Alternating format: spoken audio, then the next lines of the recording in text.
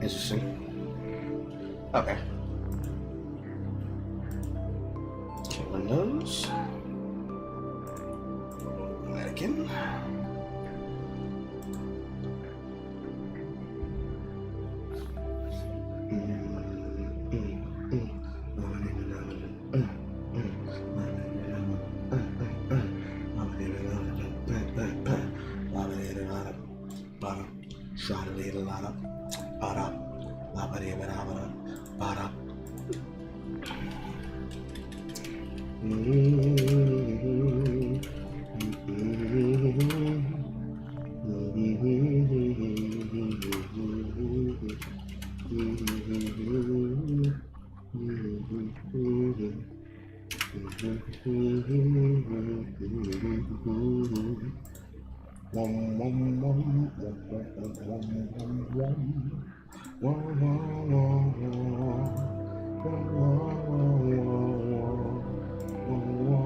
Although technically if I do, I'll use Starbucks actually.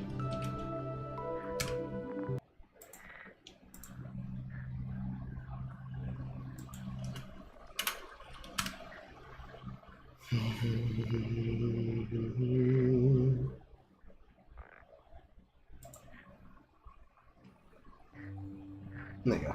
Come on, Isla. Think it through.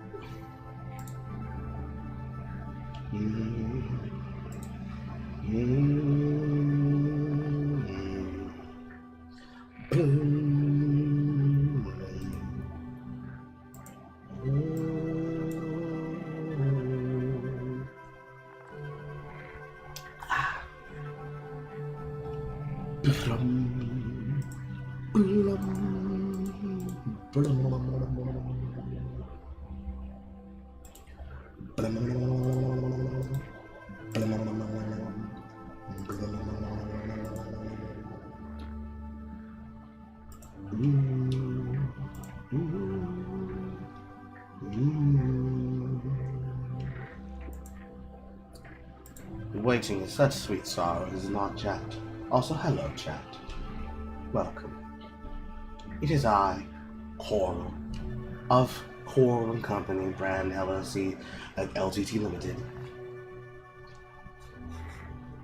Today, as a follow-up to what we did yesterday, we will be doing a dive into what it looks like when a person has truly become blackpilled on things in life. I happen to find a content creator by the name of Brianna, or just Bri, the Mannequin, or Brianna the Mannequin. But today, we're going to do a deep dive into the mind of a femcell.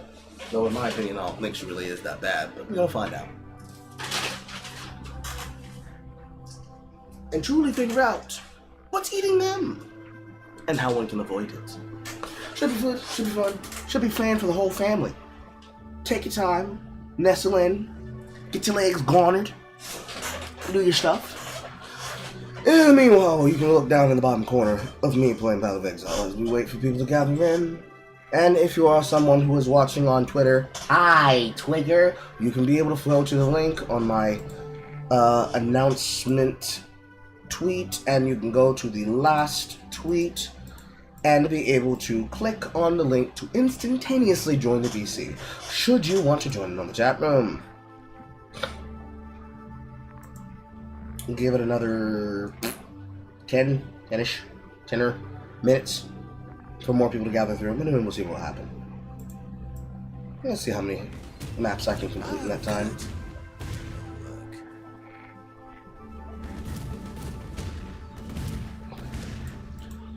Calgary.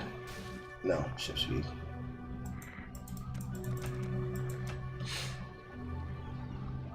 +5 ship speed? No.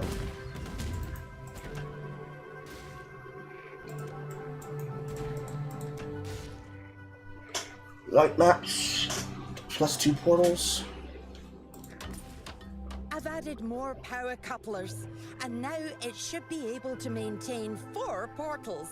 The ride might be a little bumpier, but that's why we don't test these contraptions ourselves. Interesting. Maps. 1, 2, 3, 4, 5, 6, 7, 8. 1, 2, 3, 4, 5, 6, 7, 8.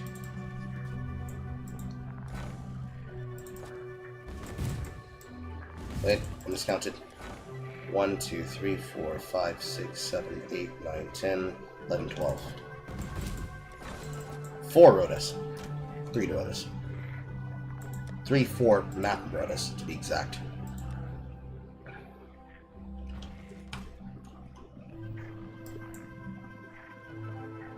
Use teeth. 5 link. Astral plate.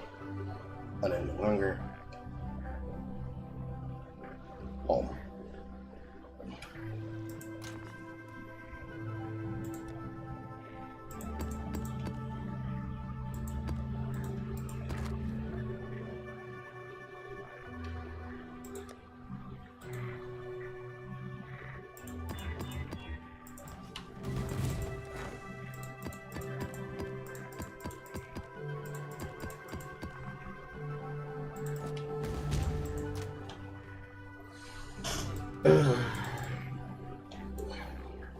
We haven't got anything to disenchant. Need to find more of those damn exotic coins for the Harbour Master. Hello, just a girl. She's just a girl, and she's living in the wilderness, and she like she a Norman kid. Oh, ain't that girl. Why did I stop listening to Gwen Stefani? I remember why I stopped listening to Gwen Stefani.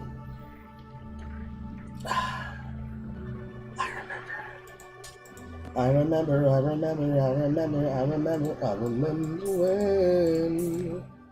I remember.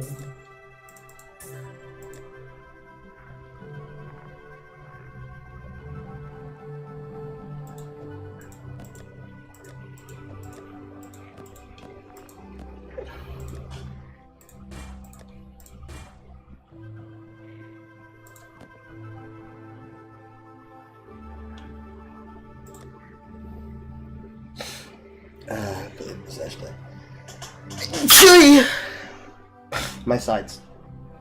My delicate sides, chat.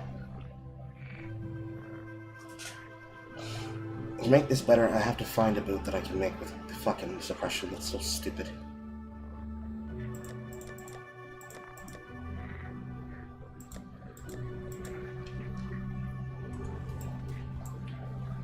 Got like another 5-ish minutes or so. You're on break at work, so you can't watch for too long. How long is your shift at your job, Just a Girl? Are you working throughout the entire night? Hello, Blood Wolf.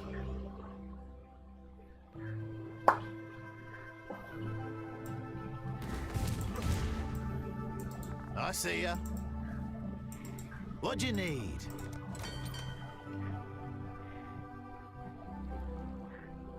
Okay, let's march.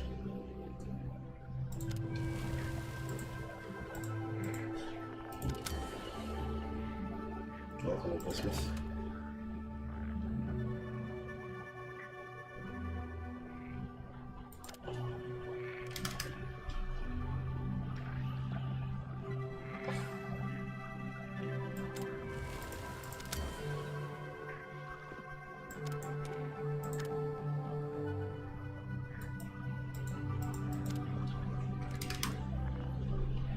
Interesting.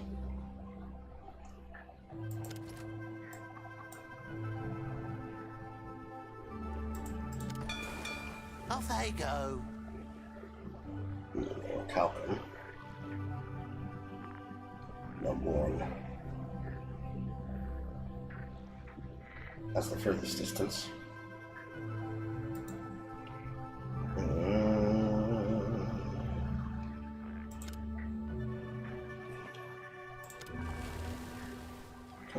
Work out and going.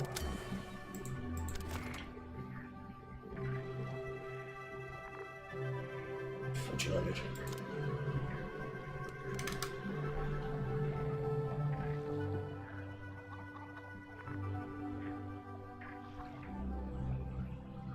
$6,100 is a lot, bro. $6,100 is a lot. I love this job.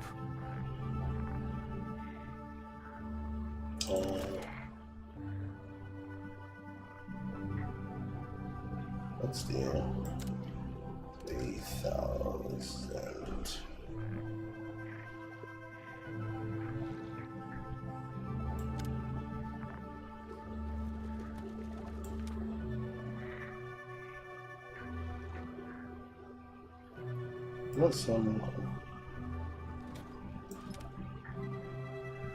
Let's wait. That's fine. Off they go.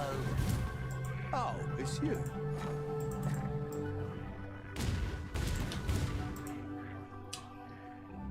$10 hours. Jesus. Well, that's good.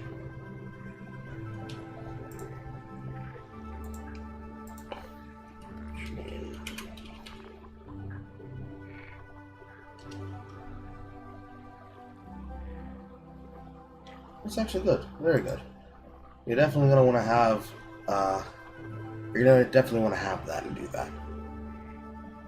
Especially if you're getting your finance degree in job and banking. That's actually something that one of our moderators, Jade, knows a lot about.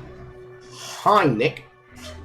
It's actually something one of our moderators knows a lot about and is currently doing.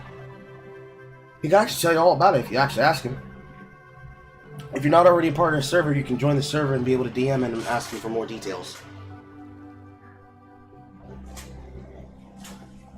I keep sliding my chair back to grab onto a piece of chicken that's not there because I already ate dinner.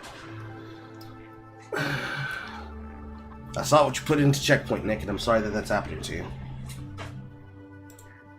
Hopefully things get better, bro. Always remember, if you have the ability to, you can always take a vacation and come down here and see me again. Carl said. Suggestively. I mean, after all, September is coming up. Way late into a birthday visit, I guess. You can be able to meet my family. Meet my child.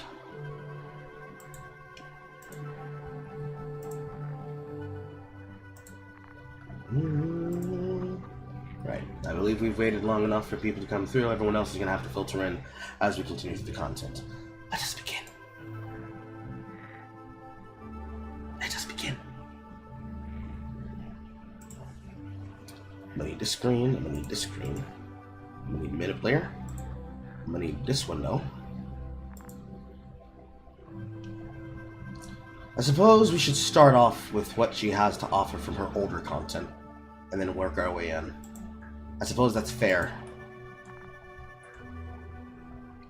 So let's go back to her first ever video, which seems to have been the video that got her the most clicks and most views. Zodiac signs will fight you.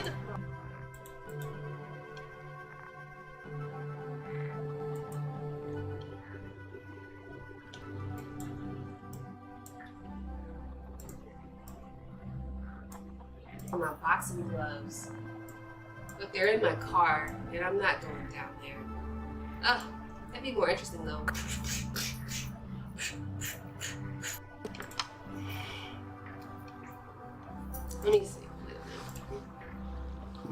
here.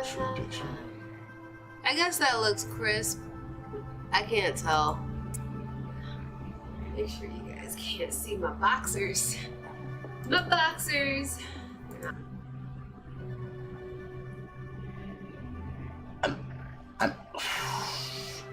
I'm gonna be so for real right now, Shed. I can't believe that that's there in that recording. She might be a little autistic.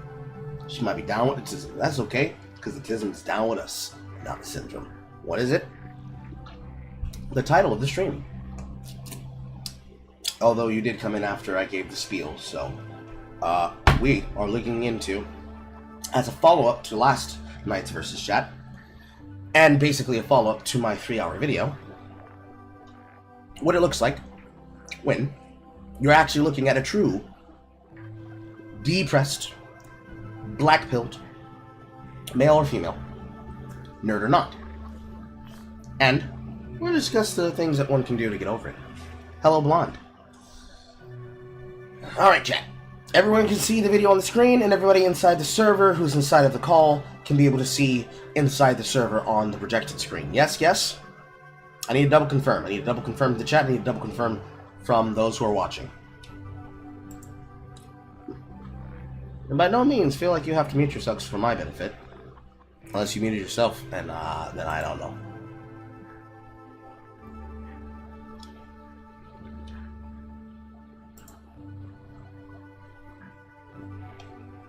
I'll make sure to do that and read the chat as we begin and continue.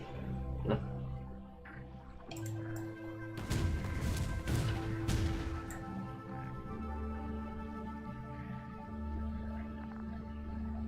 Children.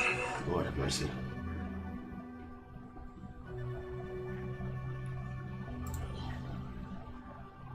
I'm not seeing any answers from chat, and everyone's microphone is muted here.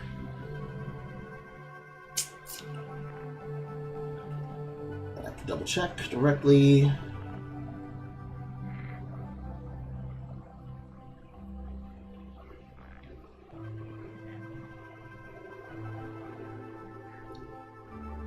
This line right now. Getting an ad.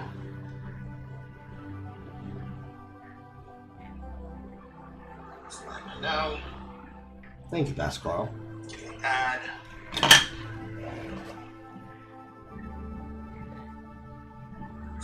Now, thank you, Pascal. You're welcome, even more, Pascal. All right, we have video. We have video. Got it. Got it.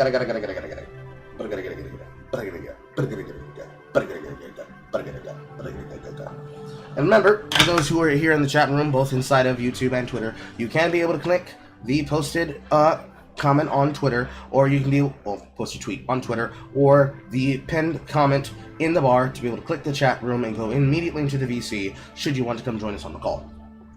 Let us begin. Not my boxer, obviously. Oh, that makes me sound like a slut. So, today's video is going to be about zodiac signs that are most likely to fight you.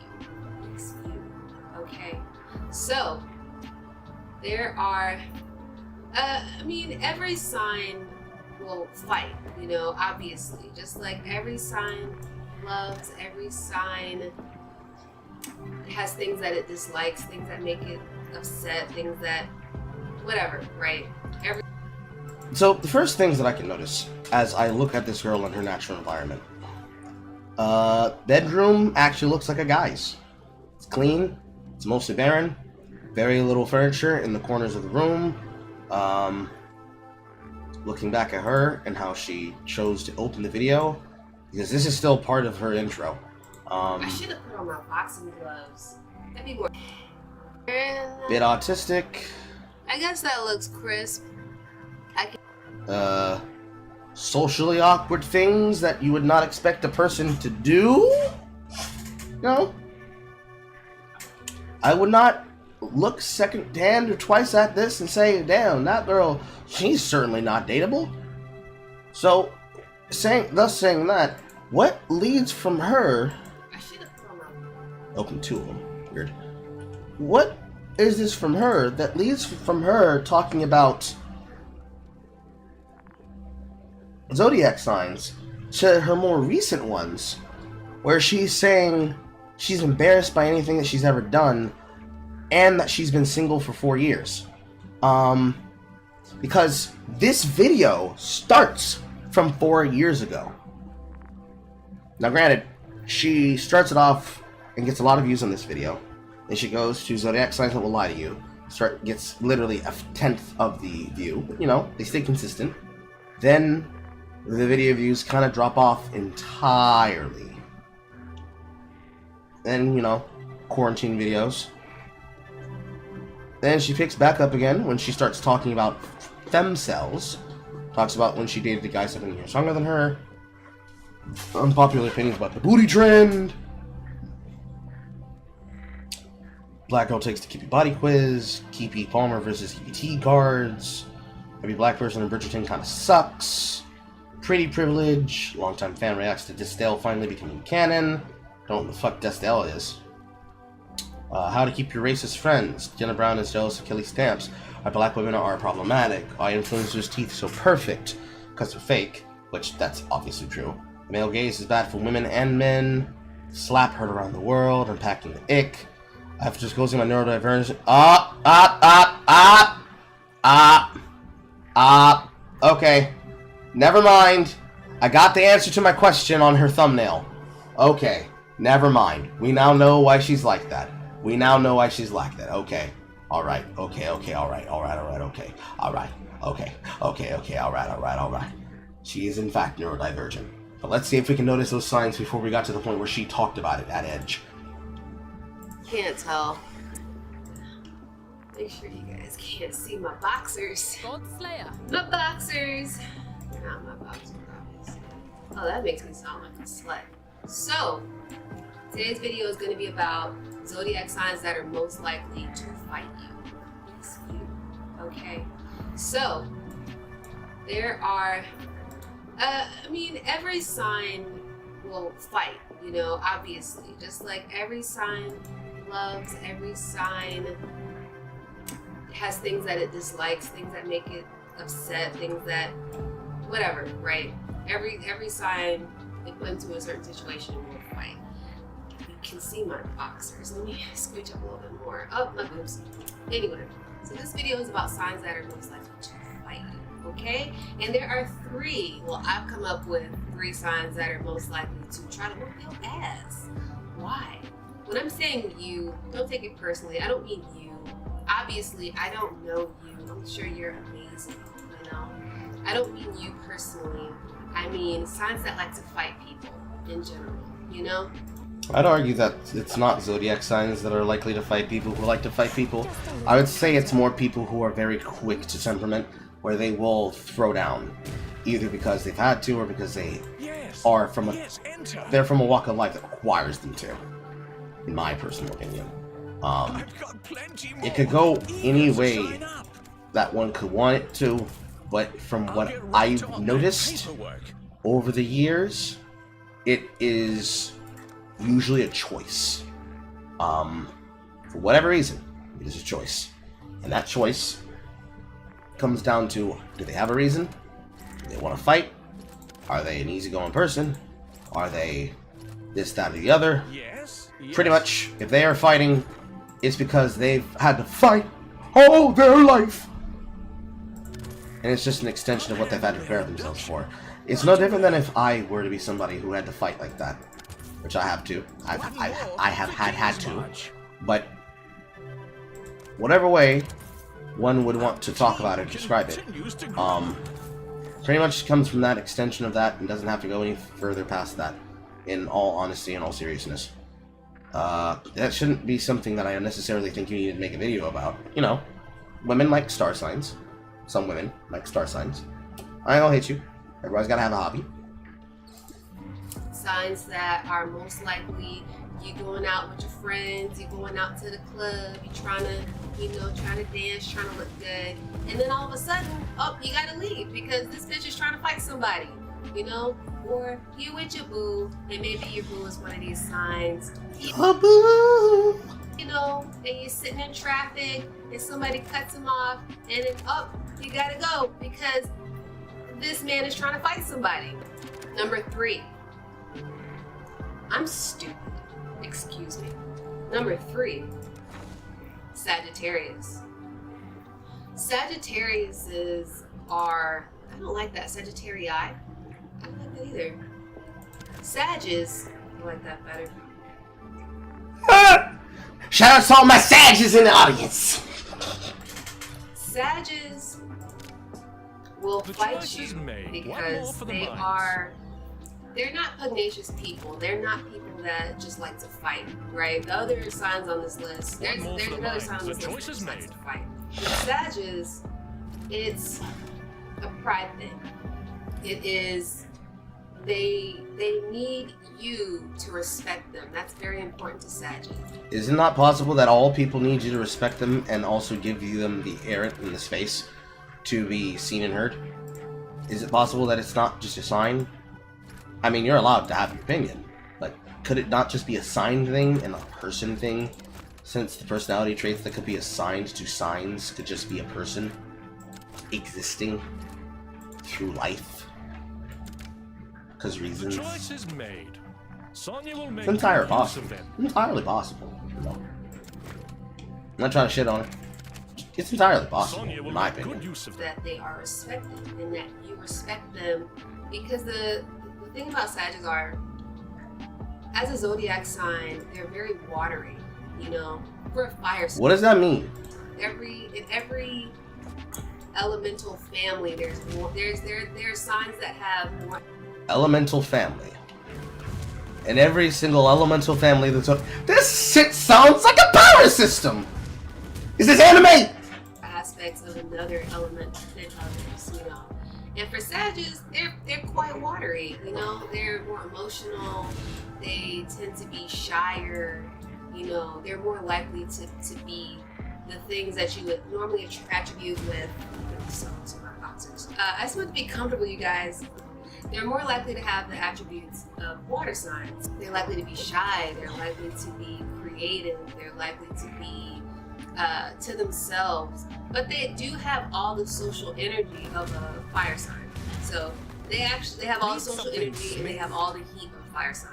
So people are really likely to try up a Sagittarius, you know? They're really likely to try to pick on them. They're really likely to try to think that they can walk over them. But the Sag has all the fire and all the anger of any other fire sign, of a Leo, of an Aries. And they will let you know that, and they will fight you. It's funny, because sometimes when I'm saying these things, I'm saying them based on the signs and what I know about the signs. And it's like, I'm remembering all the times that Sages in my life have done exactly that. I'm picturing my cousin getting picked on for being shy, and then him kicking some kid's butt in the cafeteria at his school. It's unfortunate, but you know, this is why I like doing things like that. So number 3, Sag. People like to pick on them. They tend to be quiet. They tend to be shy. They tend to keep to themselves. But they have all that anger. If they feel like you're taking advantage of them, if they feel like you're trying to pick on them or you're trying to bully them, they're gonna show you. They're gonna show you that they're not a punk and they're gonna fight you. I mean, anybody can do that. To be honest, to be quite serious, anybody can be prepared to fight. Some are more of the disposition that they'd be prepared to fight simply because the issue to them is very serious, to the point that they feel that it should be something that causes them to fight. But, you know, I was literally talking about it earlier, but I will summarize. If somebody fucks with me in a video game, and they involve people that have nothing to do with the situation, they're dragging people outside of it for whatever the fuck, if it's over the internet, I ain't gotta really care. But if it's a person that I see every day, and they're saying these things in that way, for that reason, they're like, I'll come lock the door behind you in a second. If it's a person that I see every day, and you speak away to me like we're adversaries, I'm sorry. One day I'm gonna come in and from the east, and I'm gonna start pounding. And I'm not gonna stop swinging until I either run out of energy or the combatant is clearly defeated and retired. There have been plenty of situations I've done this. Because, yes, and true, you do have to pop out and show niggas. But that doesn't mean in every situation you gotta pop out and show niggas. Some situations, you just gotta pop out and leave. Just leave the situation. Just go. Just walk away. Because whatever outcome comes from fighting is not worth doing it. This is not something that every woman has ever understood, because most women have never been in the kind of situation where something that starts out like a simple street fight ends and everybody goes home. We don't come from the age that our grandparents and our parents came from, where you could settle a problem with an emotional conversation, a fight, and drinks over beer. We live in a conversation or world where motherfuckers want to have scraps over Twitter beef and go into the streets and start shooting. Like, I believe you. Peace is steel. Peace will be steel when I grab a piece of steel, but I don't need to fight you because you called me a shit ass on Twitter. We are very incapable of telling the difference between them, unless, you know, we have the temperamental mind to really understand what is and what isn't deserving of the pop out. That's just how I feel about it. But, you know, it is what it is. Well, 1 second. I need to lock my front door.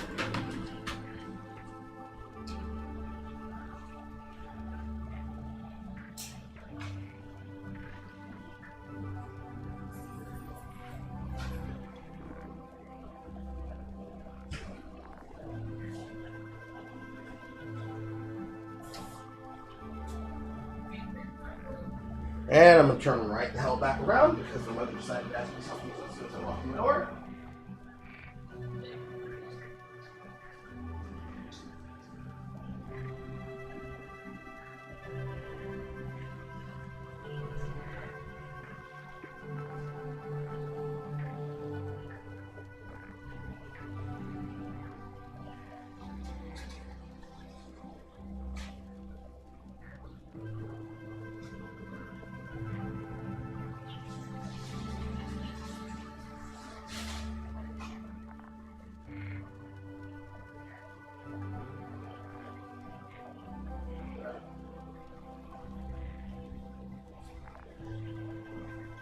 As I was saying, one does not always pop out to show this, Chad. Because sometimes you just have to pop and leave. Now, road rage aside, sometimes it's just, you gotta read the situation. You gotta know if it's worth it. And honestly, that's not something you have to really gauge by, you know, sign, but by personality traits. Because I feel like if you get to the point where you're like, no, they have an elemental sign that's a lot more watery than fiery. Are we talking like sauces on pizza? Are we talking the consistency of like your inflammation? Because you can't parse that from that. Granted, I understand what she's saying. But still, a little bit too autistic. In my opinion. Let's keep watching though. Two for real this time. I'm trying to see what order I want to put this in. Okay. Like she's clearly autistic. That much we can very clearly see from how she communicates. But then again, first video on her channel. So I'm gonna say this: number 2 and number 1 can be interchanged, but I'm gonna put number 2 as number 2 because number 2 does not like to fight. Number 1 likes to fight. Number 2 does not like to fight, but number 2 will. 1 second. It is really bothering me. I'm just gonna grab some of my granny bloomers here. The camera is not clean. Uh-oh, I did something to it.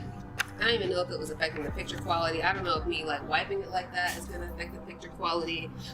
Okay, I don't want this to be a hella long video.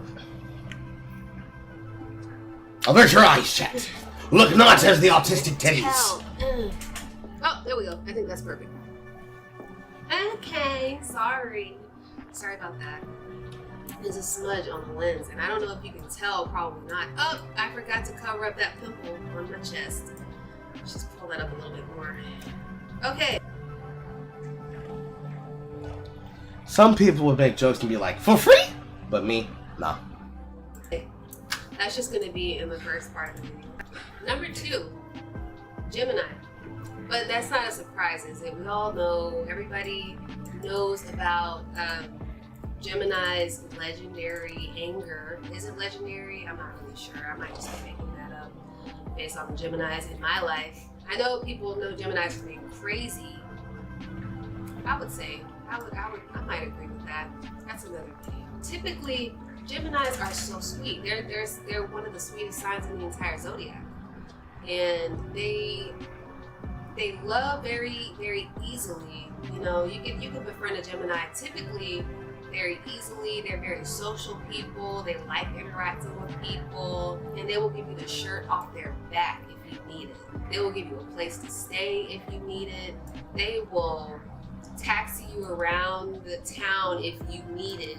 Oh my gosh, I'm sorry. I just have to pause because I'm thinking about all the Geminis I know that have done that. And I don't even I'm not thinking about them when I'm making the video, but I'm thinking about them because it's so true. Anyway, so Geminis are so super sweet. You know, they're not known for being sweet. I don't know what's about to tell that lie. But Geminis are very sweet. They tend to be very sweet people, except when it comes to rudeness. Geminis do not like people. And it could stem from the fact that Geminis are so social.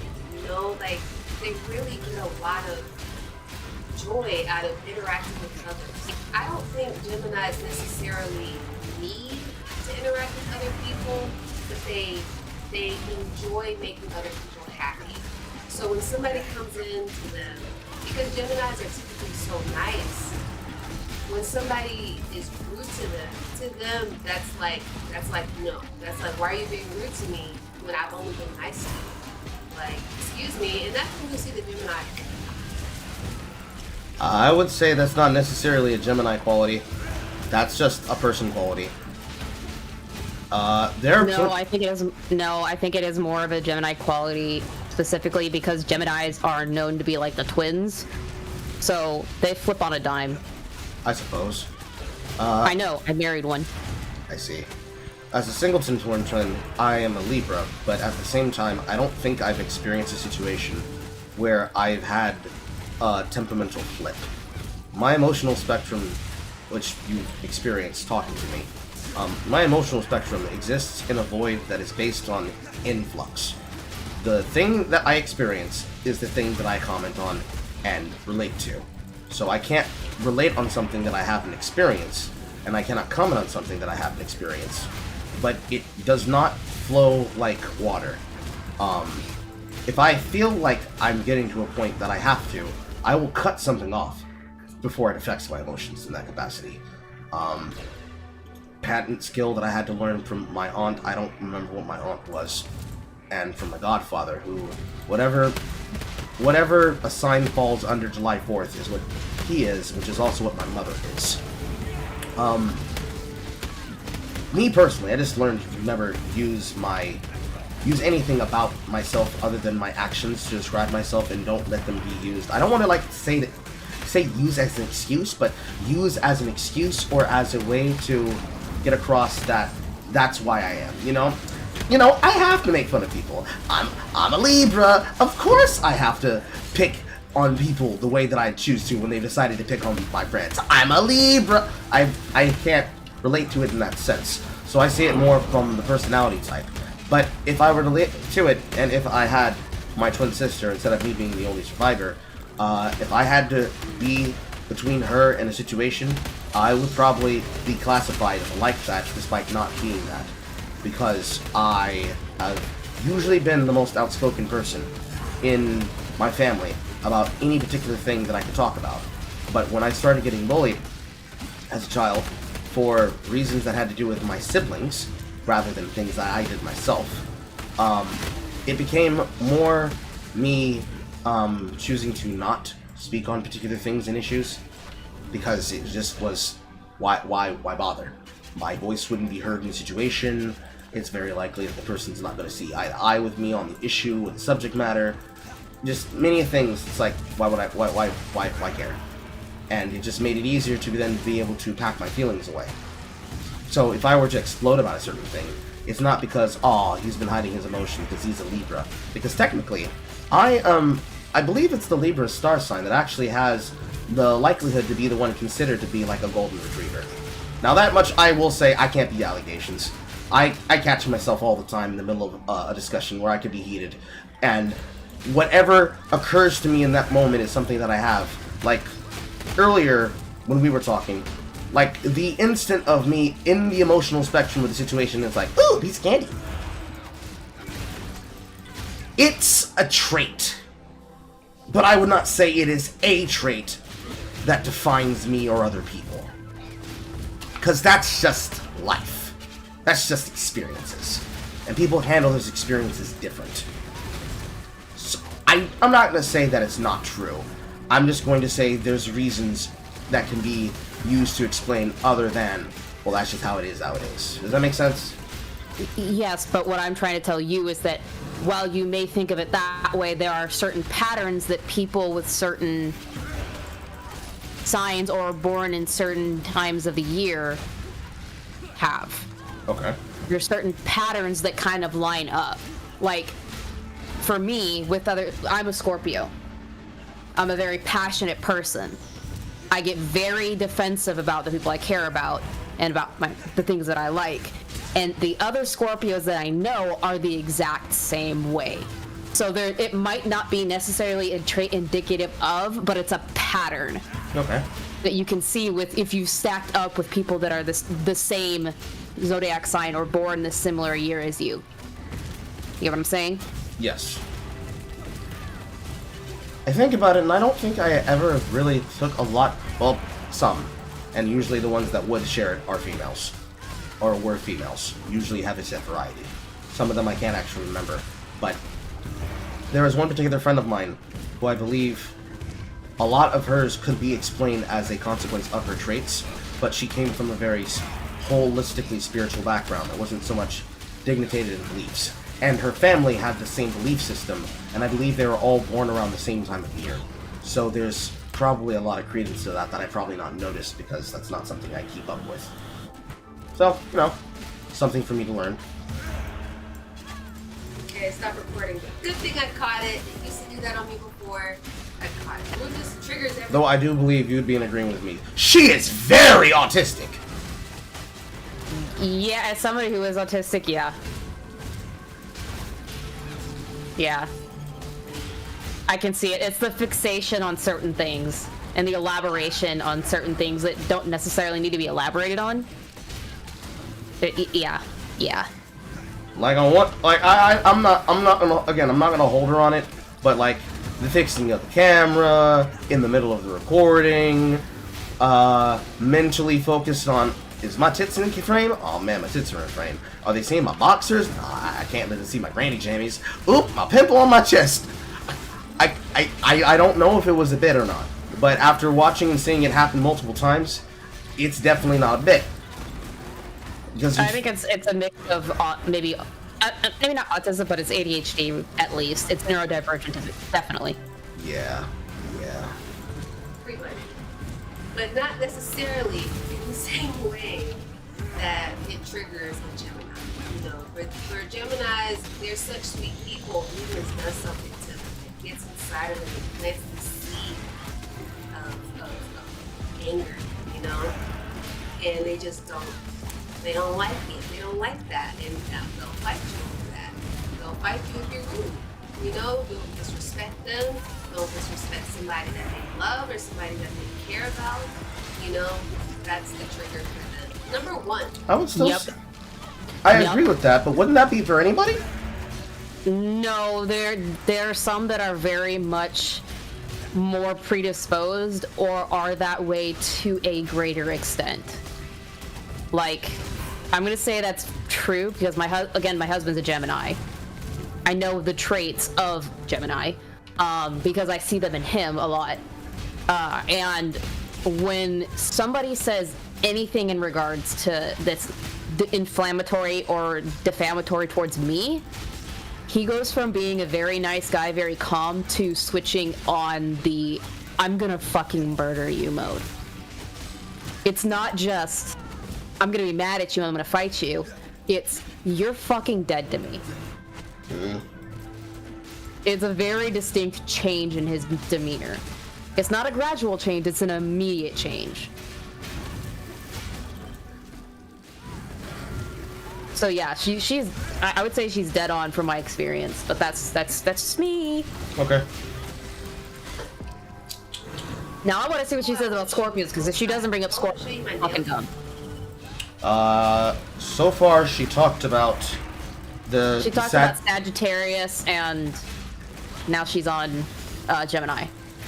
Yes, so she's about to name her number one, and I have no idea what the number one is. I did not watch any of these videos ahead of time. Simply do not spoil myself or anyone else with what was there. Because, yeah, I agree with you. I do that too. Because simply, this is the first video she ever posted on her channel. And I simply want to get a feel and touch for how she went from what she first started posting to the more recent videos she started posting. Because you can see throughout her thumbnails, the design for that she did with her videos were irregardless of views. There's a very clear tonal shift in how she makes her videos and her content and what she chose to put in the thumbnail of the things that she says. And I want to know how we got from there to there. That's the main thing that I'm interested in. So this is mostly for flavor. But you know, we started the video, might as well finish the video. You can't even see that. Number one, Leos. Okay, now... Huh? Yeah, she chose Leos. Why? I want to know why. I have seen different things from different Leos, but I've also seen different things from different signs in general. It really depends on the person's entire natal chart, really, to really say. It depends on their natal chart. It depends on how they were raised. It depends on where they live. But typically, Leos like to fight. You know, it doesn't take a lot to get a Leo to the level to fight, because the thing is, Leos are cocky, they're confident, they're arrogant, and for most Leos, they believe that if they fight you, they will win. You know, so. Well, on this one, I can say that I can confirm that to be true. Usually, I see it not through hearing about their star sign, but usually seeing it in their actions. A lot of Leos that I've ever experienced are known. They're not just prideful. They are Vegeta prideful. And by that, chat, I mean if it were a trait, because there's a lot of them here in the South. If it was a trait that every single time somebody were to start a sentence with "all my mama," that you could start hearing Namek Saga era battle music in the background, and all of a sudden their voice starts progressively turning into Vegeta. Warning for the headset users. If they just like, "Oh my mama, you ain't finna talk to me like that, bro. Me? You talking to me like that? Me? I'm gonna show you what I'm gonna do." He says, "What?" Yeah, they definitely go there, and it's definitely a matter of like, there's no longer talking anymore. This is me preemptively telling you that this is a fight. The Mega Man X battle music, the Mega Man Zero, dur, dur, dur. The warning signs going off until the first punch is thrown. From there, it's Doom music. They definitely are like that. Most of the time, it comes through with the particular accolades that they're a fan of. Doesn't really matter what the accolade is. If it's a thing that they've done, don't tell them that they didn't do it. Don't tell them that they're lying. They will take that as fighting words. Because the implication is that you're trying to, ironically as the word statement it would be, you're trying to invalidate their experience. And that's one thing that they will not fucking abide by or stand. They will not have somebody play on their emotions and tell them that the things that they've done or that they've experienced did not happen. Especially if not only did they happen, but you were present for it. This is very common in people who are in the high school and college age. Because, you know, in my particular experience, this happens to be the personality of fraternities. Not usually the black ones particularly, but definitely the aggressive types. If their name is Brad, Tad, or Chad, or fucking Harrington, but everybody calls him Q-Dog, legitimately, they're gonna have this personality type. Around here, usually that type comes from people who are either middle management or actively with military experience, which probably would be the marker that denotes that. I don't know if you would agree with that or not. Because I've seen and heard and even talked to today in that excursion I took outside of my house with Star, and talked to a military vet who happened to know a lot about the historic things of our town. And in talking to him, it was very clear that he was a very prideful man. And then he explained he had X amount of experience with all the shit that he had done. And I just happened to ask him off the top of my head because my wife mentioned it and mentioned how old our child was. And it's like, oh, okay, cool. That's the thing that I didn't know. But yeah, I don't know if that would be true in your experience. When you've met Leos in your life, or did you know from talking to them and then experiencing it that you knew that they were that, or... I can't think of anybody that I know off the top of my head as a Leo specifically. Okay. So I can't answer that one. Have you met a lot of aggressive people, though? For example, military experience. Yes, but I don't know for sure if they are Libras or not. Okay. Or not Libras, Leos or not. Okay.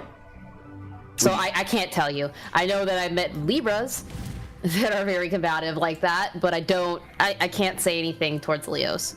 I mean, you know me. I'm a Libra. What'd you say about my opinions if you had to remove yourself from all the experience you've had with me and you had to look at my behavior from the outside as a stranger? I mean, it's very clear when you're pissed about something or you're upset about something. Mm-hmm. It's very clear when somebody's crossed the line. But I don't know if it's to the extent of maybe a Gemini or other signs. I'm gonna try to look up some stuff, because I remember one time doing this, because I used to be a very big... Actually, still am. Don't lie, Carl. He's in your closet. Yeah, but... God damn it. Is it stuck in something? Got it. I am a very big fan of the manga series, Fruits Basket. As you can see here, I have my Prince Yuki doll. He sits in the closet next to all the rest of my shit. So I know a little bit of offhanded knowledge about the zodiac signs since they've played so much of an important part of the story. And just for flavor, what the fuck is on my shoe? A chicken bone. Just because I've learned that as a proxy of reading that story, I'm going to remind myself by Googling it. I'm a Jujul it right now. Libra personality traits. Some say Libras, the seventh sign of the zodiac, have the following personality traits: diplomatic, intellectual, charming, fair, balanced, indecisive, social. Would you say any or all of these define me in some particular capacity? Yeah. How many? Probably all of them. I suppose. I grew up in a system where if something didn't make sense to me, I don't follow it, basically. If I had to assess it myself, diplomatic, I'm not sure. I used to be a lot more devil-may-care about things. I used to be very chaotic. And even in that Discord, there was sense to the chaos of what I did. I didn't do things without a reason. If a person's fucking with me, there's a point where I'm going to simply allow it to happen until I have established, oh no, it's not a mistake. You're choosing to do this. And I let loose on them. And then when people established and came to me with a, what did he do? I'm like, okay, I'm gonna lay out exactly what he did to you. And here's the evidence. And here's the evidence. And here's the evidence. And then this one happened when I elbowed him in the face. Intellectual, I don't need to glaze myself. We know that I have a brain. Charming, I don't need to glaze myself. We know that I have a smile. Fair, I'm not sure. That's one of the ones that I would say that's not necessarily a personality trait. I'd say that's a life trait. Everybody wants to be treated fairly. Everybody wants to have a chance to speak and experience and be heard and learn and experience and feel. I don't like denying that from people. Balanced, I feel like that's just a synonym of fair, but you know, attaining balance, harmony, and peace. I don't care so much about obtaining justice in the world. I care about obtaining justice in a situation. Starving kids in Africa don't bother me as much as people immediately that I could help clearly being mistreated, or myself clearly being mistreated. But a lot more of that came as I started making better choices to take the chaos and havoc out of my life. Not because I could never live like this, but simply because I did not care to anymore. There was a point in my life where there was chaos and it was necessary to face it with that regard. But when it was clear that I no longer needed to fight and survive the way that I had been at the time, I made a conscious choice to remove that. So that one's more like sliding into the kind of person I needed to become then. That was the core of my being. And a lot of that actually stemmed from my home life. But we don't even have close enough time to get into that, chat. and I don't think y'all want to hear it. Indecisive. Let's not drop the cap. I'm never getting away from that fucking allegation. She knows that for certain. Social. Again, like, I can get along with anybody who wants to get along with me. Let's see here. What other personality traits? Diplomacy, indecisive, charming, idealistic. I'm not sure if I agree with idealistic, because it depends on what you mean by idealistic. Looking on the bright side, trying to see the best in all situations, trying to give people the chance to show their intentions. Maybe? But when I hear idealistic, I think like true perfect ideal. Like we're talking Soul Calibur, Soul Edge, perfect order versus perfect chaos. I don't know. Artistic, not autistic. Artistic. I mean, anybody could have a deep expression for art and beauty. I would say avoiding confrontation is a strength, and I would say it's not necessarily something that defines the Libra, but it makes sense. In seeking justice, you have to limit the amount of chaos and disorder that you're trying to solve problems for. So in avoiding confrontation, you are inherently looking to seek a diplomatic process to alleviate the stress of what you're already going to be managing and dealing with. Does that make sense? Mm-hmm. Let's see, what else? Compassionate, I would say that's a human trait. Community, collective, cooperative. That's more a family trait. We have a family motto in my household. The 3 C's of last name not given. Clever, social, fair-minded, good listeners, harmonious. I don't know. I don't know if I'd say that I'm a very good listener. I've always understood that there is a point of time where you can talk and where you're not so much talking as waiting to speak. When it comes to intellectualism, some people tend to not explain it as, they think of it as when you say you're intellectual, it means that you think you're super smart. I would define intellectualism as my brain moves too fast. Would you agree or disagree with that? What was that again? That when people describe somebody as intellectual, most people would assume that they think, oh, you think you're intellectual, which means you think you're really smart. Or in this one where it says clever. But for me, when I think of intellectual, I would say it's like my brain never turns off. And would you say that defines me? Yes. Because, like, even as he demonstrates the example chat, as I look over them, I wouldn't necessarily say all of these would just be because of the time in which I was born in. There's one of these on the list that I can clearly see, well, 2 of them actually. I'm not quite sure what I would say to ruled by Venus. I think that means something to emotions. Grace, beauty, charm are all ruled by Venus through Venus. That has something to do with the Natal chart, and I'm not fucking with the Natal chart. I once knew a girl.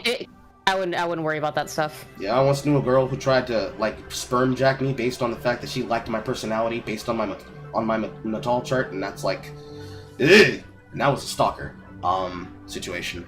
But manipulators and self-pity, I definitely don't agree with on this list. Harmonious, I would say, is just a natural consequence of seeking fair diplomacy-related solutions to problems, which inherently then means the person must be a good listener, because how can you be able to relieve a problem if you don't hear what a person has to say?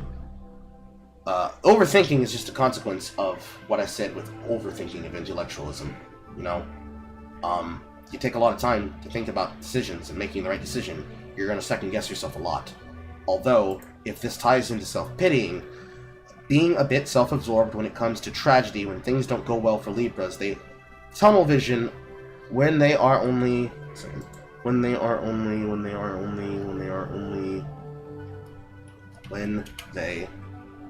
There we go. When things don't go well for Libras, they tunnel vision where they are only concerned with themselves and have a difficulty seeing the bigger picture, linger in disappointment, and throw a pity party for themselves. This more has to do with not having the ability to bounce thoughts off of other people. As I've already expressed, I'm a singleton-born twin. That means I was a twin that survived their birth, and I was the only one left standing, so to say. So for me, when I think about situations and my consequences and those actions in the situation, I don't go to other people very often, because I don't want to burden other people with the thoughts that are in my head. Because, you know, you don't like people being stressed out about shit that might not be that big of a deal. But when one would want to, they're going to think about the situation. like what I described to you and talked to you about before we went live. And in that capacity, that's definitely a case of, like, 1/2 self-pity, but 1/2 overthinking. Because most people would put it out of their head. But that is something that relates to my standing as a content creator, because that's something that I have to put my name on. That's not me playing a video game randomly. That's something that affects me down the line. And things like that, you don't just let be in that capacity. Because other things on this chart that they try to give advice about, like they're vain, they're unreliable, they're non-confrontational, indecisive, idealistic, they are witty or clever, therefore they're a great problem solver, and therefore you shouldn't criticize them, you should surround them with beautiful things, and you should treat them like they're overly sensitive. I don't agree with most of those things. That's just good advice for not pissing people off. But for everything else, maybe, but then when it relates to the other ones, I don't know. So, yeah. Take that as you will, chat. Take that as you will. So, when it comes to a Leo, when you bring a fight to a Leo, the Leo is cocky. The Leo's like, I'm gonna fight you because I'm gonna win, you know? And they have a lot of confidence in themselves, and it's hilarious because I've actually seen Leos lose fights, but you cannot tell them that they lost, you know? If a Leo gets into a fight and they lost, and you ask them about it, they're gonna be like, oh, nobody really won, you know? Well, that actually depends on how they view it. This is something that makes more sense when you become a person who watches content and you actually see what real target wrangling and what blood sports looks like. Leos and other types of signs, or people, personality types, they do not consider the fight in its totality. They consider a specific issue that they got into the fight for. Does that make sense to you? Mm-hmm. So, using myself as an example, if somebody approaches me and tries to irritate me by saying, bro, you lost that fight, you got completely fucking felted, I would be one of the people that's like, well, no. The thing that I wanted to do, I established, and then they demonstrated that I was right. I got my point across, I said what I had to say, and anything else after that, I don't fucking care, bro. And I remove myself from that situation, and I can continue forward like nothing happened. Good example. King Thoticus, Mr. Seattle rapist that decides to brag about, hello Callum, that decides to brag about his experiences that he had sexually at EDM festivals that he's now banned from in the Seattle area. He believed that it's a smart idea to make fun of people who are in the same scene as him, that can document his behavior, and that they wouldn't have posts amassed of how he treated them. Especially girls that he hooked up with, that he basically fucking nutted in and then dipped on. All I had to do to find out about him and what he believed in was to just simply Google his name. And they all popped up. Ping, ping, ping, ping, ping, ping, ping, ping, ping, ping, ping, ping, ping, ping. Didn't even have to do like deeper Fed work. Wasn't hard. Bring it up to his face. And the first thing he did, and I think you saw it there because I think you commented on the follow-up post that he made. He's upset at what I found. And I think he said something to the effect of, "You think I care what a slut has to say?" And I'm like, my man, my guy, I didn't have to go anywhere to find this. I went and found it on your page. You just confirmed what the hell I just said about you. Yeah, that's crazy. And then left. And then I think you came up behind me and saw what he said as a response to that. And you're just like, bro, this is you right now. Is that what happened? Or, Something like that. Yeah. So, like, in that regard, in any kind of situation, that's how a Leo particularly operates. So, and I've had plenty of Leo friends, if there's something that happens, and they get in a fight on my behalf, and they say, oh no, I won that fight against that person because you just fighting him, he's like, no, I'm not gonna let Carl get his hands dirty. Motherfucker, you better be happy that I got all my frustrations out on you, and that he's satisfied with the outcome of that, because if he didn't, he was gonna do something evil to you. Things like that happen a lot, and a lot of those mindsets are very hard to understand until you understand it's not about the fight, it's about their pride. Ironically enough, amongst the Scorpios, there's also a bunch of Leos in this state, and all of them do things on the basis of pride. Family, religion, the way that one ought to be raised. These are serious things that they treat down here, because it all falls under the banner of tradition. And you can disagree with traditions, but don't insult and besmirch their traditions. Does that make sense, chat? Does that make sense, Horror? Yeah? No? Yeah?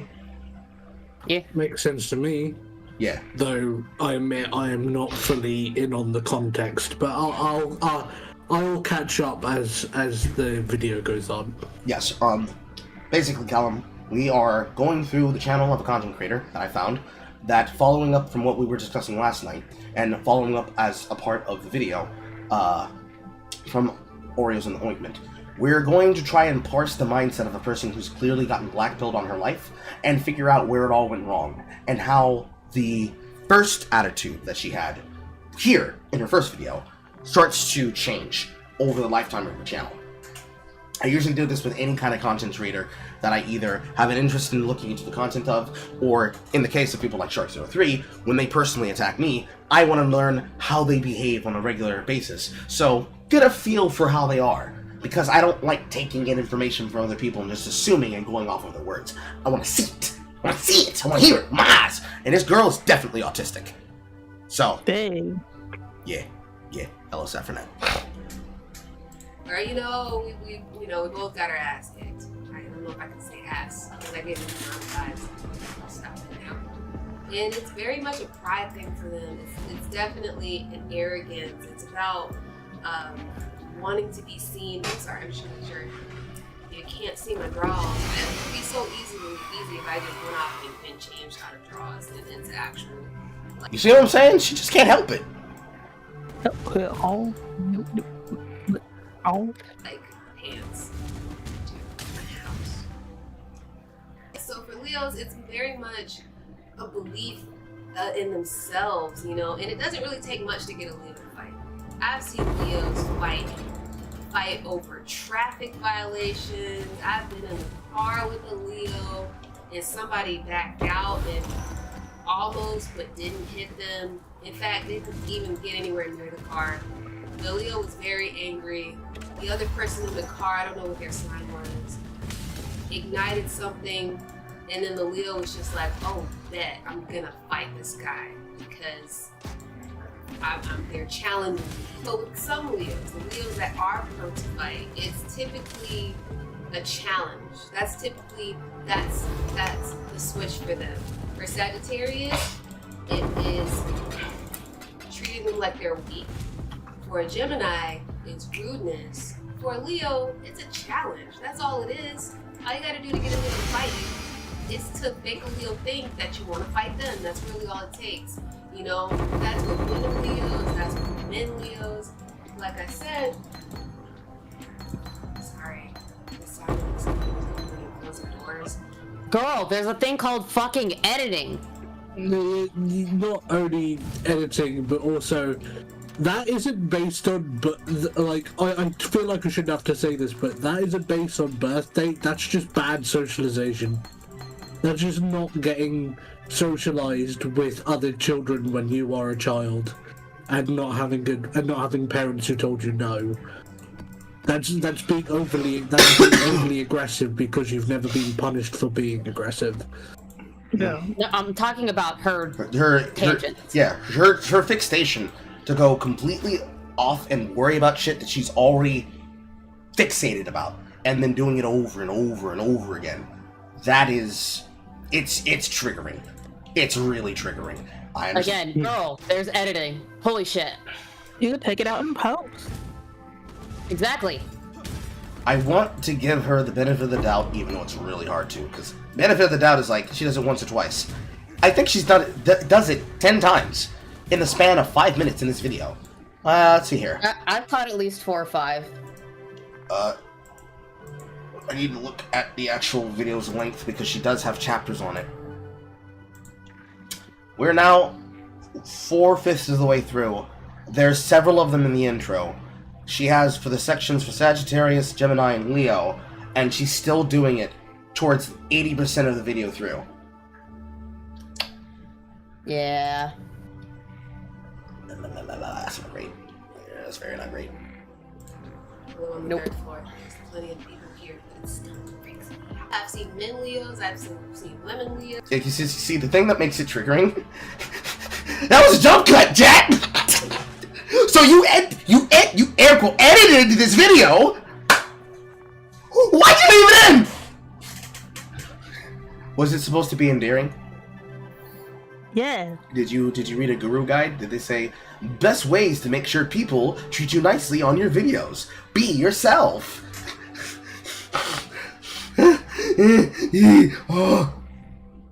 Pain. Physical pain in my chest, right here. Right here. Just Alright, don't hurt yourself. Matter. Challenge them. They're like, oh what? I'm not a wuss. If I back out, they're gonna think I'm a wuss. Like I said, it really depends. Didn't she already say this? I think so. I Yeah. think She's circling. I think she started trying to recap herself after she did the jump cut because she forgot what she legitimately forgot what she was doing. She was squirrel syndromed, and now she's circling. I suppose she'll work through it, but we're gonna have to. We'll just skip the rest of it because she's just repeating herself. Let me jump ahead a couple of minutes, see if she wraps up. Too hard to ask for. Anyway, thanks for watching. Bye.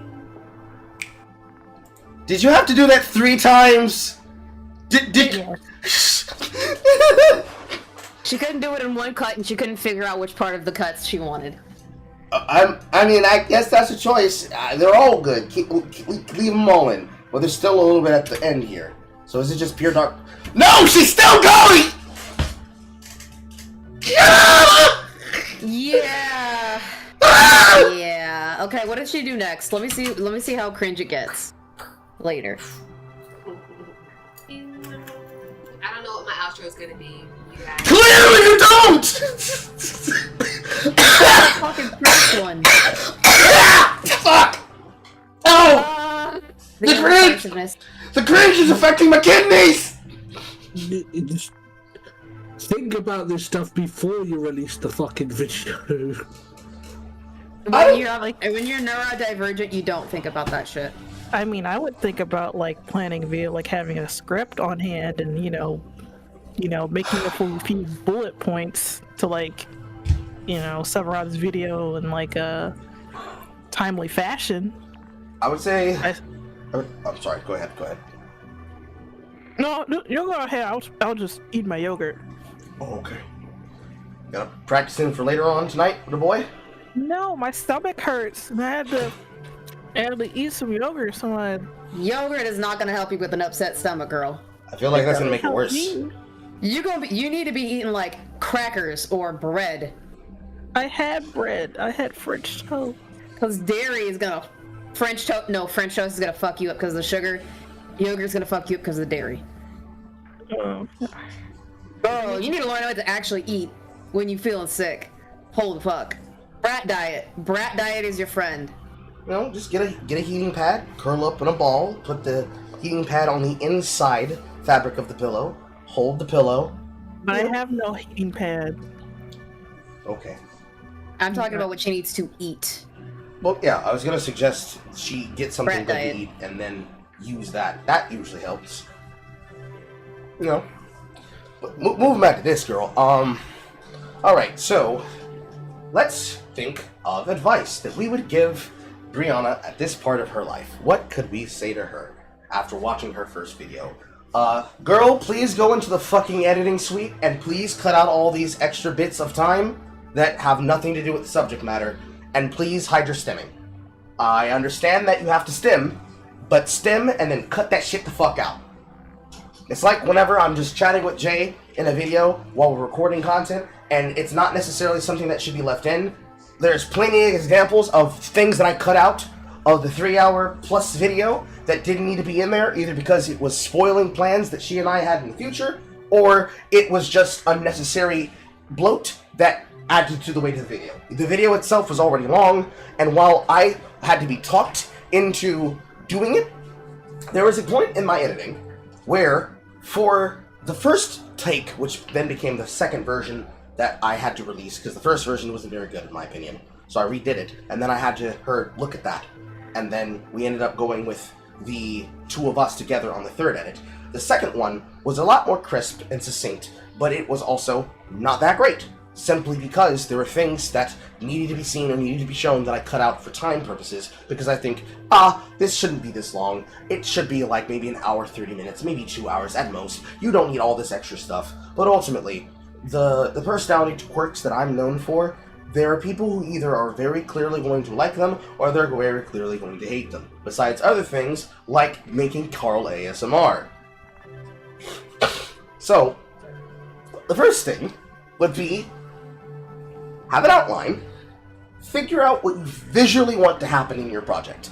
What do you want to say, how do you want to see yourself, and how much of your body, how much of your skin are you comfortable with people having on the screen? Second question, maybe don't record in your bloomers? I mean, I don't care. I'm not looking at you like that, and even if I were to be able to, it doesn't matter, because you're in the screen. It's not going to be any more embarrassing than anything else. I'm sorry, what? I was saying, we can see your nipples. Yeah, they big. So are my areolas. I'm talking about her. Oh, that too. Yes, very much so. Like, if you're gonna be on camera, first off, you're not an unattractive woman. Even with your quirks, there are people in the chat that are ready to risk it right now. And they will risk it, because it's like, oh yeah, she a little autistic. Yeah, goddamn. I didn't know they had.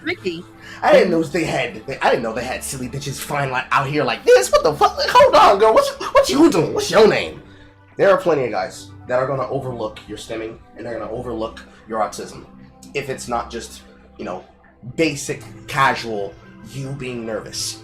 Because originally, when I first saw that, when we were at this at that 5-minute mark point, I thought maybe she's just nervous. And she uploaded this immediately after she did it. Threw it into Windows Movie Maker, made simple cuts, and then threw that shit up on the timeline. Maybe possibly, but you gotta try to take some training and some time to work on how you present yourself, because that shit reflects your personality before any people ever get the chance to speak to you directly. And I'm nice about what I'm saying.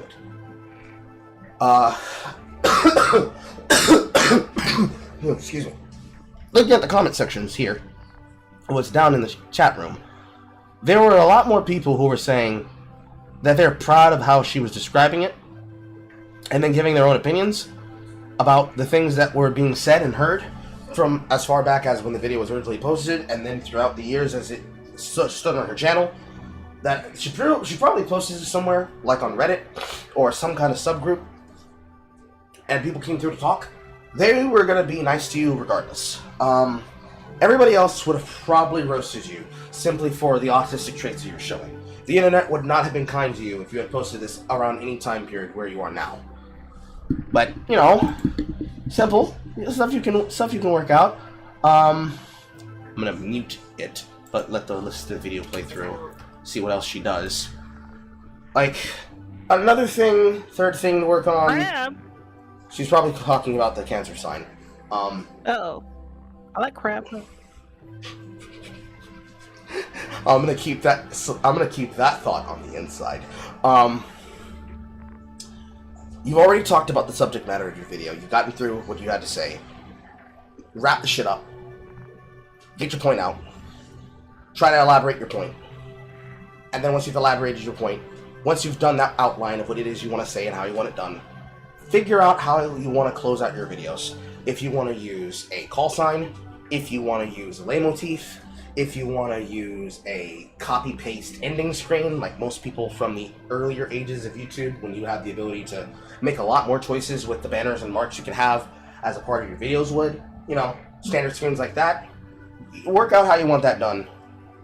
Pump that out for like the first 10 videos. Don't think about that much, but use that minimal process, and then after you've established that you have more confidence in using your editing suite of choice, at least one that is actually worth a damn, I'd say start with Sony Vegas Pro, and if you want to start using the more complex ones, Final Shot Cut Edit, just work this shit out, and you'll be fine. Not that big a deal. I have Katie in live, but I've barely Vinky. used it. Right. Let's see here. Moving. Next. Yes, moving through.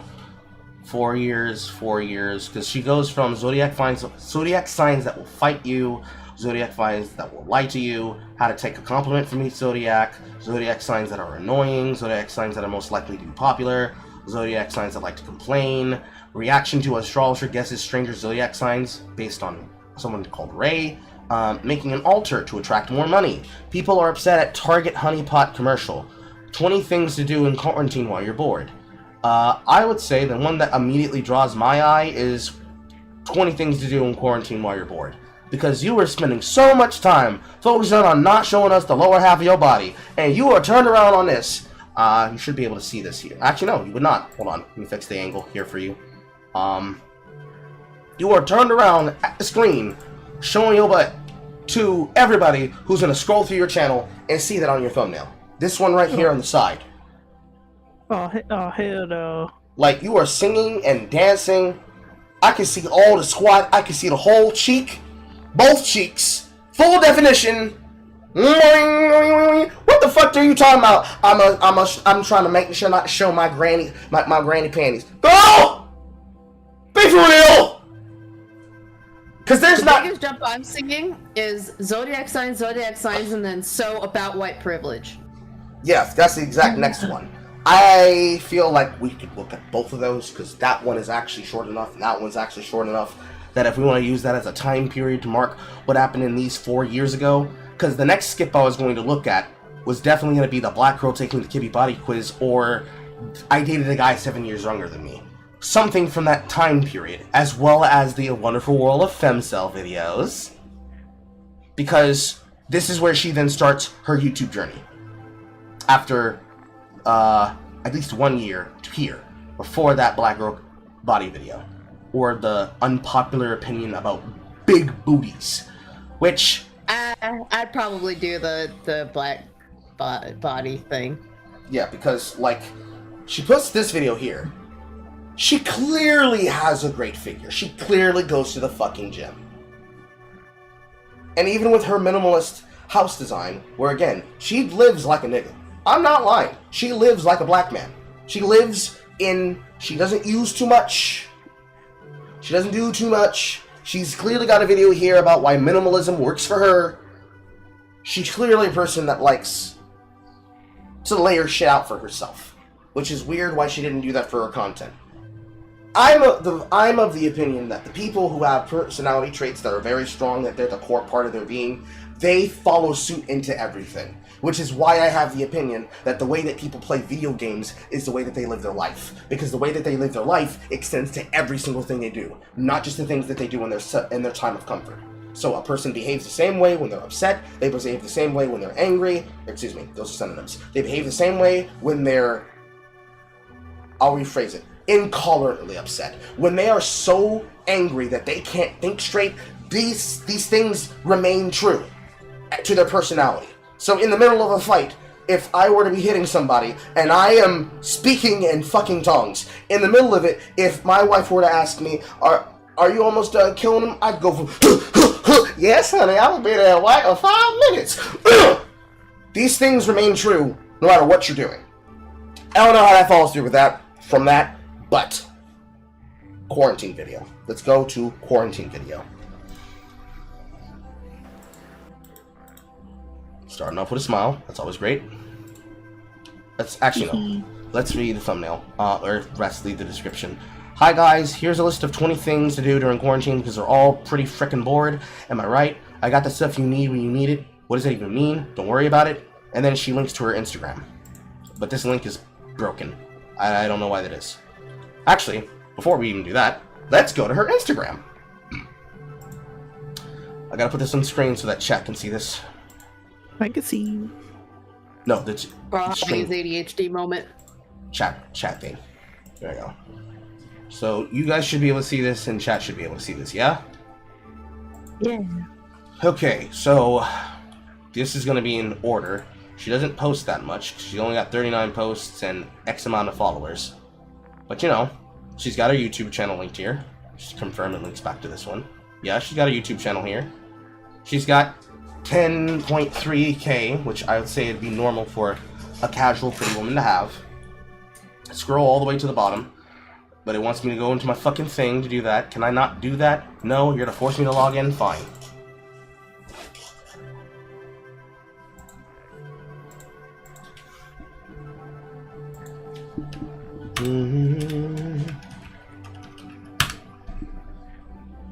Lord have mercy.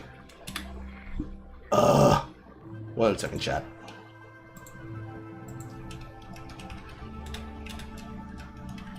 I don't often use my Instagram account, at least not from my computer. So I have to go through my list of passwords to figure out which one is the correct one.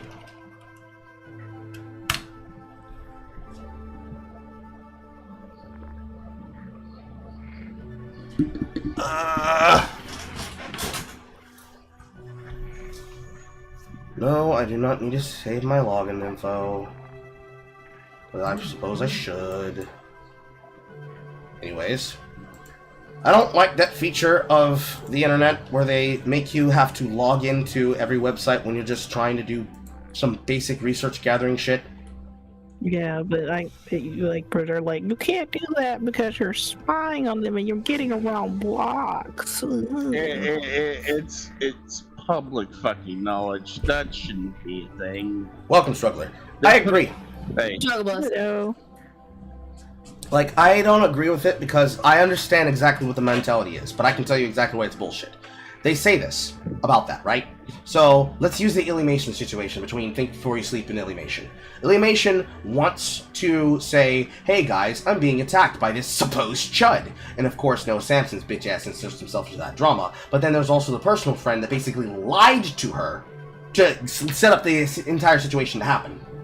Any argument that a person could make about, well, he clearly was stalking her social media page, he was trying to light her up. We can clearly see that's not true, because the exact same behavior that he did in that video, he then used on another case example, completely removed. So the problem there wasn't he was harassing a woman, it was that he gave criticism, and because she was a woman, people immediately said harassment. That's the clear first social problem of it, especially considering the people coming to her defense and aid were her followers and people that were told to go harass him, which were leftists. And the leftists were more than happy to try and socially stalk him, but they did not reserve that opinion that it was not acceptable to do. Because if it's good for the goose, it's good for the gander. But if you say that you're supposed to do it, but I can't do it, then clearly it's rules for thee and not for me. So they're hypocrites to begin with. That's the second thing. The third thing is that the speed of how we can go through it is based on getting a feel for her personality. So, when she's bored at home, 258 weeks ago, at 2019, she's the kind of person that dances sillily to herself. She takes pictures of herself in different outfits. She is an aesthetic-based person. She has a pet. She likes posting herself in places.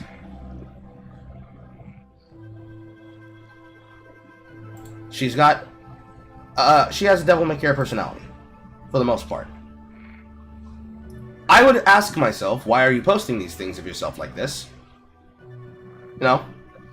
But, you know, I'm not a woman. This is not something that men do.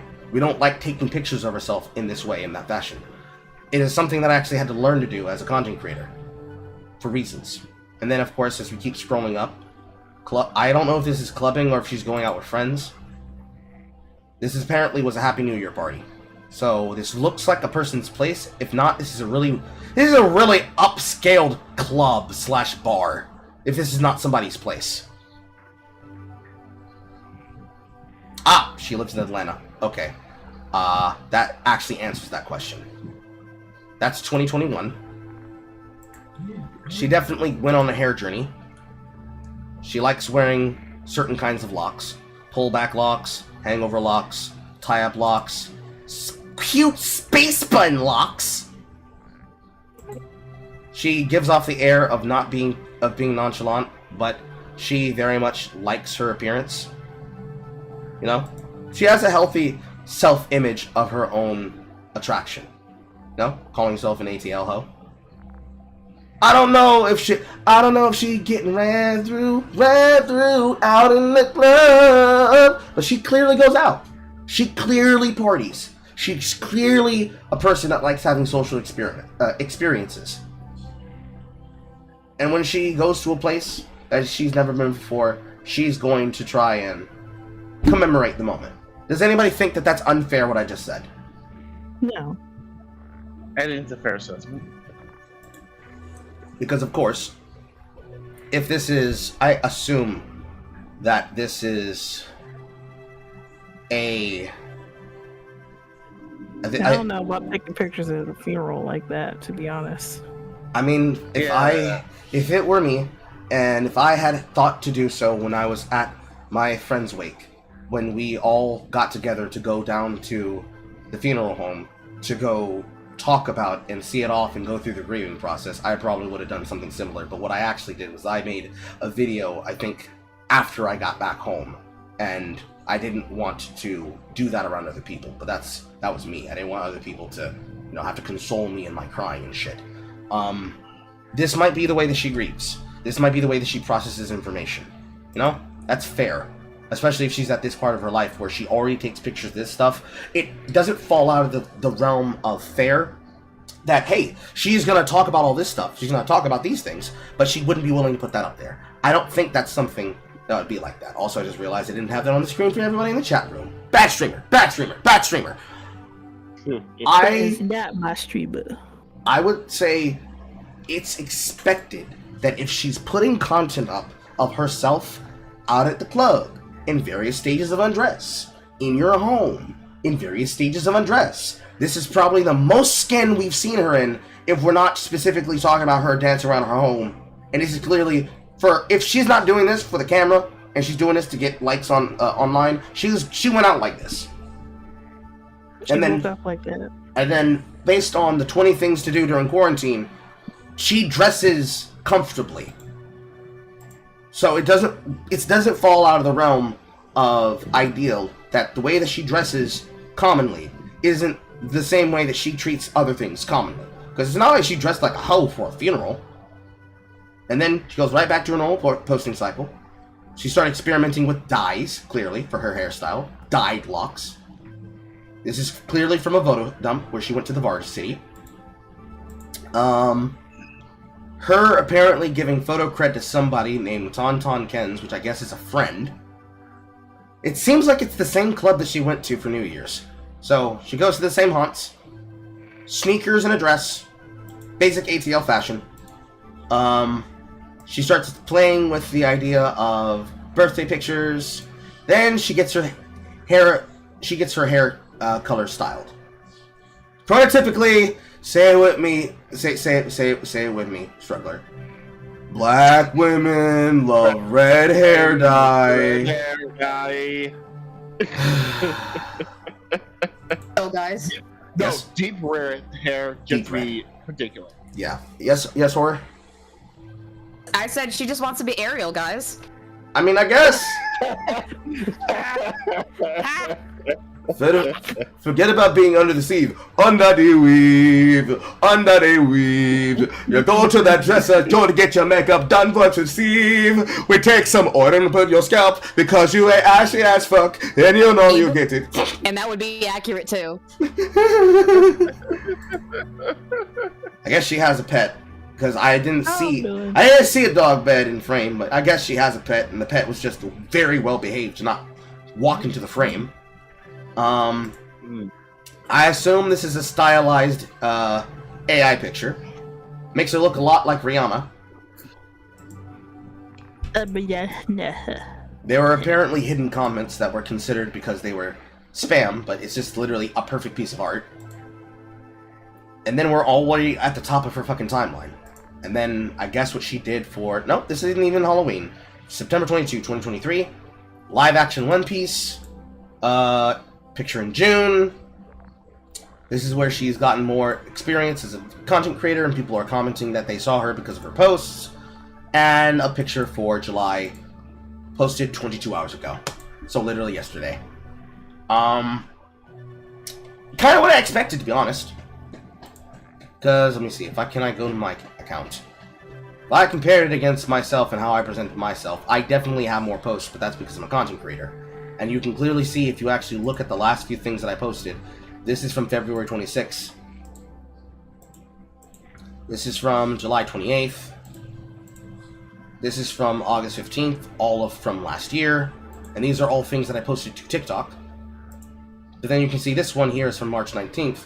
There's a very clear point that when I post on Instagram, it's not just spam, spam, spam. They're the ones that I probably go through and do most of. And then, of course, the more recent one, June 29th, 2022, because this one should be from this year. I guess this one's up here because I pinned it. You can clearly see from whatever fucking emo shit I was in on June 29th. What a good girls with bad. No, I think I used Black Magic Wand. 1 second. Yeah, that's Black Magic Wand. Because I was jogging.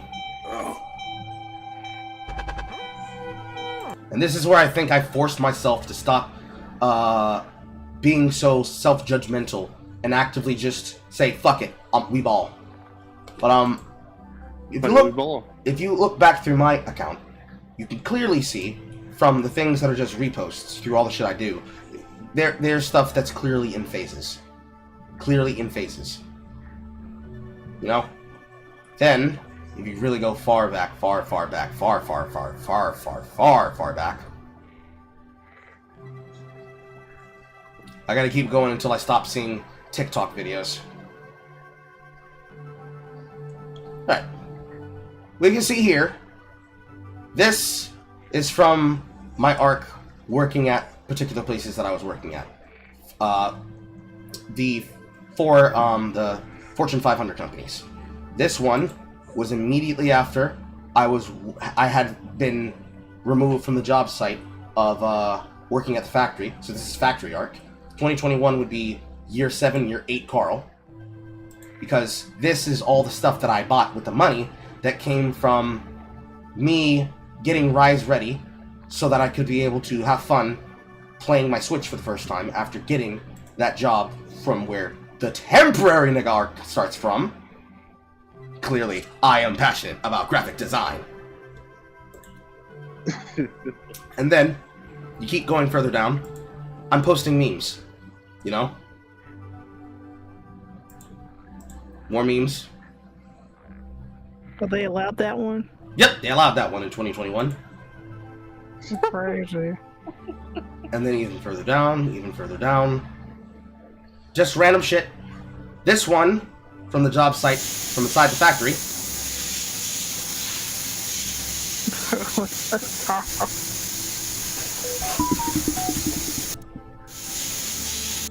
And I think if this is who I think it is... I was going to say, Factory Arc Call is very nostalgic because this was the arc in which we started talking. Mm-hmm. And then it's very nostalgic for me. If this is what... I'm sorry. Go ahead. I think this is where I actually got interested in more your posts around this time. Mm-hmm.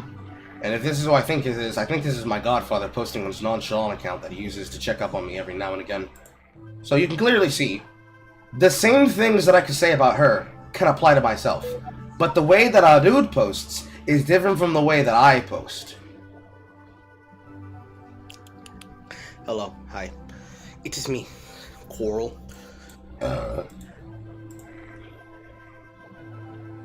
And like, I'm the kind of person that works myself to death. Here's me and my female news account. And if we go even further back, and I mean way far back. If we go all the way to the beginning of my account, here's me at one of my mother's appointments, escorting her, 2016. So 4 years after I had graduated high school and was very clearly going through college. The thing that I can only be able to describe with the second picture, who wants to hear about a Carl being flirted with by a white girl at a home improvement store story? Ooh, alright. Okay. So, this is what she put on my receipt. I was there with my mother. I think these 3 pictures were on the same day, actually. Yes, they are probably on the same day. So, we had to go to one of her appointments to go see about a cast for her leg. On the way back, we needed to go to the hardware store to go get something. I was joking around with the cashier, which would be her, and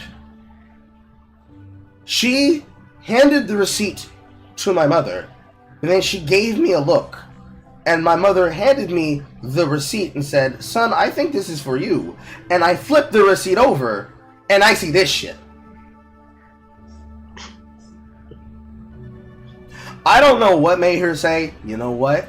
Him? Yes." But, yes, sir, indeed. Yes, sir, I did indeed. I did indeed take a picture with her and get her number. Yes, sir, yes, sir. So even back in 2016, I am still the exact same person that I was back then, right now. Only thing that changed is my area code, my house, and the fact that I am now spoken for. All that to put into character the woman we are dealing with. I think we've learned a lot thus far. So, you know. That being said, let's now get into her. Let's see how she acted during quarantine. Because from the pictures, I think we're going to find out very quickly she was probably bored as shit because she went to a lot of clubs. So she probably was fucking annoyed that she couldn't go out. Let's find out, Jeff. I can't go anywhere! Oh my god! I don't think she doesn't strike me like the kind of person that communicates like that. No, I was kidding, dude. Okay. It was, you know, it's just like a lot of women like that in general. It's like, oh my god, I can't go anywhere. I stay stuck at home. Oh my god. She doesn't. It's a break, bro. She doesn't strike me like the kind of person who's vain, but she does strike me as the kind of person that, like, she would definitely be annoyed.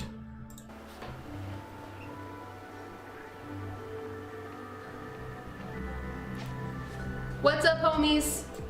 Okay, so we're 8 seconds in. You still haven't learned any of these things from your first video. Cringe. Where's the funny little 3D intro with the spinning text?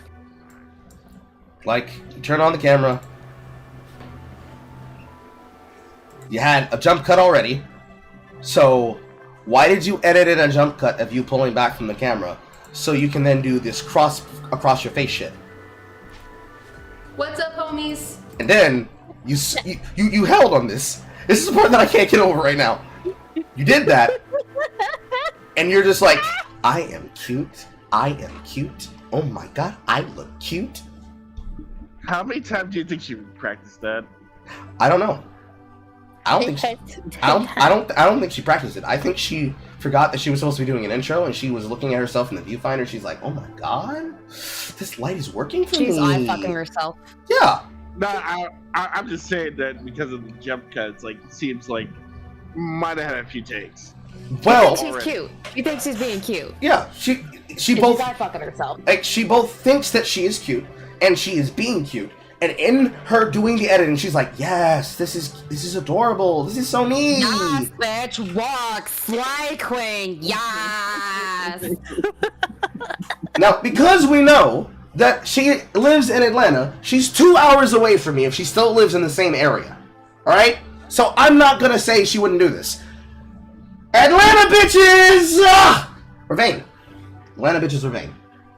Because, you know, they're around a bunch of niggas with money. Beauty equals getting paid for. Get paid for the club, get paid for the fucking meal, get paid for a date, get free shit. And she's already minimalist. So even if she's getting them to pay for shit and she's not going out on her own money, you don't know what she does for cash. She knows that she's beautiful, which, you know, can't hate that. But, you know, do you have to fuck yourself for 8 seconds before you start the video? Just saying. What's up, homies? Are you bored? Is being inside starting to make you go a little loopy? No. Not really. Get out of here. Dude, she tried to blue steal the fucking camera. What are you doing, girl? What are you doing? You are not Marlon Brando. Stop it. And apparently she also has the dog at this point, because she just looks down at the camera and tells the dog to get out of there. Gonna knock the tripod over. The tripod also already sucks. Okay, so she has a tripod that she's using for the viewfinder. And she definitely had a dog at the time, so I guess the dog was asleep for the first video. What? Or she got it recently within the last few years before that happened. Oh, I've done some research in my own brain, of my brain files. She's not beating the allegations, chat. Oof. Bougie, why are you always touching stuff you're not supposed to? God. Why are you always keeping in shit you're not supposed to? Wait, hold up. Well, what the hell? See, this is why you should have a script. Write thoughts down. Like, this isn't even... I agree with you, but this isn't even a script problem. Her dog is acting bad. Turn the fucking camera off. Discipline. Do whatever you have to quarantine your pet. Continue recording. Or they put the dog in another room. Like, or if you apparently, I don't know. Sometimes some people are the kind that instead of getting an actual workstation or a desk to work from for their streaming setup, even if they're not gonna have a PC, you don't got a desk that you can put your camera on so that they don't knock over your tripod. You're not willing to hold the camera as you. Well, honestly, I actually know. With her personality, that probably become obnoxious really quickly. I resent that. It'd be advice. fucking Cloverfield shit. Everybody would be thrown up from the moving around. Yeah, it'd be too close to her face. She'd be constantly swinging it around because she clearly talked with her hands. She wouldn't know how to properly hold it to keep it in frame, to keep herself on it if she didn't have the viewfinder open. She'd get stuck looking at her own eyes constantly. Constant zooming problems. But, I can see a counter right there behind you. Walk over to the counter space. Put the fucking camera down on the counter and continue the recording that way if the dog's gonna fuck with the tripod. There's clearly a chair behind you. Put on a chair. Do something! Do something! Yeah. Also, hello, Mrs. Carl. I want to hear it. Hello, baby. I said I don't want to hear it. Well, I have done some research within my brain files. I'm okay, but babe, I need you to come outside real quick and get your detergent. Sorry. Oh, okay. 1 second, chat. I've been summoned.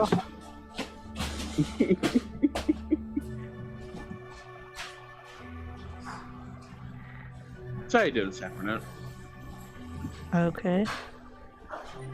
So, why are we studying this woman? I'm kind of in the dark about this one.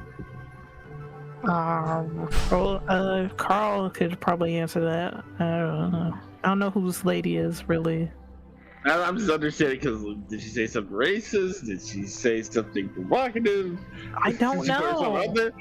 I'm interested in seeing where this is going. I think it had. This had something to do with her being a femcell, like her journey to becoming like a femcell that's black-pilled. Ah. All right.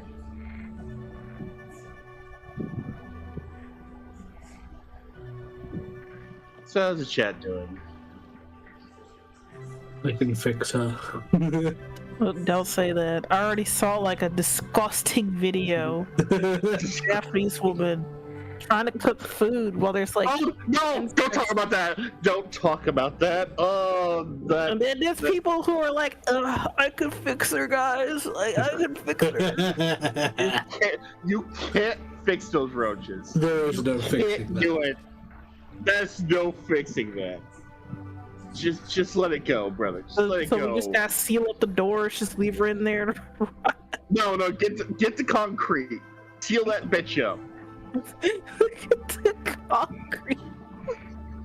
Go make a nice door slab just over that fucking doorway. I don't know. There just needs some rain in there. No, we're doing this fucking COVID China style. With that bitch ain't coming out. Oh my god. Oh my god. That is, oh my god, it's terrible. And I'm not exactly the cleanest guy either, but man.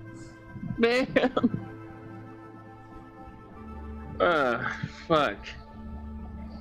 Speaking of which, I definitely have to clean the house when I get a chance again.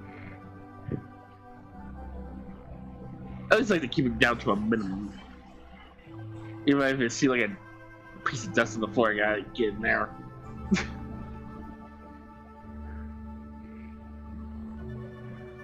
Mostly gonna just make me feel. I feel bad whenever something's like dusty or dirty. It's like, okay, I gotta take care of that like, right now. Okay. But man, that woman, ooh. It really is the pretty much. Like I can deal with clutter. I can deal with clutter. I can't deal with garbage and I've pets. received my laundry pads. It is the encapsulation. Like, damn, bitch, you really live like this? Yeah, it is pretty much. I don't think her house is that bad, honestly. No, we were talking about that Japanese woman that you. Yeah. Yeah, that. Shit, man. I honestly, I don't know, bro. I would have been like, I don't see what the problem. Oh, because as soon as I saw black dots move, I'm like, no, girl, no. Like I thought she was a sociopath or like she was gonna fuck herself with a carrot or something. And then I saw the condition of the house. I'm like, no, ma'am. No, I can't. Anyways, Look, here's the thing. I can deal with clutter. Can't deal with pests. Those gotta go. Yeah. So yeah, I'm super good on that. Anyways, I've gotten my laundry pods. Back to business. To bring you this list of highly effective ways to cope with the quarantine. But first, a word from our sponsor. I don't have any sponsors because you haven't liked the video. Like the video. That's not how that works. I mean, you could say, hey, sponsors like you. It's sponsored by you. Thank you for watching the video. Because if you don't watch the video, I can't do what I'm supposed to be doing. So, you're my sponsors. I appreciate you. I'm gonna rewind this. I'm gonna rewind it just because I don't want horror to miss it. Cause boy, did my opinion about her just change just then. Oh my god. Wow. Well, horror says she's gonna be back in 30 minutes. Oh. Yeah, she's gonna make some food. Okay, 30 minutes. Somebody will probably want to take a short clip. Somebody will want to make the clip for her. Give her a clip of what we just witnessed, because we can't wait for her that long. Just make a clip for her, and then send it to her, or tag her in the server with it. I said I don't want to hear it. Well, I have done some research within my brain files to bring you this list of highly effective ways to cope with the quarantine. But first, a word from our sponsor. I don't have any sponsors because you haven't liked the video. Like the video, subscribe, share, all of that. You did that? Great. And now, on to the video. Okay, so here's my problem. You had the mindset to make jokes. And the joke's not funny! No, they're not. And that just makes me... Definitely... Go ahead. Okay. The jokes make me more angry with her. Because not only is it not funny, but you thought it was funny. This tells me you didn't ask your friends if that was something you should say or do. And that's not good. That was really dumb. It strikes me as usual pretty girl humor, in which they say something completely unfunny and everyone else is around them is laughing because I can't insult her that she's not funny because she's attractive. Fuck. I didn't like witnessing that because I didn't like the fact that she said that like that and then thought, yeah, this is what people do. This is how they algorithmically promote their content, right? right? Come on, guys. This is normal. This is normal. Please tell me this is normal. No. No, Brianna, this is not normal. That was unhinged. Don't ever do that again. Please and thank you. Because I come from a time period where I don't like when people do that in content. I don't do that in my own videos, because if you're going to like and subscribe, you're going to do it because you already were going to, not because I put a call to action in the video that particularly told you that you need to like and follow, unless it was done in a very humorous way. Because one of the things, for example, that I wanted to do for my videos, once I acquired a green screen, was that I wanted to have the ability to inject myself into the video like the content ideas that I originally put out as visual files back with my VCR tearing era of content creation. Anybody who remembers that, the soft boy and the fuck boy era video entries, those ones. The idea that I could, insert myself into the frame and then change the foreground or background image by clicking on something with my, with a indiscriminate black fucking, controller. Like the fucking remote that I have for my TV that's on my desk. The ability to be like, this motherfucker is talking real crazy, but you know what's even crazier? The fact that you don't already follow me, bro! Come on, you gotta change that. And then grab the fucking frame of the scene, and like this is fucking Rolf and Ed and Eddie, pull the scene to the next goddamn frame. You know what I'm saying? Yep. Like, I would want it to be in such a way where if I'm going to put something there that has nothing to do with the intro or the feedback, clip, start, shot, reverse shot, I want it to be there in that way for that design. Because that's when you start seeing the elements of a person's character in their content creation. And you start seeing the personality trait from how they make things creatively. Jay does it, I do it, Mahler does it. Every YouTuber in some design, especially if they have sponsors that they have to do obligations for, so they can be paid for their content that month, because those videos usually have the hardest work on them, because that's how they make their money. We all do that. And for the ones that do that with sponsors, those ads sometimes can be a way to see if that person has a particular personality. So instead of just doing the regular type of ad read, they do something similar to what, say, Dankula did for ya boy, Raid Shadow Legends. Because if I had to take a deal from something, I probably wouldn't do it for really shitty video games, like Raid Shadow Legends or Albion Online, but I probably would for something like Factor or Dollar Shave Club. And the way that I would do those, I would use that particular style of editing as a way to get people to look at that commercial and watch through that point and not click through it. But man, that was cringy. That was really cringy. Number 1, meditate. Always wanted to practice meditation and couldn't find the time? Well, the time is here. Meditation has been shown to reduce stress, increase focus, and boost creativity. Number 2, yoga. We all know that yoga can help increase flexibility, balance, and overall fitness. But did you know that surveys have shown that people who practice yoga have more awareness of their bodies and are far less critical of their appearance than those who didn't?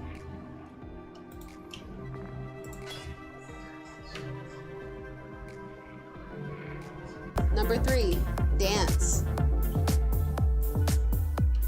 Dancing can have excellent benefits for your physical health and well-being. So get down to finally practicing that Millie Rock. In New York, I'm Millie Rock.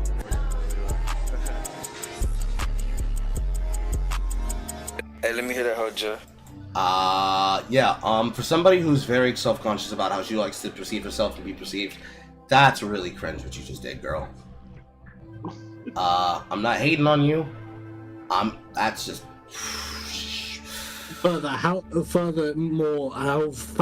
Considering how fat the Western world is, we could probably do with being a little bit more conscious with how we look, actually. So I think that's a point against yoga, personally.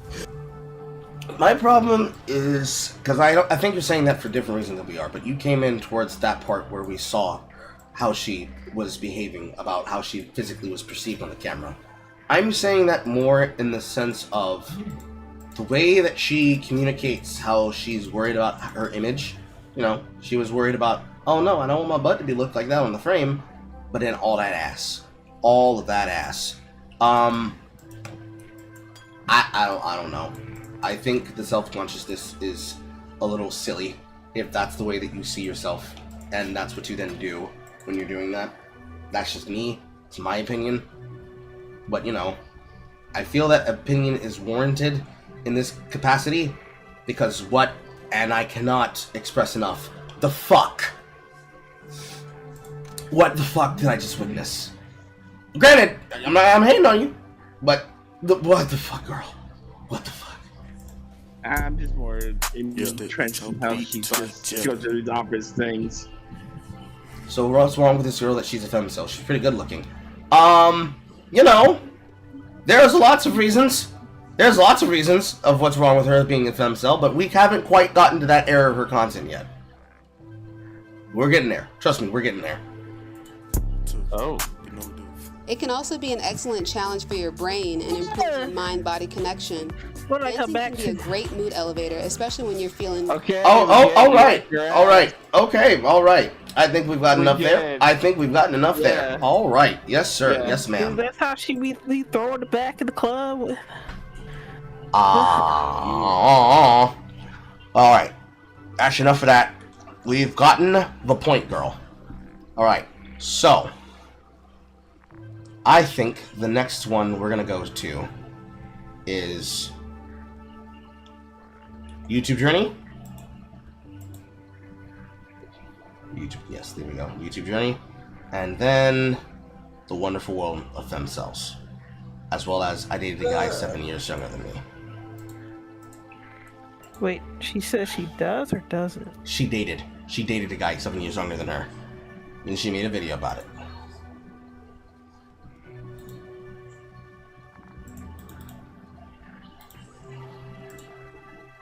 Okay, chat should be able to see that now. I know I have to redo it for this one. There we go. Hello. I know that you've been wondering what is going on in the Briannosphere. Oh. Not particularly. Not really. You haven't? You're about to click off the video? Oh, okay. Alright. That's alright. I gotta get on here and start talking normally. Does anybody get... You know, it's funny that you say that. Maybe you should. It'd be helpful. Given you have unmitigated autism. You know? Might be smart. Might be smart.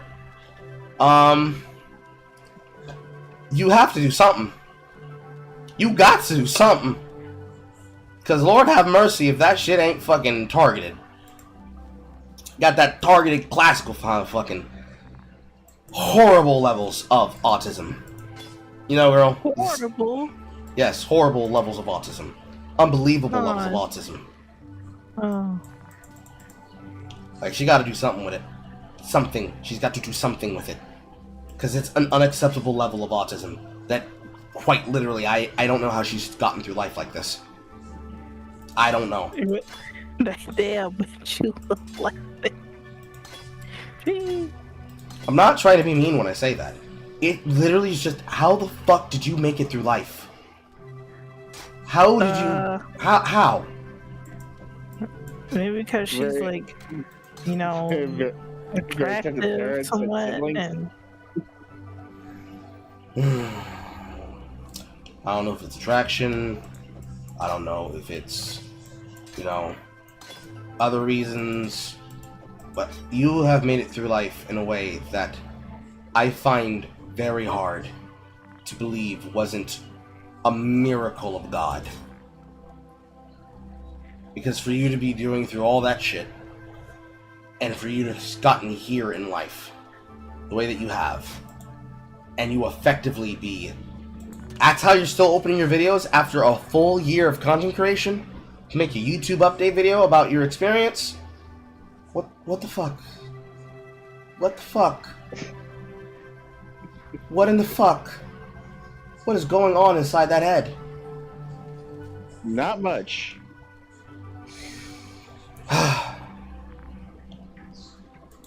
Either way. like riding a peanut in a snow globe.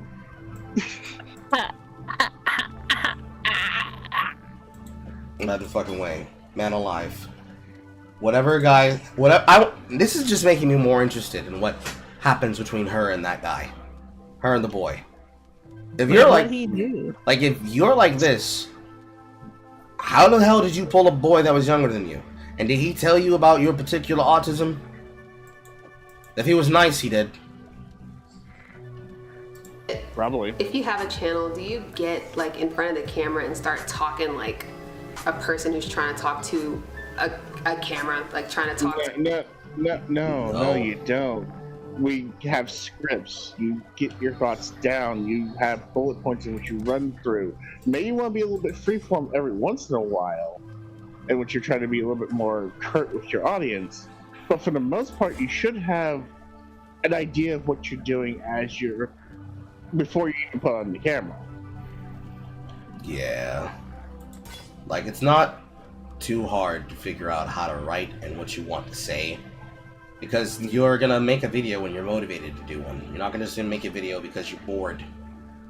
If you do videos when you're bored, it's only gonna blow up in the way that you want it to, with you being satisfied with it, if you are going after it in a particular way, and that particular way gives you the comfortability for you to continue doing it in the way that you're doing it.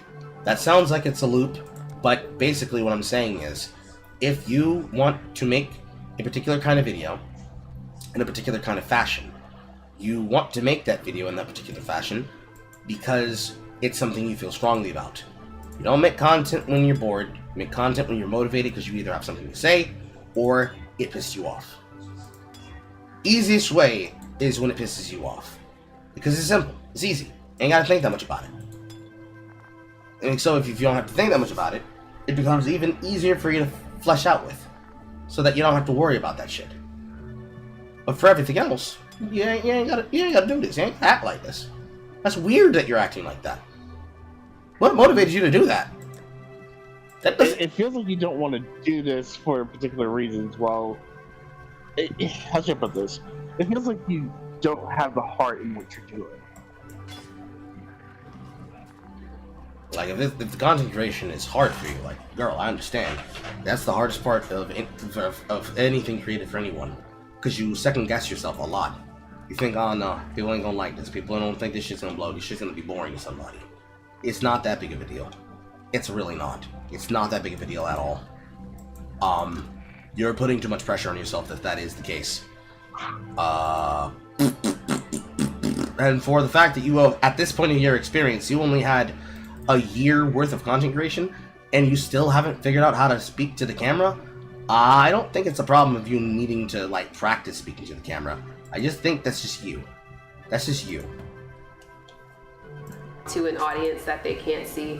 It's weird. I just kind of want to talk like I'm talking to myself because honestly, that's when I'm my funniest. Then just do that!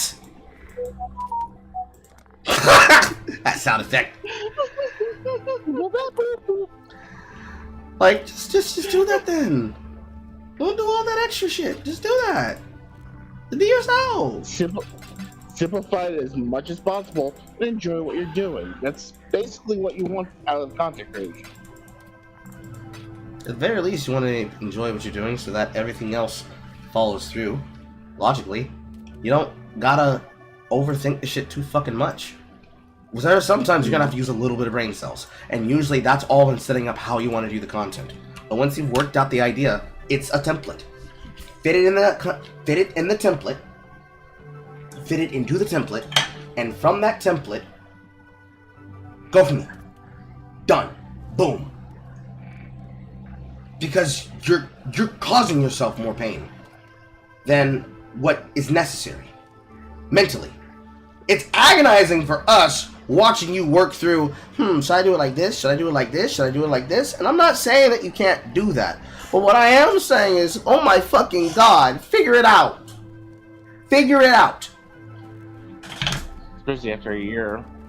Man, I crack myself up. That's actually part of the reason why I really wanted to start a channel, because I was tired of me being the only person to hear my glorious jokes. I'm like, she's joking.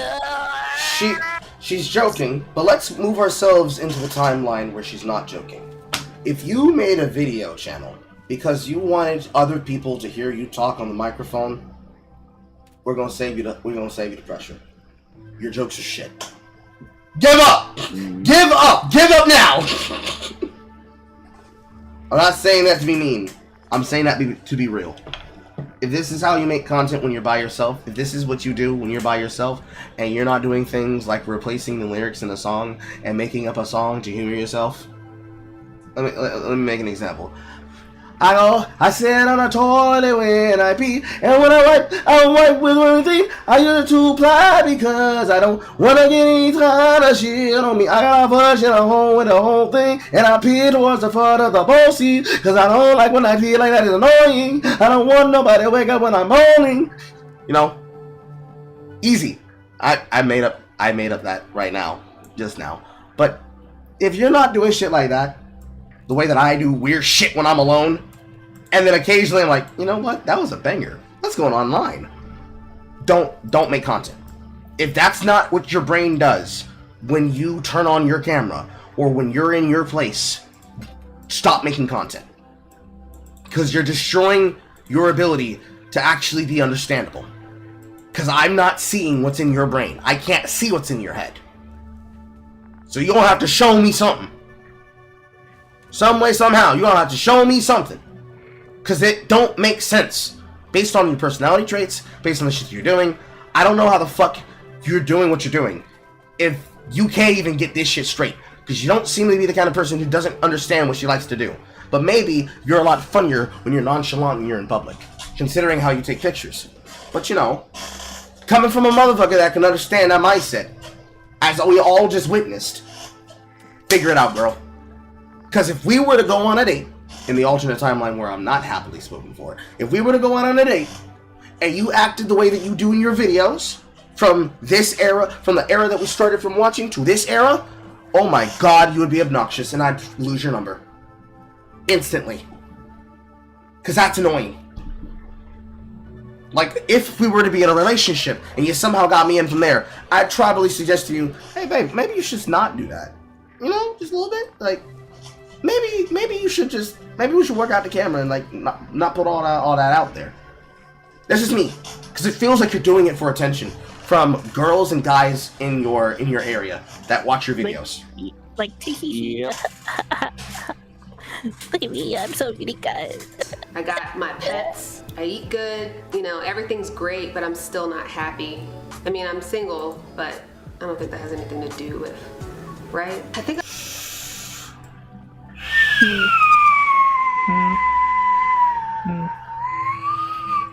I'm just gonna mental note. Just take him. We're just gonna make a mental note. Just 1 year into her account, she's publicly talking about that she ain't got a man or girl. Just mental note. Mental note. I think I've always known that corporate life wasn't it for me. And okay, so you work in a Fortune 500 company type deal. That explains why you have the ability to even have the chance to go out at night. Alright. I hate just noticing. You don't have to worry about being single. You're not gonna be single forever. Clearly. You're not gonna be single forever. I think that's why I've tried to do YouTube so many times, because I'm a creative person and I went to school for art because I thought I wanted to be. Yeah. Okay, mental note. No, we're not even gonna percolate. Not even gonna percolate on it. Just mental note. Mental note. Mental note. A graphic novelist. Mental note. But going to school for art just killed my love for art. Like, killed it dead. I mean, that's what happens. My sister went to fucking school for art and graduated for it.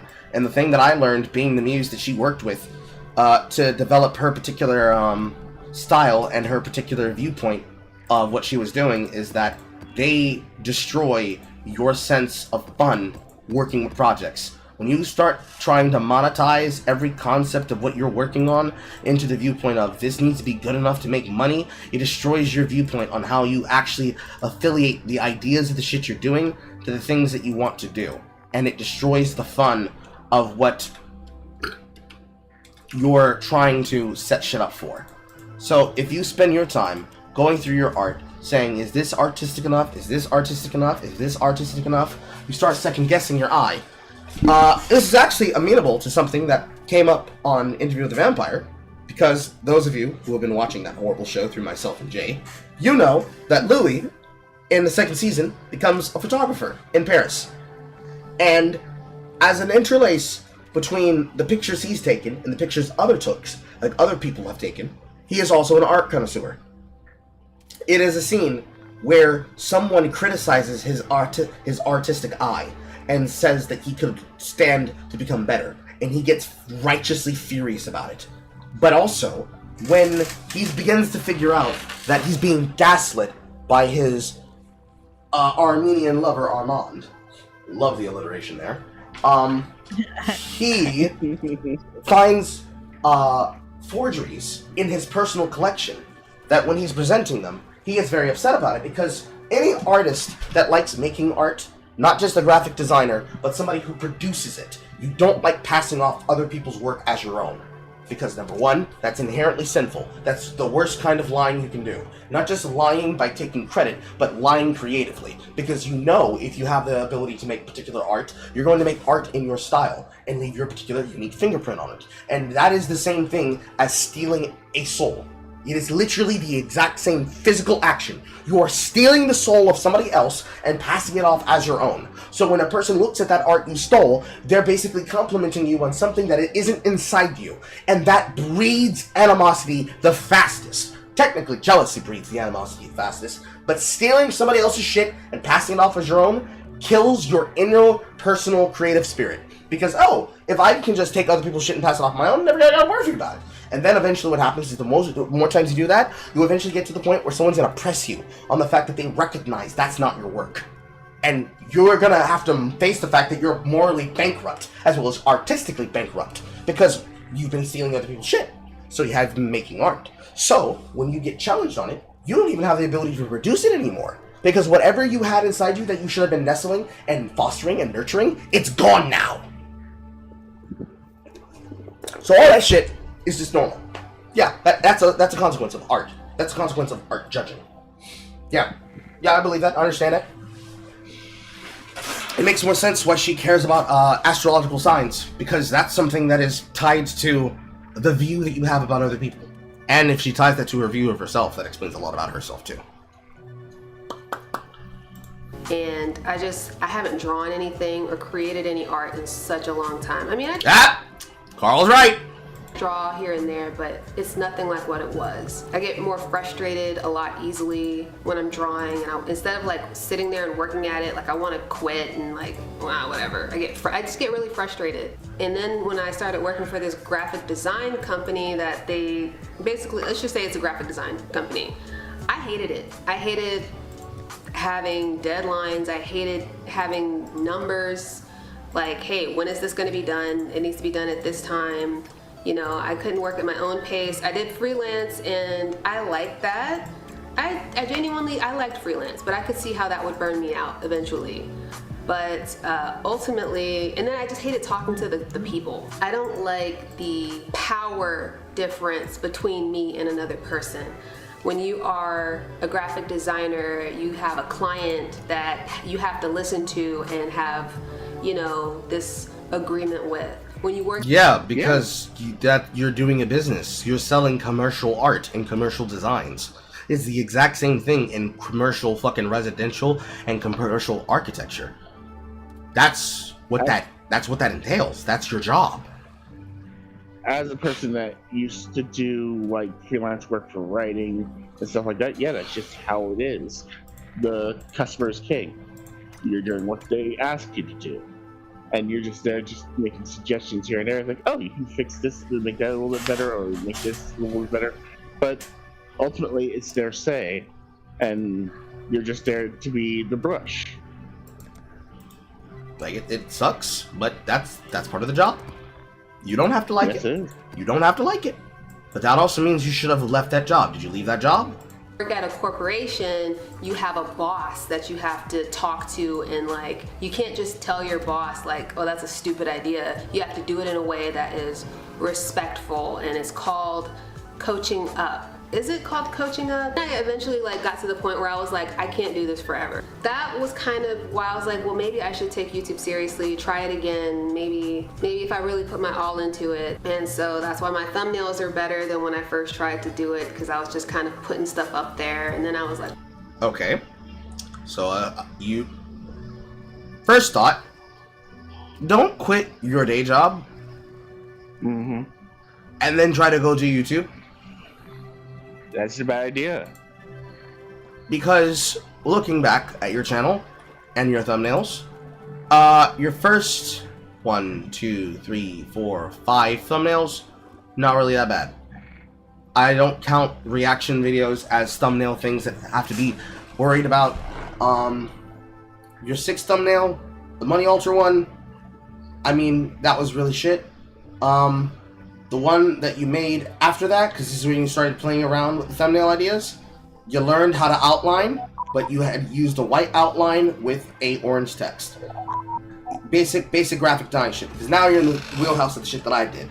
This is like basic 101 of how to make a thumbnail, if you wanted to really just be as lazy as you possibly can, and you didn't want to work from a template. Do not use colors that clash against each other. You need to use black on certain words, and you use white on other ones. For example, the thumbnail for things to do during quarantine. Purple works best with white because you can actually tell what it is because it's a dark color. Versus white being on white, you need to use it with black because white doesn't outline white because you're not going to see it. Orange needs to be used with black because you need to have the ability to actually see the edges of the frame, especially with the fucking, the cursive ass goddamn letters that you chose to use.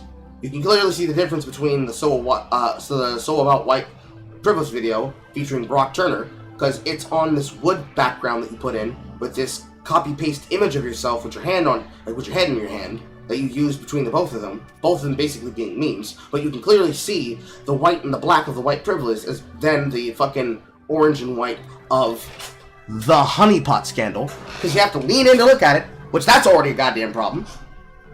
The other thumbnails leading up to this one, you did the same. It's like half and half. You started using the cursive alongside. I want to say that's Arial _ bold, because it's not monotype cursiva. Started mixing and matching them. So you know, the black girl tag, canceled featuring Jenna Marbles. I don't want to be a minimalist. Honestly, the minimalism thumbnail. Best thumbnail that you had of that era.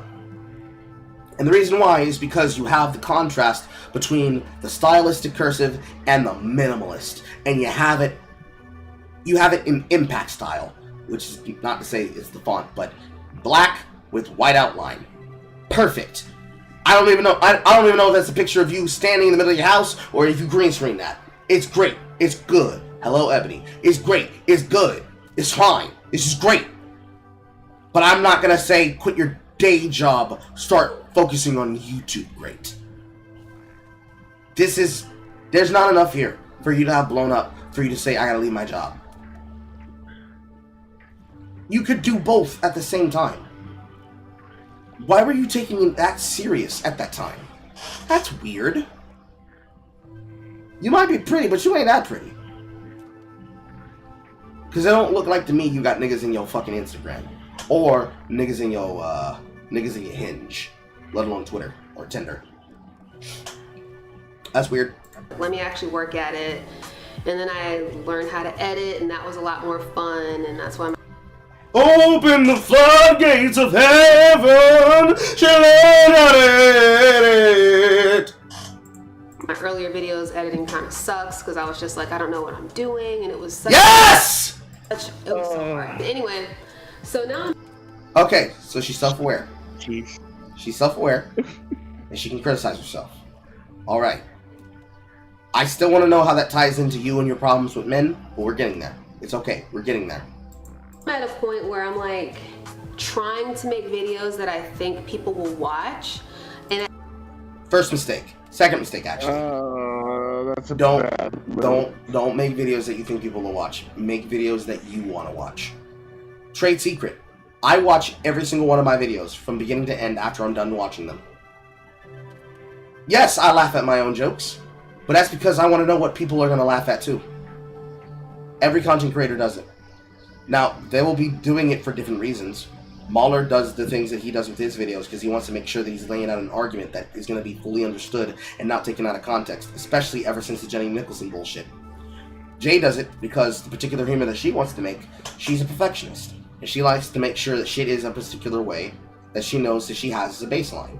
I make the videos that I weigh not only to have a baseline, but I also want to make sure that the particular era of content creation that I'm in reflects the mindset that I have about the content. As you might have noticed, my content has gotten a lot more unhinged in the way that I present the openings of my videos. I'm not doing the things that she's doing. I believe the last one that I particularly had as the particular one that set the framing of how I do content in this era was when I reached up to the fucking camera and I punched the fucking camera. Like, I'm very much going to be like, no. This web camera is invocating my spirit. Let me just reach through this shit and pull you through the screen. I want you to feel visceral when you watch my shit. It should feel like you're watching a fucking surreal lucid dream that you're currently witnessing from my brain, directed from my mind to yours. Everybody's got their style. Yours is pretty basic. It's no different than a vlogging channel. At the same time, trying to make That could probably have the same music as those vlogging channels. Videos so consistently so that the algorithm will find me, and it's very difficult. I mean, so she's bitching about her stuff, right? Right now, yes. Did somebody take a clip to show her of that thing I said? You missed a particular section that would have made you very fucking upset. I was watching on my phone. Okay, so the part where she was like trying to make a joke about I have no sponsors. Yes. Okay. Yes, and you said it was cringe and it was stupid. Yes, I figured. You should have thought it was funny. I don't know what you would have said if you had been watching it in that exact moment. I didn't say anything. I just went stone-faced. Yeah, that was hard. And based on everything else she said, she is an. I'm not gonna call her an art hoe. She's not an art hoe. Art hoes are vain. I wouldn't say that she's vain. I think she's bitching about something she shouldn't be worried about. You've had 1 year of YouTube experience at this point. You don't really have a channel to speak of. Why do you care? Throw some shit out. It took me like a year and a half to even get monetized. Like, what do you mean? Like, is a year and a half? You don't need to worry about that shit. You worked in graphic design. You didn't like the corporate space. You were a person who liked doing art for fun. Do art for fun.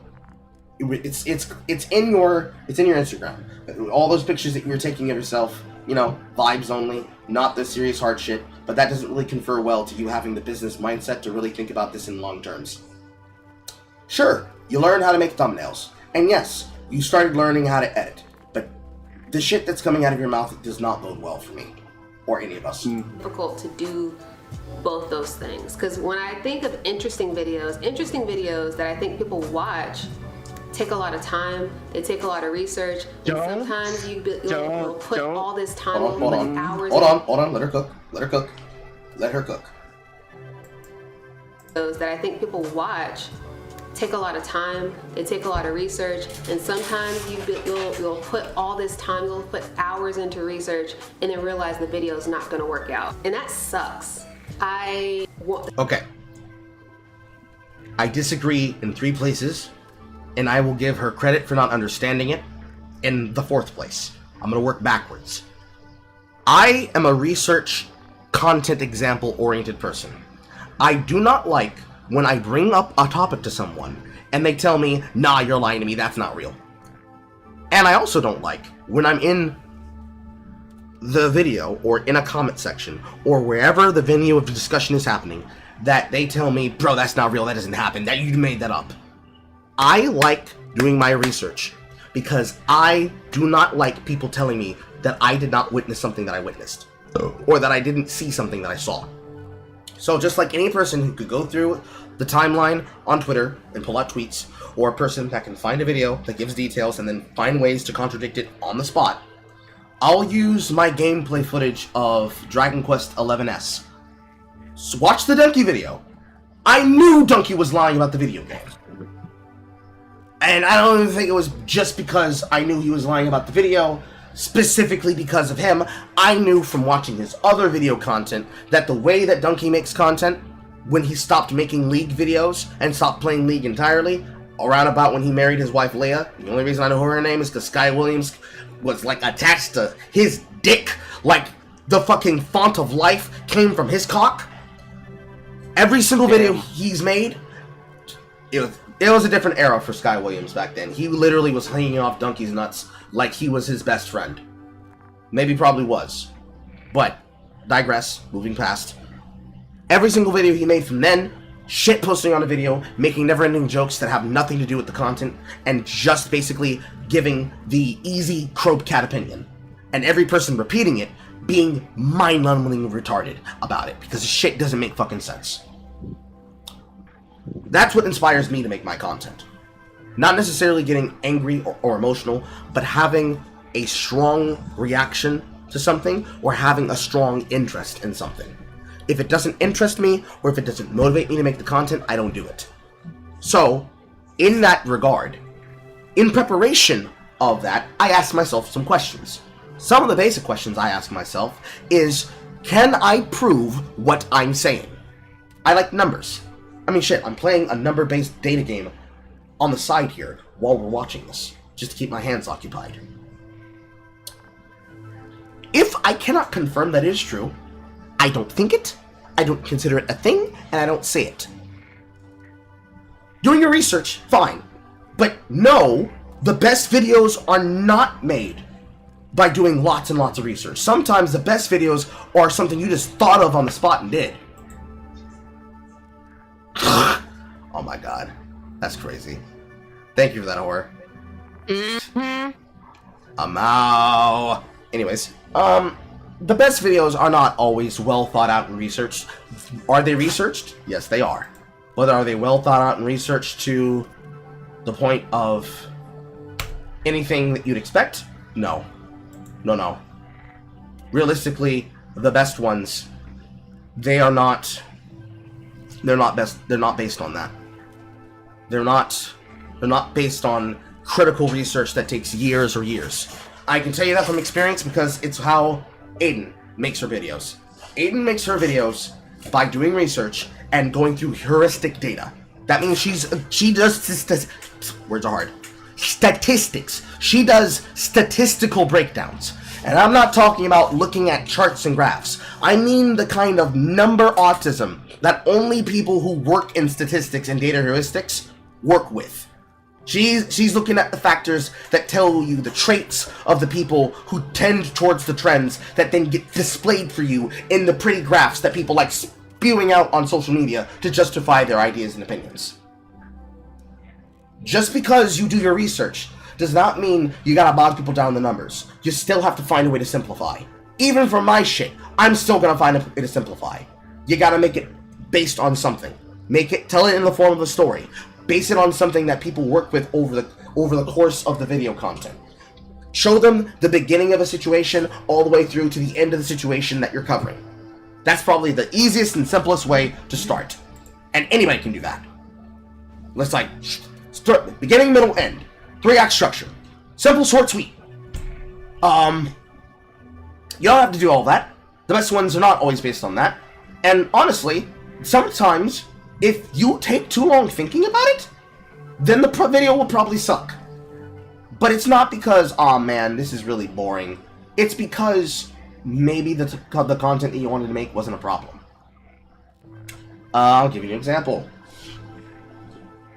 Making a review for a video game, it will be interesting in and of itself because your opinion is not going to be the same as everybody else's opinion.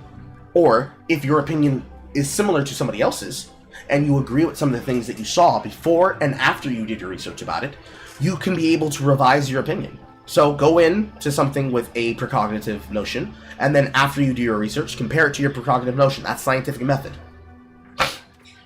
If you want to do it in the order of operations of a timeline of your experience, from when you started the game and knew nothing, to when you learned everything, you can do it that way. That shows experience and potential, as well as a timeline of events that people can follow along with. You know, snowflake videos that exist to show you how you particularly do things or the way that you did things to reach the content.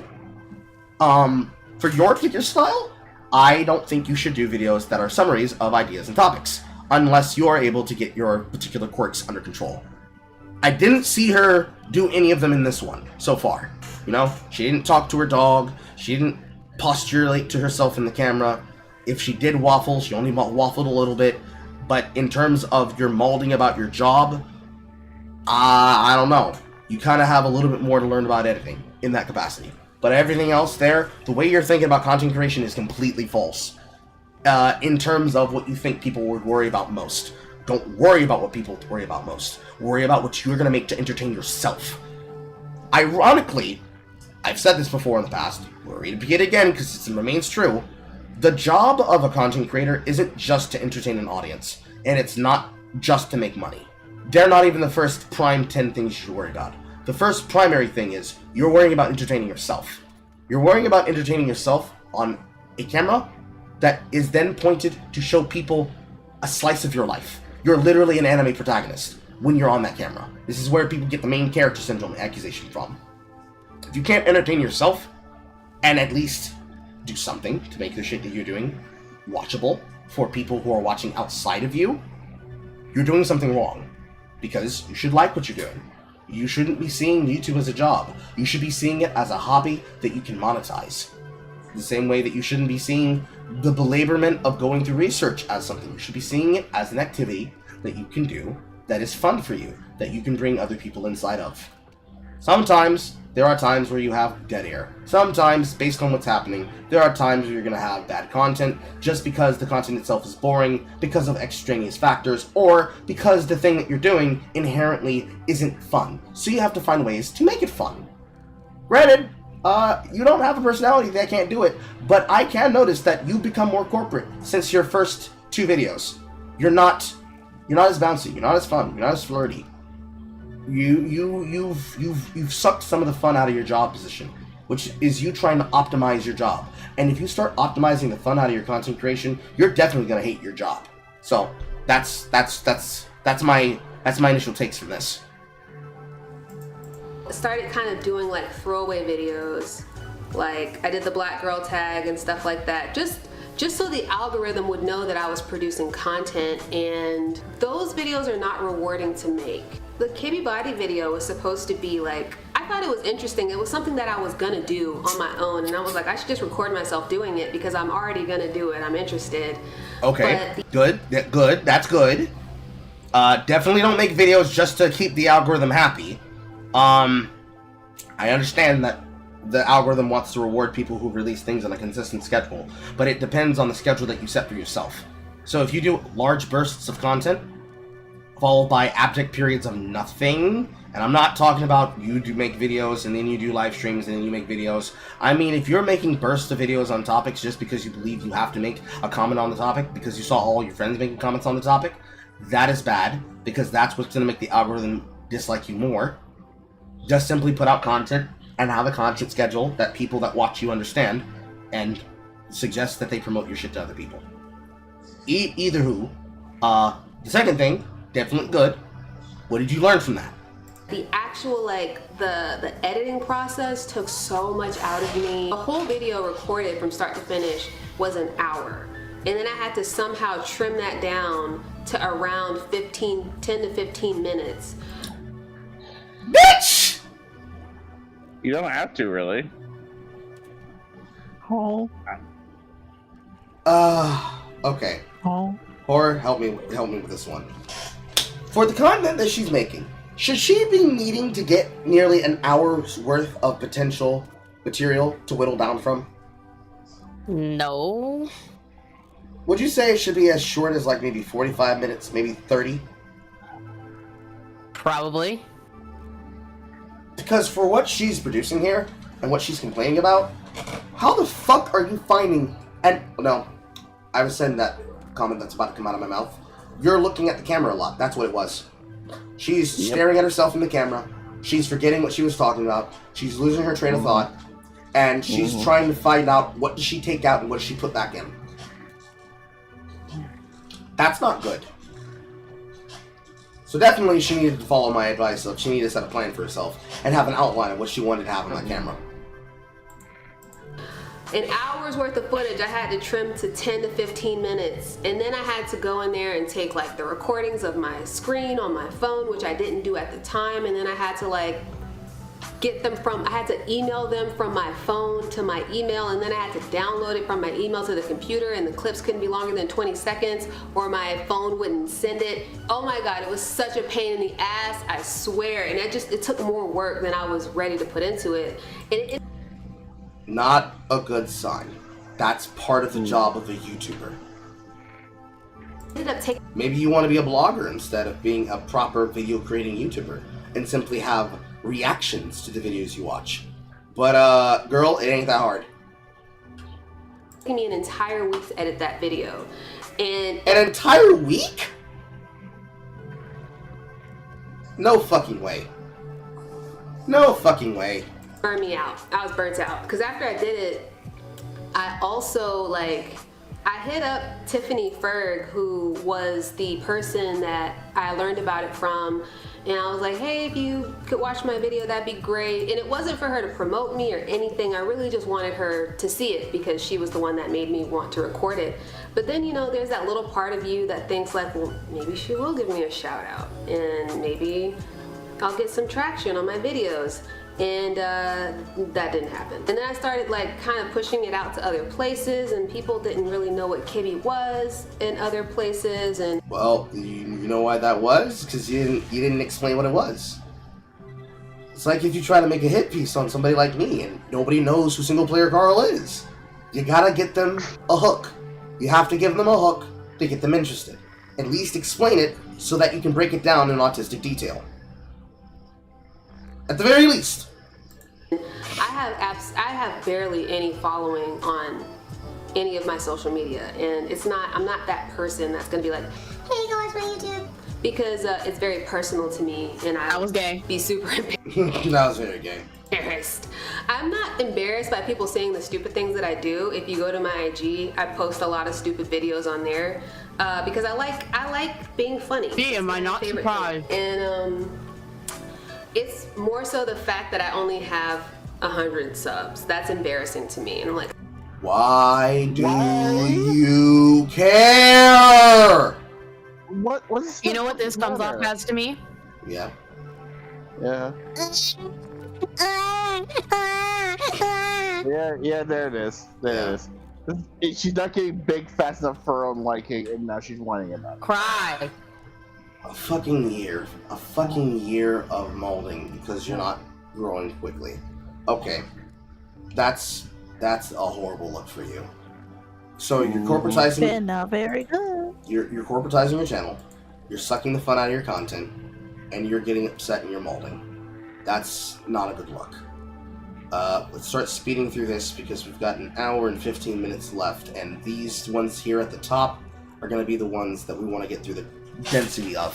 We're not gonna have the time to do all of them, but I know exactly which ones I want to click on. I think we've seen enough of this one, honestly. Yeah. We can just go to the next one. We've got the gist. She's crying, bitchy, and moaning.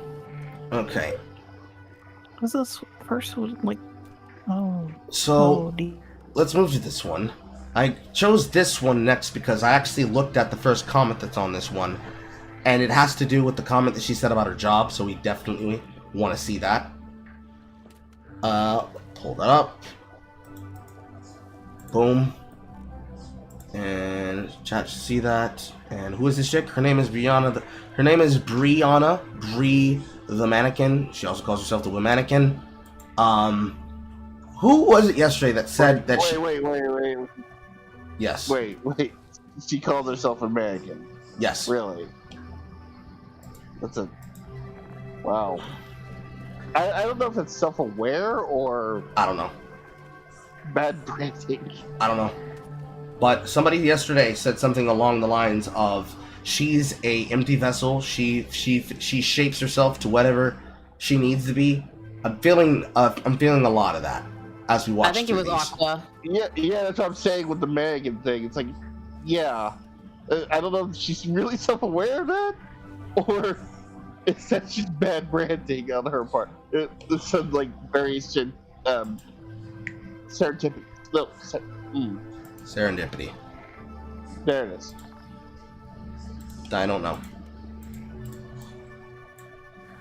Accidentally hit the mute button on the top, so I have to unmute it. 1 second. Chopsticks. One time I was eating chopsticks. He offered me something on his plate, and I went to go pick something up with the chopsticks, and he was like, you know, like he didn't want my chopsticks to touch his food.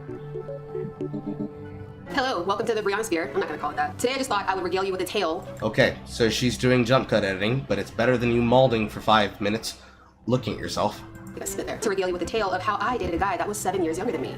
I know your first thought is like, it's not older than you, but I will get into that later. So I dated this guy, let's just call him Bradley. And Bradley worked at this vegan restaurant. Let's call it, I don't know, Veggie Vortex. I had seen Bradley working in Veggie Vortex for like months. And Bradley was very attractive. I will definitely say that he was very attractive, but my issue was that Bradley looked gay. So I thought that Bradley was gay. And I just used to like to look at him. He was eye candy, but I was never like interested in like that. Other than that, you know, Bradley was attractive. Bigot. That's really bigoted. Bigot. That's really bigoted, and that's also very short-sighted. I don't. That guy was gay. It's sounding like to me that the way that she's chosen this image to represent him, I think Bradley was Asian. Especially with the opening story about sushi. Maybe. Might be Hispanic. Hispanic or Asian, whatever way. For you to think that because he's pretty, thus equaling gay, common misconception amongst black people. Common fucking mistake made by black women when looking at men to court.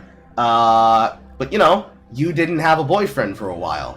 And apparently you decided you were gonna stop that? Because originally when she said, I dated a guy 7 years younger than me, I assumed it was a relationship for a very long time. But I guess it was not.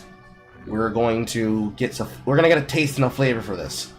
Because we're still moving through the eras of her content. I wanna get a flavor from this. Thought he looked like maybe 25. Yeah, that was Bradley. And Bradley worked at Veggie Vortex, where Brianna used to like to eat all the time because it was 5 minutes from her house. So one day, I go there after hiking with my dog all day. I'm gross, I look like crap, and I like dropped my dog off at my house and then went back there, and I was eating in there, and I was reading a manga. It's actually a manhwa, but that's not important. But I was reading a manga and eating because Veggie Vortex is an Asian restaurant, and he thought that looked interesting. So he approached me and started a conversation with me. So I'm gonna say this, and please keep this in mind for later. The very first question that Bradley asked me is, are you vegan? The very first words I say to him out of my mouth, besides when I ordered my food or whatever, I can't remember, he was my waiter, I don't remember exactly what happened before that. The very first words out of my mouth were, I'm flexitarian. There was a point where I could tell that he was flexitarian.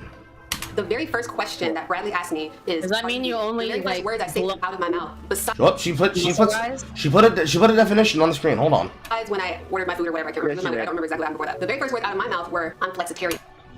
Person who has a primary vegetarian diet but occasionally eats meat or fish. So a fucking omnivore. Yes. Yes. It's like when people call themselves demisexual, but what they mean is a normal person. Or semi-asexual. I love that. Yes, people call themselves that. That's funny. My brain hurts. I got one. It hurts. I got one for you that'll probably make your brain hurt worse. Hetero-romantic omnisexual. Oh, I love No! That still doesn't break my brain as much as a non-sexual blowjob. I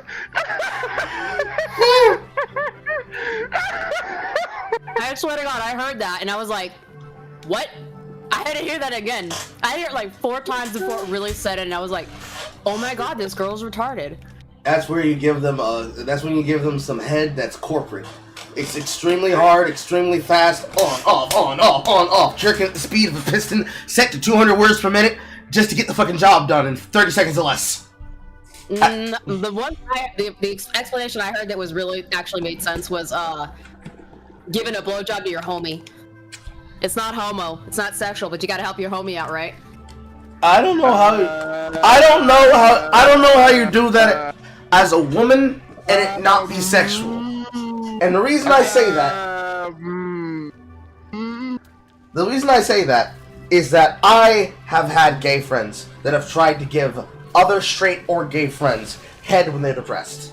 And I've had females offer to do the same to those friends and to me in the past. The way that people have sex is the way that a person makes a sandwich. You can't not put love in sandwiches when you make them for yourself or other people.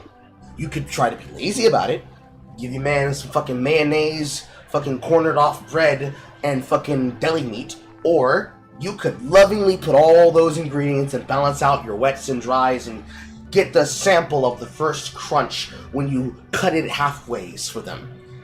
I can't imagine a non-sexual blowjob unless this is just like, you know, Dallas has just not had a girl from him for a while. He's my flatmate. He's depressed. Like, bro, like, what's good, bro? Are you bad? Are you upset? Like, you need some head? I can give you some head. Right. That makes sense to me, but in order for that to even happen, if the words are coming out of a woman's mouth and she doesn't have a particular view of herself, she probably dresses like a dyke. Not that she is a dyke, she dresses like a dyke. Because it's really hard for women that dress masculine to associate themselves with an action that is, depending on how they choose to do things, extremely feminine. So I can only imagine a black dyke saying something like that or doing something like that. I can't imagine those words ever coming out of her mouth. She's artistic and spiritual. She would be. She came out of a white woman's mouth. Okay, that makes more sense. That makes more sense. No, that makes more sense. That makes more sense. Okay. Somebody's lying. Somebody's tricking that poor woman. Fucking, oh my god.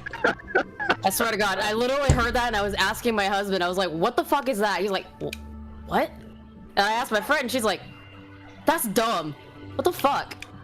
So, yes. Yes, it is. Were you friends with this woman that said this statement? No, it was in one of Baz's videos that he put out recently.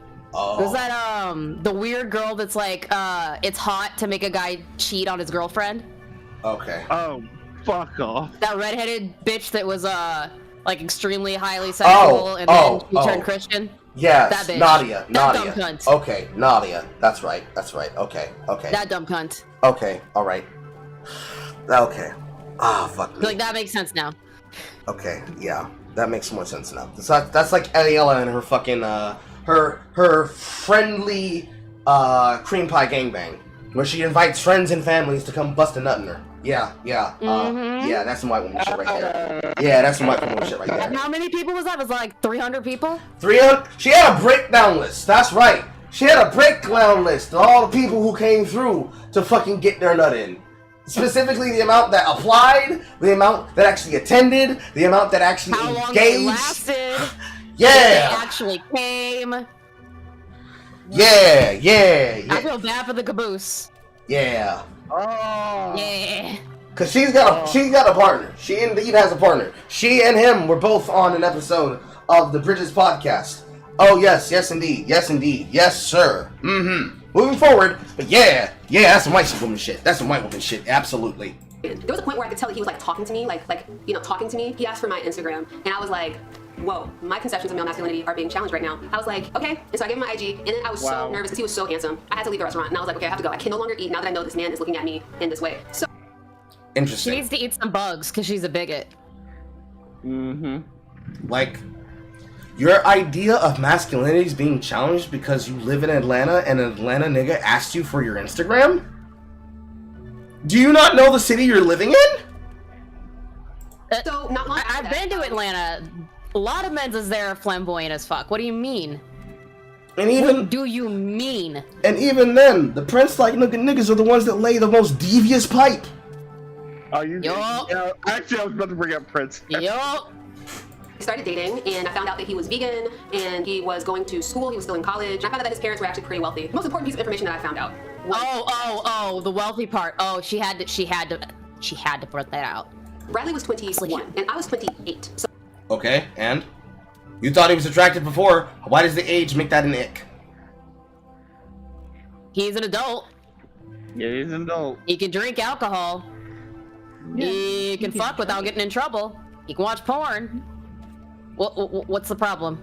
If you were ready to fuck him, and you were flustered running out the restaurant like you're an anime protagonist, saying, oh my god, I can't believe my crush is interested in me, and then one slice of life fucking bumper cut later from commercial break, you're like, I gotta find out what age this man is. And all of a sudden,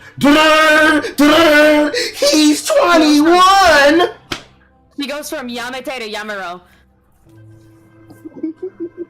How is that gonna fucking stop you?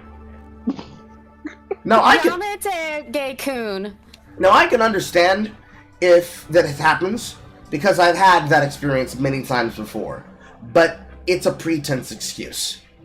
If you wanted to, you would. If you wanted to, I'm stealing y'all's logic.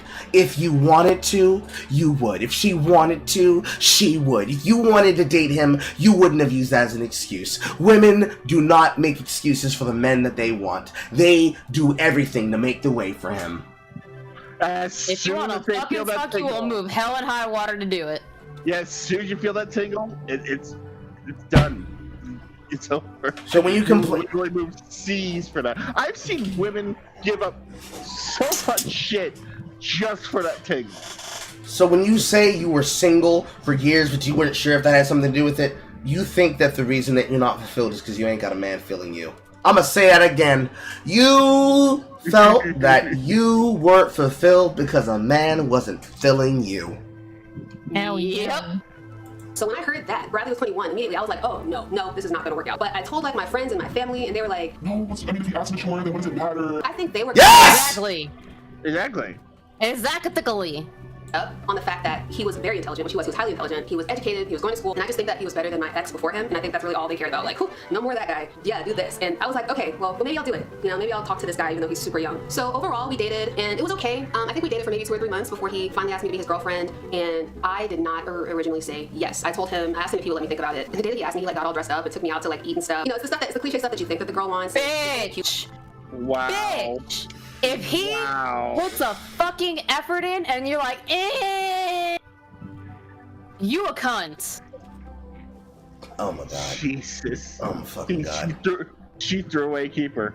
She threw away keeper. Literally. She fumbled the motherfucking ball.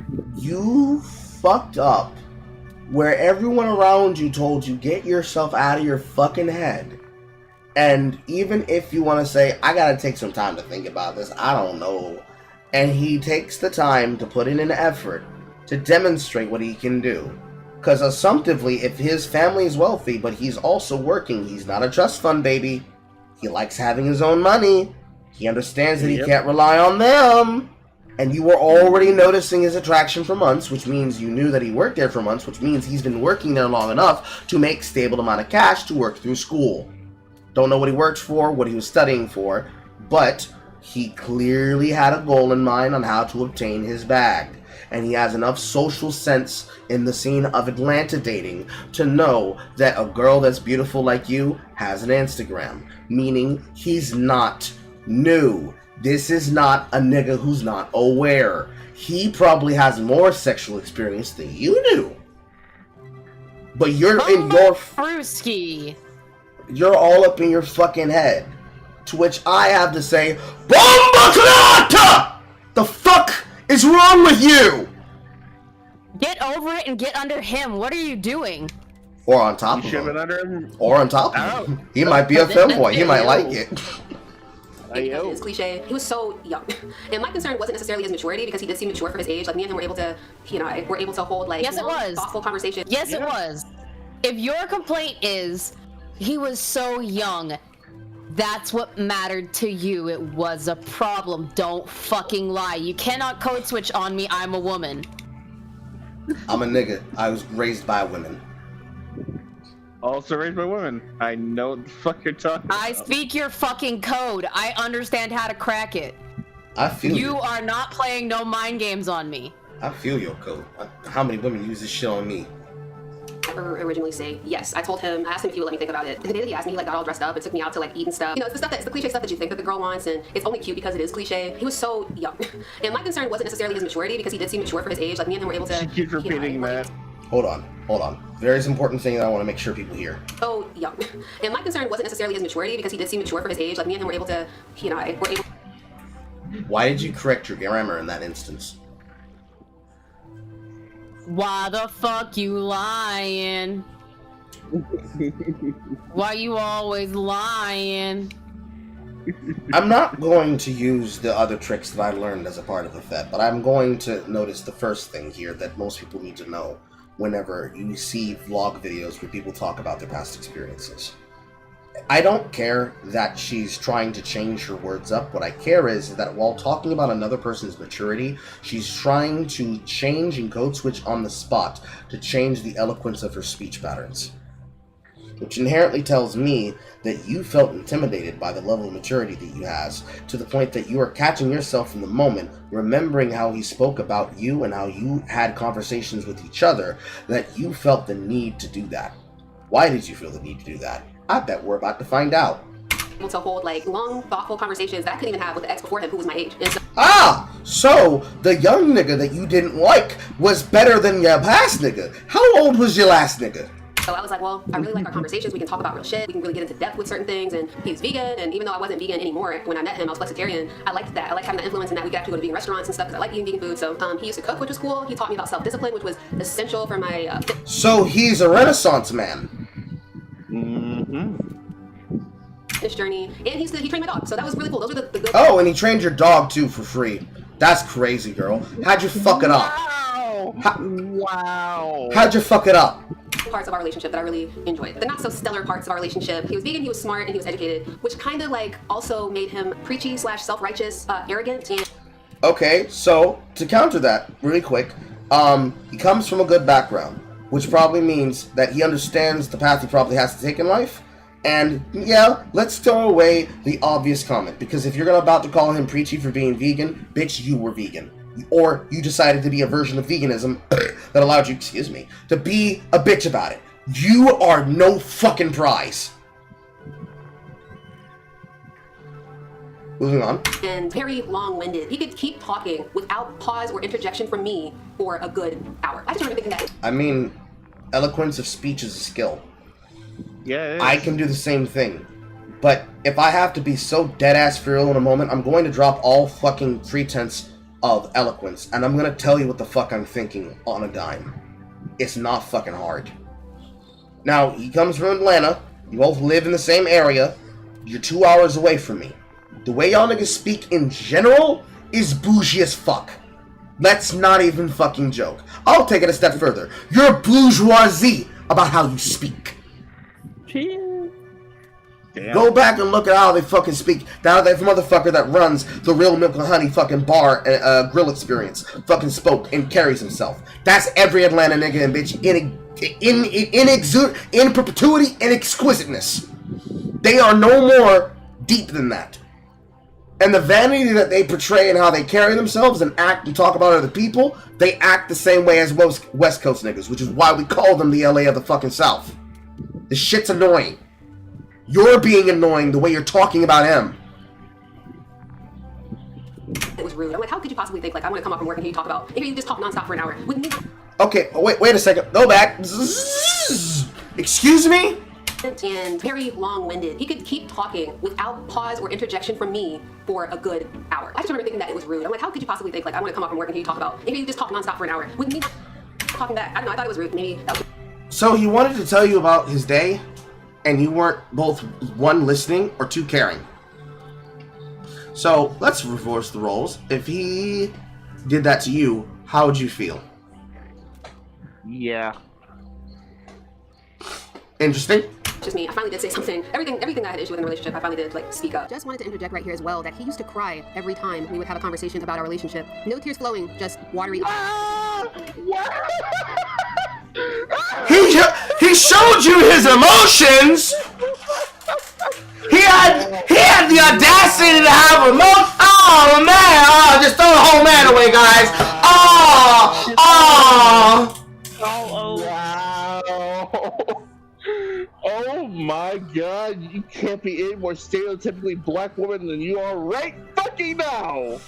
Holy shit. Listen, this man was gay. He looked like he rode dick and sucked dick better than she did, but oh man, poor baby. He dared to have emotions and be vulnerable with the woman that he was in a relationship. Oh boy, he should have fucking hit it raw from the back and say, you like this shit like that? Oh, he should have thrown a couple of them ass check claps in there after you got off work. Like, hey babe, right into one cheek, left cheek, right cheek. Oh, poor you. A blue, I don't care. I once told him that I didn't like little pieces on my face because I didn't like my face being touched, and he said that it was a hard pill for him to swallow. So you're probably wondering... So that means physical touch was his love language. Yes. And you ignored that. Great. Fantastic. I think we've seen enough from this one. Yeah, I'm good. I see why she's in the hole that she's in. Alright. I think I'm alright. How much time do we have left? 9:06. We have enough to get through the entirety of the wonderful world of femcells, and then start looking at some of these older ones. We definitely want to look at sheltered, awkward, lonely introvert finally figures it out, but maybe we won't make it there. We'll see. Maybe we'll extend just based on how bad it is. Holy fuck! That was painful. Fucking and Christ. Very, very predictable. It's like, oh my god, you just did all the wrong things in that situation. And you fumbled somebody that could have actually been very good for you. It just goes to show that when it comes to certain types of black women, you know what? I take back my comment. I'm gonna call her an art hoe now.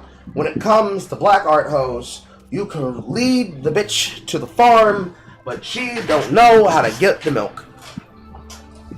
Oh, give her a machine to get it out and everything, and all she gotta do is press the button. She can't even start up his engine. Give you the keys to the car, tell you to shut up and drive, and you're gonna tell me, but it's not my favorite color. And you didn't get the one thing that I like you to do when I like you to do it, that you always do without having me to ask you, but this time you're making me ask you. Oh my fucking god. What a toxic personality. You don't like your job, so you complain about the job that you chose to be in the field to do for work. You don't like the men that seem to show their emotions, but you are so expressive, and you have so many quirks about yourself that I said for a fact that most people will probably call you out upon. But you have the audacity to fucking mock him about having emotions with you when you're dating him. And you already prejudging him based on his age. And his affectations. Oh boy, should we make comments about the affectations you have in this video?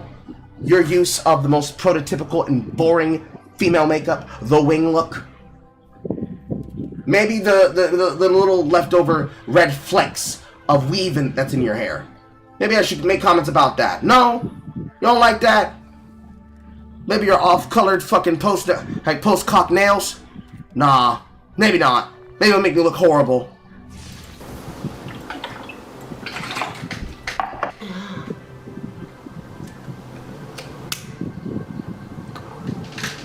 Old editing quirks are back. Yep. Fuck me running. That's going in double time. Hello, my name is Brianna, and today we're going to talk about femcells. So you?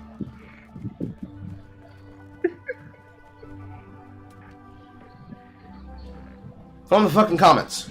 Or rather from her description. The wonderful world of femcells, Becky's, Chad, Stacy's, and your incel homie Billy Beta Bucks. With 2 X's.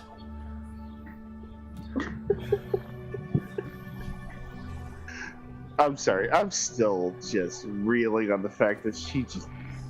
Wow, I can't.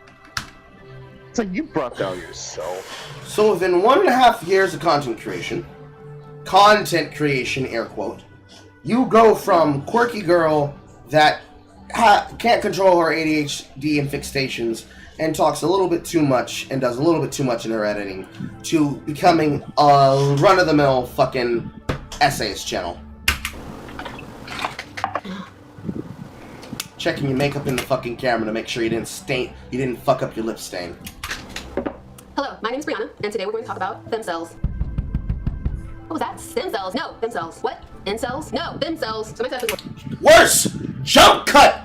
Run-of-the-mill channel.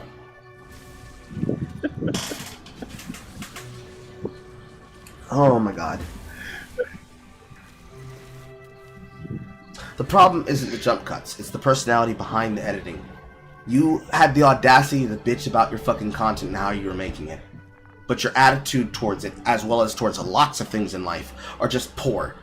So anything that you produce is going to have a vein of hate-filled fucking content. Which is weird, because while this video is another one that blows up in your channel, the largest of numbers that I've seen amongst the ones that we've been looking at, 36K, and the majority of it is basically all the comments you expect to be on a femcel, an incel/femcel video, but I'm seeing people in the comments saying incel, not female incel. The behavior of itself does not go to where you expect it to be. So, what's the femcel that you're gonna talk about? Let's find out. A little different today. Not that it matters, but I'm here at my desk. Also, I'm not too close. I feel like I'm too close. You don't want to be this close to me, right? I am also very distressed by how vampiric I look. Probably also didn't want I don't fucking care. It's the content. to see those skin cells on my face. Skin cells? No, we're talking about fin cells. People want to stop messaging me while I'm doing this video, okay? That's very rude. So what is Pain? a femcel? It's likely a term that I'm not gonna make assumptions about you. Have you heard of it? Let me know right now. Stop the video. Tell me what you think in the comments what a femcel is before I even say it. Here's the word, femcel. There you go. Okay. Call to action, even though you literally had it on the fucking screen a few minutes ago. Okay. Alright. What do you think it is?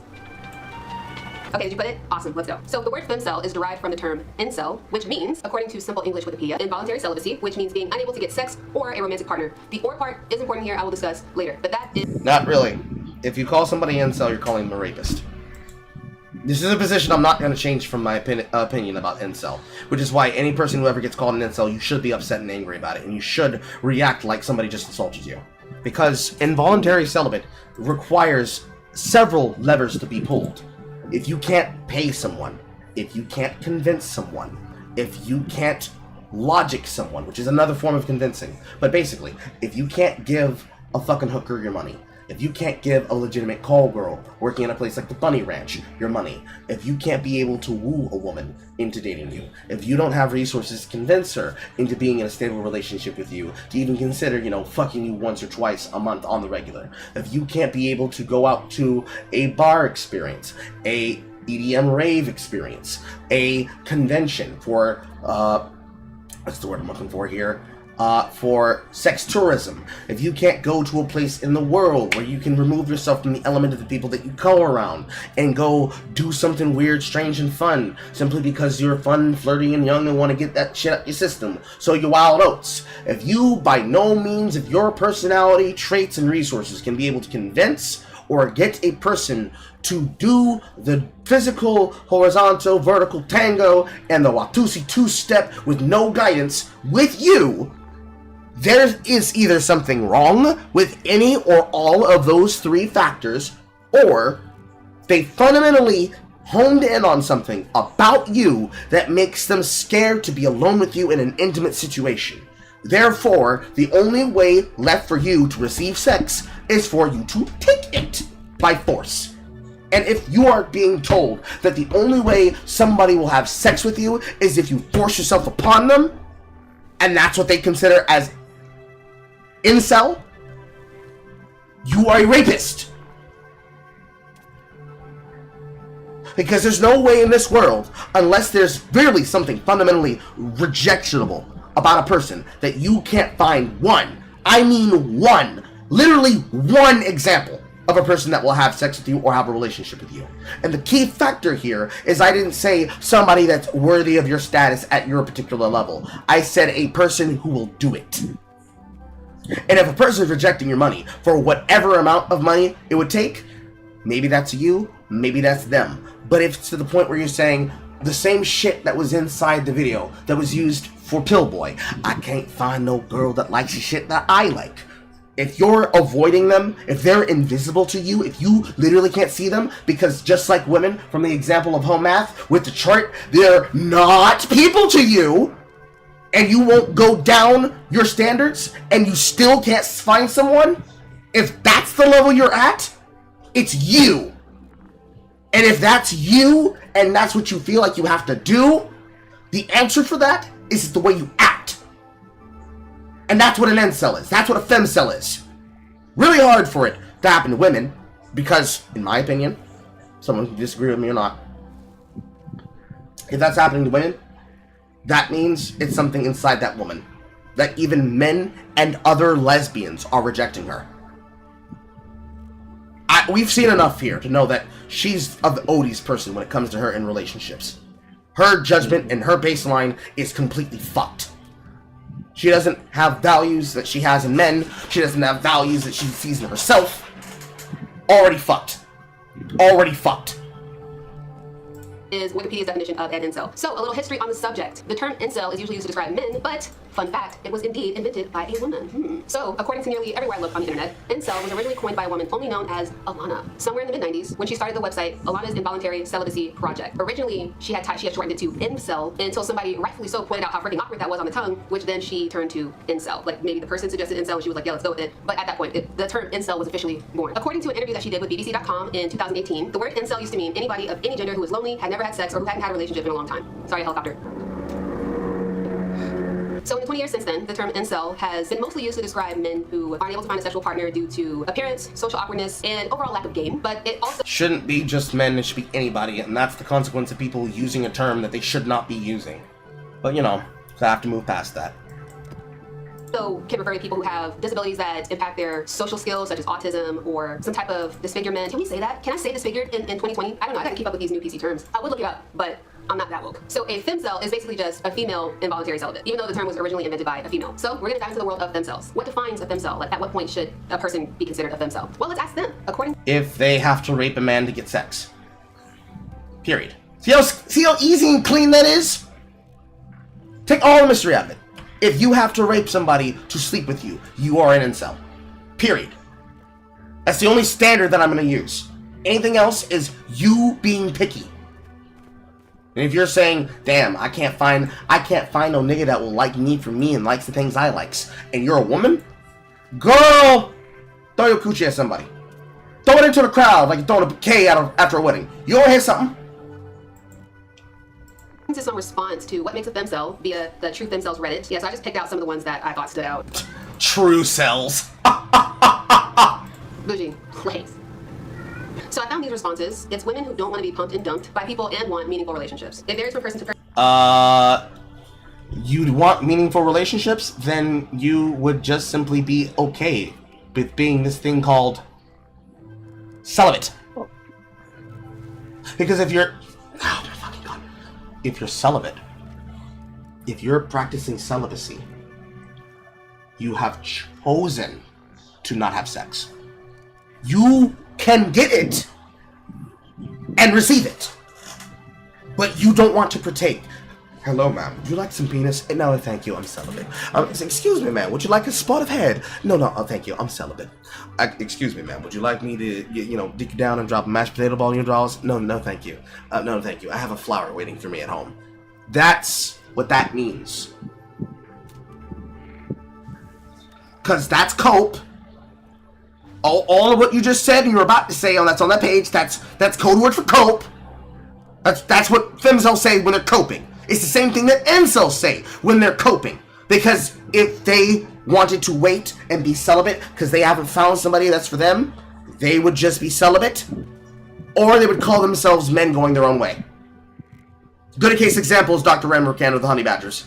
There was a very long time in which he was MGTOW, and then he found a black chocolate woman for himself, and he is seemingly happy.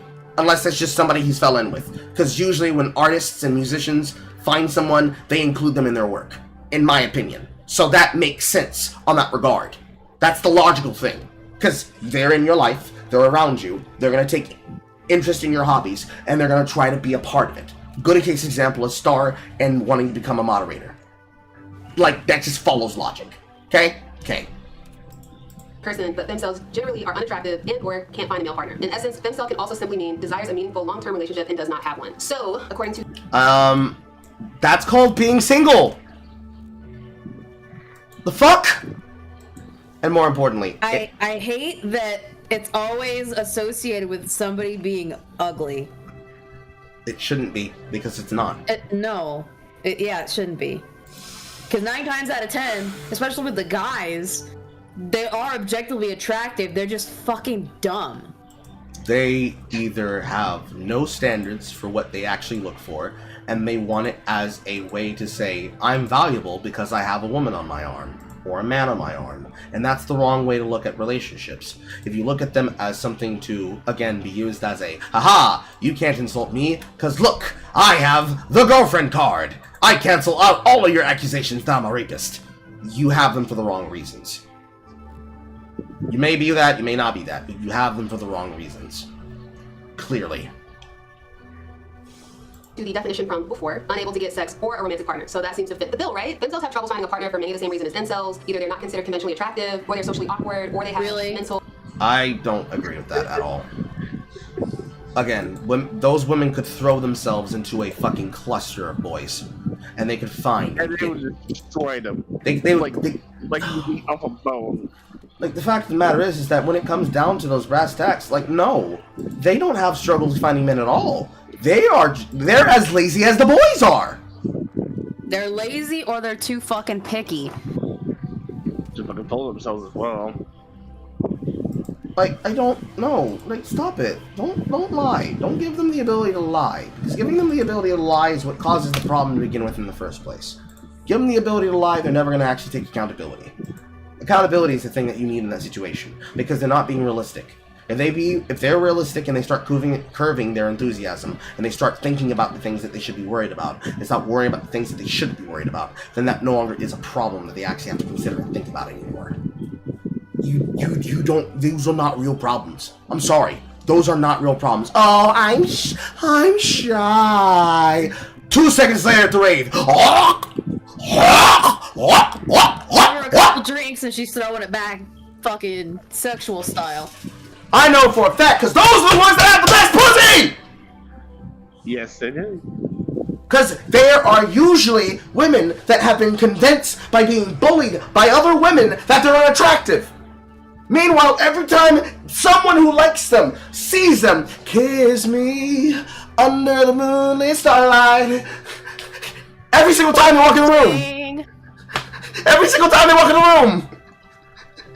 It's unbelievable how destroyed their sense of self is. And it happened because of another woman. Because no one hates women other than other women. And they love to destroy competition. Let me put this to you the way it should be. Men don't try to understand women. Women understand women and they fucking hate each other. That's literally all you need to know. It's so frustrating every time somebody fucking lies about that. Because it's so painful to hear it. Because people believe them when they say it. They believe them and believe that it's real and true. And it's not. It's just not. And they know it's a lie when they say it. And then they keep repeating it like it's real!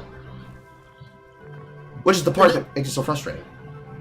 What makes it frustrating for me is that when I met my husband, I looked butch as fuck.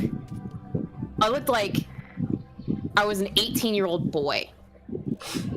But I pulled his ass, and I kept him.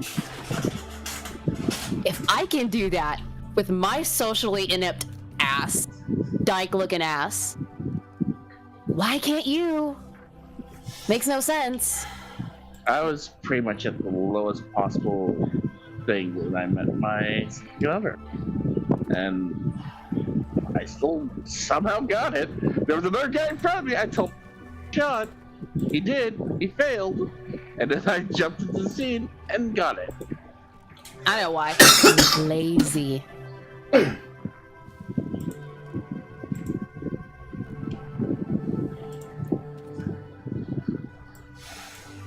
So fucking autistic how people go about that.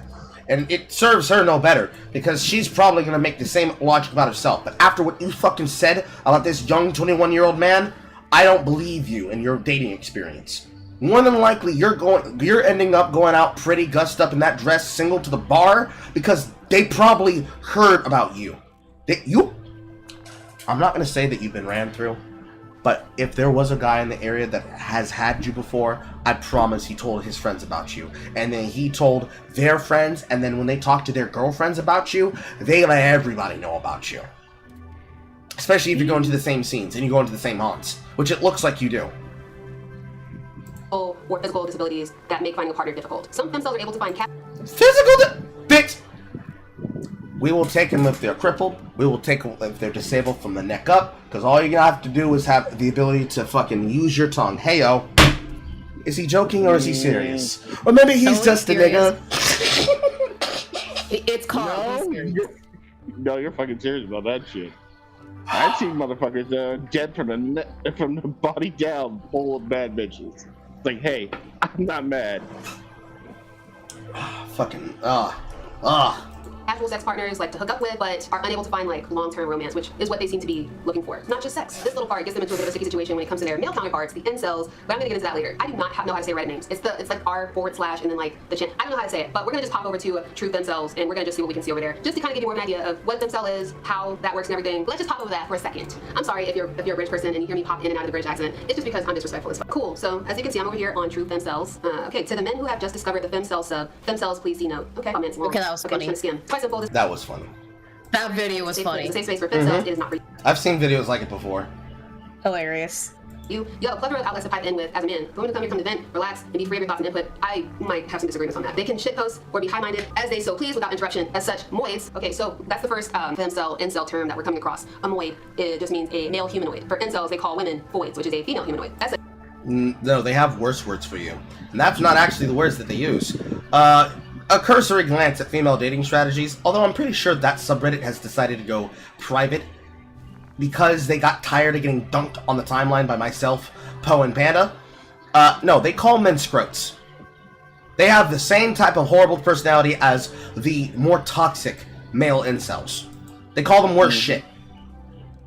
Such moist twists of being our visitors only. If you interrupt the tone of this wonderful safe space with your anecdotes, male-driven advice, insults, comments about your sexual preference, really any of your moid matters, you and your post will be removed. To the brigading incels in particular, absolutely no one here cares about your feelings on the usage of the term themselves. No one cares. So that's getting into my immediate response to that knee-jerk: if you don't care, then you shouldn't be saying the shit. If you're posting it on a public website publicly, why can't I comment on your post publicly? Fuck you. Exactly. That's not how the internet works. Just want to bitch and whine and moan because you don't want them to fucking talk about you and you don't want to be seen and perceived. That's all that fucking is. a bit of what I was talking about, that relationship between incels and themselves. It's actually very it's interesting. I guess we could No, it's not interesting. It's antisocial men and antisocial women that think that the other are not worthy of their cock and or vagina. What we have to do, what we should do, is get a goddamn fucking cage system, put all of you in that fucking system, have a door that opens between the hours of 6 p.m. to 5 a.m. and let y'all niggas have fun with each other. You will eventually either fight or fuck. Pick one and leave us the fuck out of your issues, because we're tired of hearing them. That ass! Say it again for the people in the back. Because both of you are the same type of person. And you and your temperamental bullshit are either going to become enemies to lovers, or you're going to occasionally go over so that you can have fun, enthusiastic conversations where you disagree loudly with each other and go back to where you fucking live. Because even if you're not dating someone, you guys will have relations with each other in the forms of realistically friendships that are held together with how much you hate the other's personality, but you still like each other's company. And like I said in my video about Pillboy, is that not enough? I mean, it's far more healthy than just staying in your fucking room, fucking time hating everyone else around you. Cause better than staying in your room drinking Mountain Dew and Redditing all day. Yes, it is. Probably more productive, because maybe if the two of you bounce your fucking personalities off each other, maybe some shit will start fucking clicking! Maybe or maybe some dicks will be dicking. True, or maybe some dicks will be dicking. Get in a really hard conversation and they will do the stereotypical 90s thing. Like, I hate the way you look, I hate the way you dress, the way you do that stupid thing with your nose, and the way that you do that stupid thing with your dress when you spin around in the room. There ain't nothing like an angry fuck, let me tell you. Ooh, those are good. Maybe, and then maybe if y'all angrily fuck on the regular, where you come over saying, "I'm mad at you, take your clothes off." Maybe you'll start losing some weight. Maybe you go to the gym and be like, you know what? I've seen this happen. I've seen it from both sides. I was a friend to two of these people and got them together. One guy goes to the gym. Fucking Kylie thinks she say that shit to me. Yeah, I'm gonna get the crunches in. I'm gonna beat your ass like a goddamn pretzel. Fucking Jonathan, fucking asshole. You think you say that shit to me? You just crunches in and fucking squeeze your head. And all I hear is squanch, squanch, squanch, squanch, squanch, squanch, squanch. Plat, plat, plat, plat, plat. And then one of them went from 200 pounds to like fucking 110, full of nothing but 80 pounds of goddamn muscle, and the other one went from fat slob to princess pussy to then pregnant with 5 of his kids. Yep. You guys are fucking irritating. They need to work out a lot of fucking issues. And if that means that we have to put them in a cage in order for them to do that, I'm down for that. If we don't put them in a... Oh, go ahead. Keep in mind, you burn way more calories fucking for 15 minutes than you do going on a run. It's better cardio, guys. It's exercise, my dude. It's exercise. It's a real thing. Like, either you guys gotta fucking work through your problems, or you gotta fuck through your problems. But you, incels, need to get your shit together. Get your shit. Put it in a box. Take it with you. Go somewhere else with it. Because I don't care. And we don't care. And we don't want to be subject to your shit. That doesn't mean we don't want to help you. It's just that we ain't going to help you through it because we don't give a shit about your personal problem. But take your shit. Put it in a box. And go somewhere else with it. And take it to their house. Put it down in their kitchen. And then be angry at each other. Because we don't want to be involved in your emotions. Simple as. It's simple shit. Simple fucking shit. Because all this fucking back and forth, where all of y'all are living, all of you keep capping to yourselves, especially you, Brianna, because we can see the reason why you struggle with finding a man.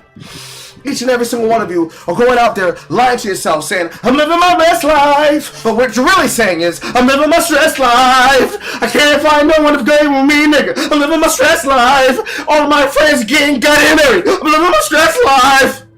Because you're worried that you're going to end up alone. And you probably should be. But you know what? That's okay. Because for every single slobbering fat woman on the internet, there's a slobbering fat bastard that both of you can be angry with together. And then you can hate the rest of everybody else, who's supposedly the cool ones that are going off and doing things, until you eventually fuck around and say, you know what? I think I like this girl. And you know what? I think I want to be better for her. And then everybody else who have sighs of relief as we hear you, like that one woman who went to that family Airbnb, and you get to hear a woman be confused as she has an orgasm for the first time, and then does it again 10 times later. Because just like what? Oh, that's something more recently. There was a video that has been going viral on Twitter and TikTok of a woman who went to, or some person who was at an Airbnb that was supposed to be family friendly, and they could hear a woman basically squealing out that she was coming, and she was confused at the sheer speed at which it happened. Most of these incels, like we were discussing. You guys have no link to that at some point. I can go find it, but I ain't got it around the Mannequin right now because I'm trying to make sure we get this shit covered. Anyways, realistically, both, like we were talking about yesterday, both these men and these women are sexually and emotionally repressed, and all they need is an opportunity to let it out and vent. And when you do, whoever is nearest to you, if there's even a slight attractive thing about the other person, because both of them are mentally astute, and they're gonna notice these things about the people that they claim that they dislike. Once you remove the barrier of them being able to hide behind a camera and a screen. Either they're gonna fight or they're gonna fuck, and when they do, they're gonna realize that actually they're not stupid, they're not dumb boys, or they're not dumb girls. There's actually extremely intelligent things about them. Because ironically enough, if Signifier can realize that there's niggas like me and niggas like Jay that exist in the world, and that they want to try and monetize our intelligence because they know that they can't find that amongst the left, because most of the people there don't have brain cells to begin with, then it's possible that there's goddamn beautiful minds amongst the incels, both male and female, but you let all your insecurities get in your own fucking way. And you, especially Brianna, let your own vanity get in your fucking way. Because the guy that you want to be interested in isn't the fucking Prince Charming you had in your mind that you believe should be on your arm or you hanging off his arm as you take your autistic pictures out in public. Fucking shit. Anyways, moving on. pretty much get this, right? Oh goodness. Okay, here we go. Going on a summer holiday with a more attractive friend equals hell. First of all, let's go ahead and look at this over here, where it says the truth themselves is a community of the truest of themselves. Vent, dear sister. Chad, Stacy, and their incel friend Billy Betabugs are never going to accept us. Feel free to rot now. So truth themselves rules. No boys allowed. Some places also said it's male android. No personal attacks. LARPer. I don't know what that means. I looked it up and no longer remember what LARPing means in this context. I know what LARPing is. It's live action roleplay. People like dressing up and like stuff like that. Non-femcel overreach. Using the femcel sub for non-femcel issues. Moid-led fake femcel sub users are banned on site. All right, let's look at this post actually, because that's what I came here for. Do you know that sinking feeling when you're in a social situation, but you're being ignored, and it's like you don't even exist? I have to talk about this experience to someone who won't say I'm just jealous or a bad friend, or I just have to try harder to be social. I went to a summer holiday. That's called being a wallflower. Go do something extrovert related. With a friend that I guess would be considered a Becky, I had to put that question mark in there because it didn't start with a question. It's hard for me to objectively rate a friend. She's not beautiful, but she gets attention from noids. There's just so much I already want to say. So I guess she qualifies as a Becky. Anyway, she was newly single when we... Men like her, or they find her attractive, therefore she's vain and stuck up. Said by vain and stuck up women. Booked for the holiday, and she was online dating. When she suggested we use Tinder on holiday to meet drinking mates, I knew I was in for a miserable time. Once we were there, she kept checking on her phone, texting her most recent interesting Tinder guys, talking about blah, blah, blah. It got really bad when we or she started meeting guys around our age, local guys and other hotel guests. The night started out fun, going out for drinks, eventually turned horrible. Like when we were sitting around a bunch of men, everyone was talking to her, and two men were actively trying to get her to go to their room with them. She tried to include me by telling them she couldn't leave me alone. And instead of saying I could join, the chat said I sure wouldn't mind her leaving. She tried to include me by telling them she couldn't leave me alone because we had to get up early. And instead of saying that I could join, the chat said I surely wouldn't mind her leaving. Whoa! Yikes. Obviously, I'm aware he wanted to have. So what that actually translates to is, I found this guy, and I didn't want you to be alone by yourself and wallow in your self-pity, because I know that you're self-hating, and I tried to keep you included, and the guy said, I mean, if she ain't finna ride me, I don't mind her being gone, because I ain't fucking paying for her food. And probably the sluttiest of your friends, because it sounds like you're saying the sluttiest of your friends, your sluttiest friend had multiple men that were trying to dig her out tonight, and you didn't want them to leave. And you were still judging her as she was trying to include you and getting dug out too. So, your woman wingman tried to get you set up, and your stuck up ass fucked up the bag, potentially not just for yourself, but also for her. You're dumb, is what you're telling me. You are fucking dumb. You're the femcel. Yep, really. Oh my god, femcel, you are. Oh my god. Have sex, but he didn't even bother pretending to tolerate my presence while talking. It was humiliating. The worst experience was when, after going out, we ran into guys we had met at the hotel before. She had made out with one of them. I was excluded from the conversation, and she eventually got laid by one of them, leaving me in the awkward position of sitting around outside with someone who clearly didn't want to talk to me. What did you? So what this entire video should have been was her saying, "What is a femcel?" and then looking at herself in the mirror and then cutting to black. That's all she needed to do. All she needed to do. Now, granted, she's reading a story, but my reaction to that person on that subreddit was, what did you learn? What did you learn as you stood there in the cold like a hoe? What did you learn in the cold? Feels real cold outside, huh? You want to be in a... nipples get really hard. You want to... It's cold. Like, you want to lay in a nice, warm bed, have a personality. Be capable of masking, at least. Unpack that. I really do. I really want to just like, this is supposed to just be like introducing you to the world of themselves. I don't want to get into like that. So I'm gonna hold off on that. All right, so let's go. Oh, I'm sorry. That's all they are. That's it. That's it. Michael Jackson. This is it, tour. That's all they got. That's all there is. This is it. That was funny. Look at it. Oh, that force. Yo, that's hilarious. I don't care what nobody says. Female solidarity is just as much, if not more lookish than men. Agreed, sister. Are you worried about aging and missing out? Oh my god, yes. Are you worried about aging and missing out? Because I'm crying about it every day. Skull. I just cope with it by living in my daydreams and in my perfect world. I'm so disconnected from this body. In reality, my imaginations are way better than real life. So you daydream because you're missing out on life. So instead of grabbing a bull by the horns and riding it, and the cowboy, you just sit there saying, "But what if he was the fucking?" Ah! Oh, you bleeding heart. Oh. I'm also trying to learn astral projection and lucid dreaming. LMAO. I feel the same. I basically ride away for years. I'm learning astral projection. Brain dead. Are you trying to learn astral projection so you can fuck yourself? I mean, they have to. Because if that's how they think about the world, the only way they would get fucked is in their lucid dreams. And while you're writing that lucid dream version of yourself, are you going to be able to remind yourself the reason that you're having to do this is because you're too scared to talk to men? Do they not have like any kind of like healthy like fantasy or something? Is that... No. What's gonna happen is she'll astral project try to give herself head, and then realize, oh, I don't know how the fuck to do this.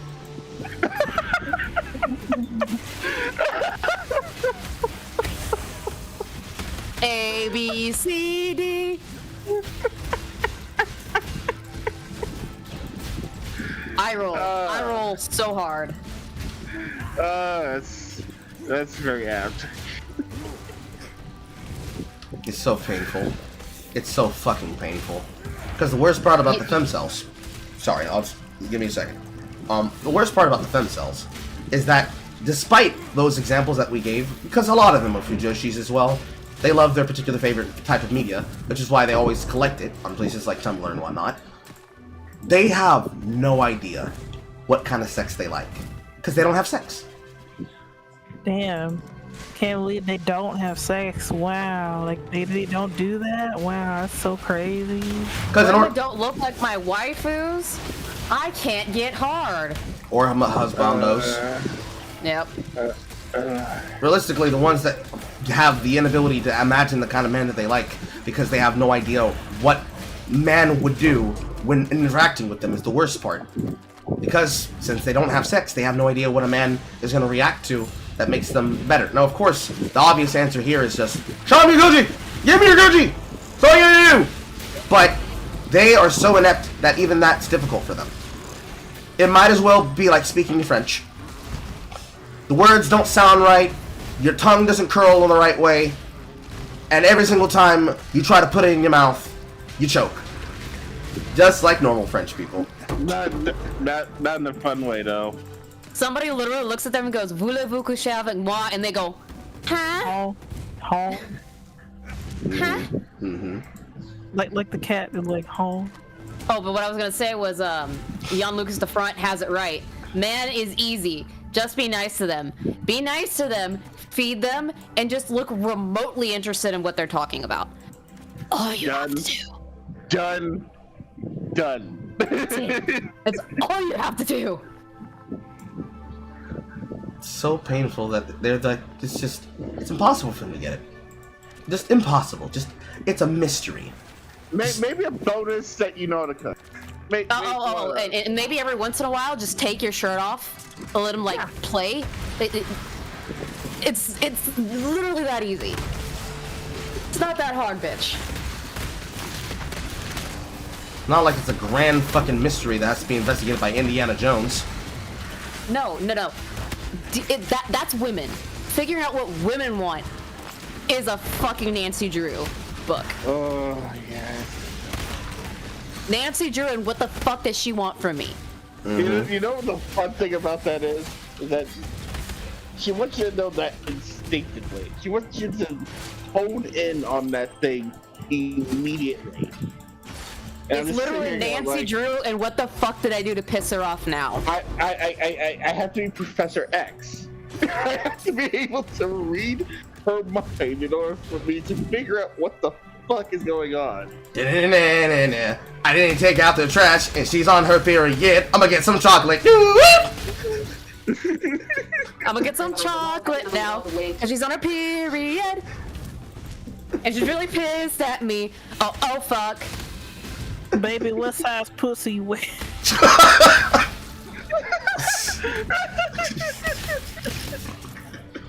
Gave up on me. Women lose value. As they age, themselves are already considered valueless when young, so at least we're not fighting against a ticking clock. Like, I really can't see it getting much worse. In my opinion, there's no reason to panic. Just more time to figure out how to maximize happiness in our lives, however limited they might be. I never had anything while young, never changed since then, whatever. Also, I think it's slightly worse when you had friends, hair, fun, and life before, but now you don't and can't do anything about it. It's way too when I think about it all the time. My friends have years of experience, meanwhile, no one looks at me on the I'm just trying to accept that it'll never happen for me, so I don't get my hopes up. Sometimes, but then I remember Kim Kardashian is 40, and if I hold out and work hard, I can still do alright. That's not the first time I've heard somebody reference Kim Kardashian. You're not Kim Kardashian!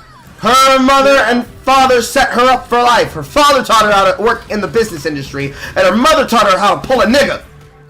She did it for all of her daughters. She made her daughters into black male sluts to get men to get them pregnant so they would always have the ability to make a new business empire for themselves. Not joking.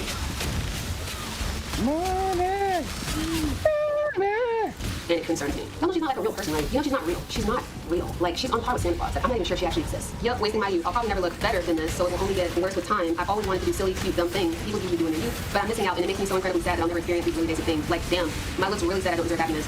Go outside! My nigga! Outside! Yes! My nigga, go outside! Touch grass. Literally, go to a bar. Have a beer. Go Let on. it rip. Go outside. Fucking Beyblade. Fucking go outside. Touch grass. Go on. You can walk your dog while you're outside. God damn it, this makes me want to drink. I'm drinking, but you know, I'm drinking water. Like, fucking go outside. Touch grass. Go and eat that nigga's ass. Do something. My soul. I just want to like comment on all of these. Like, you can do it, girl. Oh look, I mean, anyone else running hardcore? You're oh no. You're fat and stupid and unlikable and bad at your job, and your exes were just using you, and no one will ever love you. Yo, relatable. I'm the Saba girl. Someone made a post. Therapy. Here I am. So this is Go to therapy. Go to therapy. Holy shit.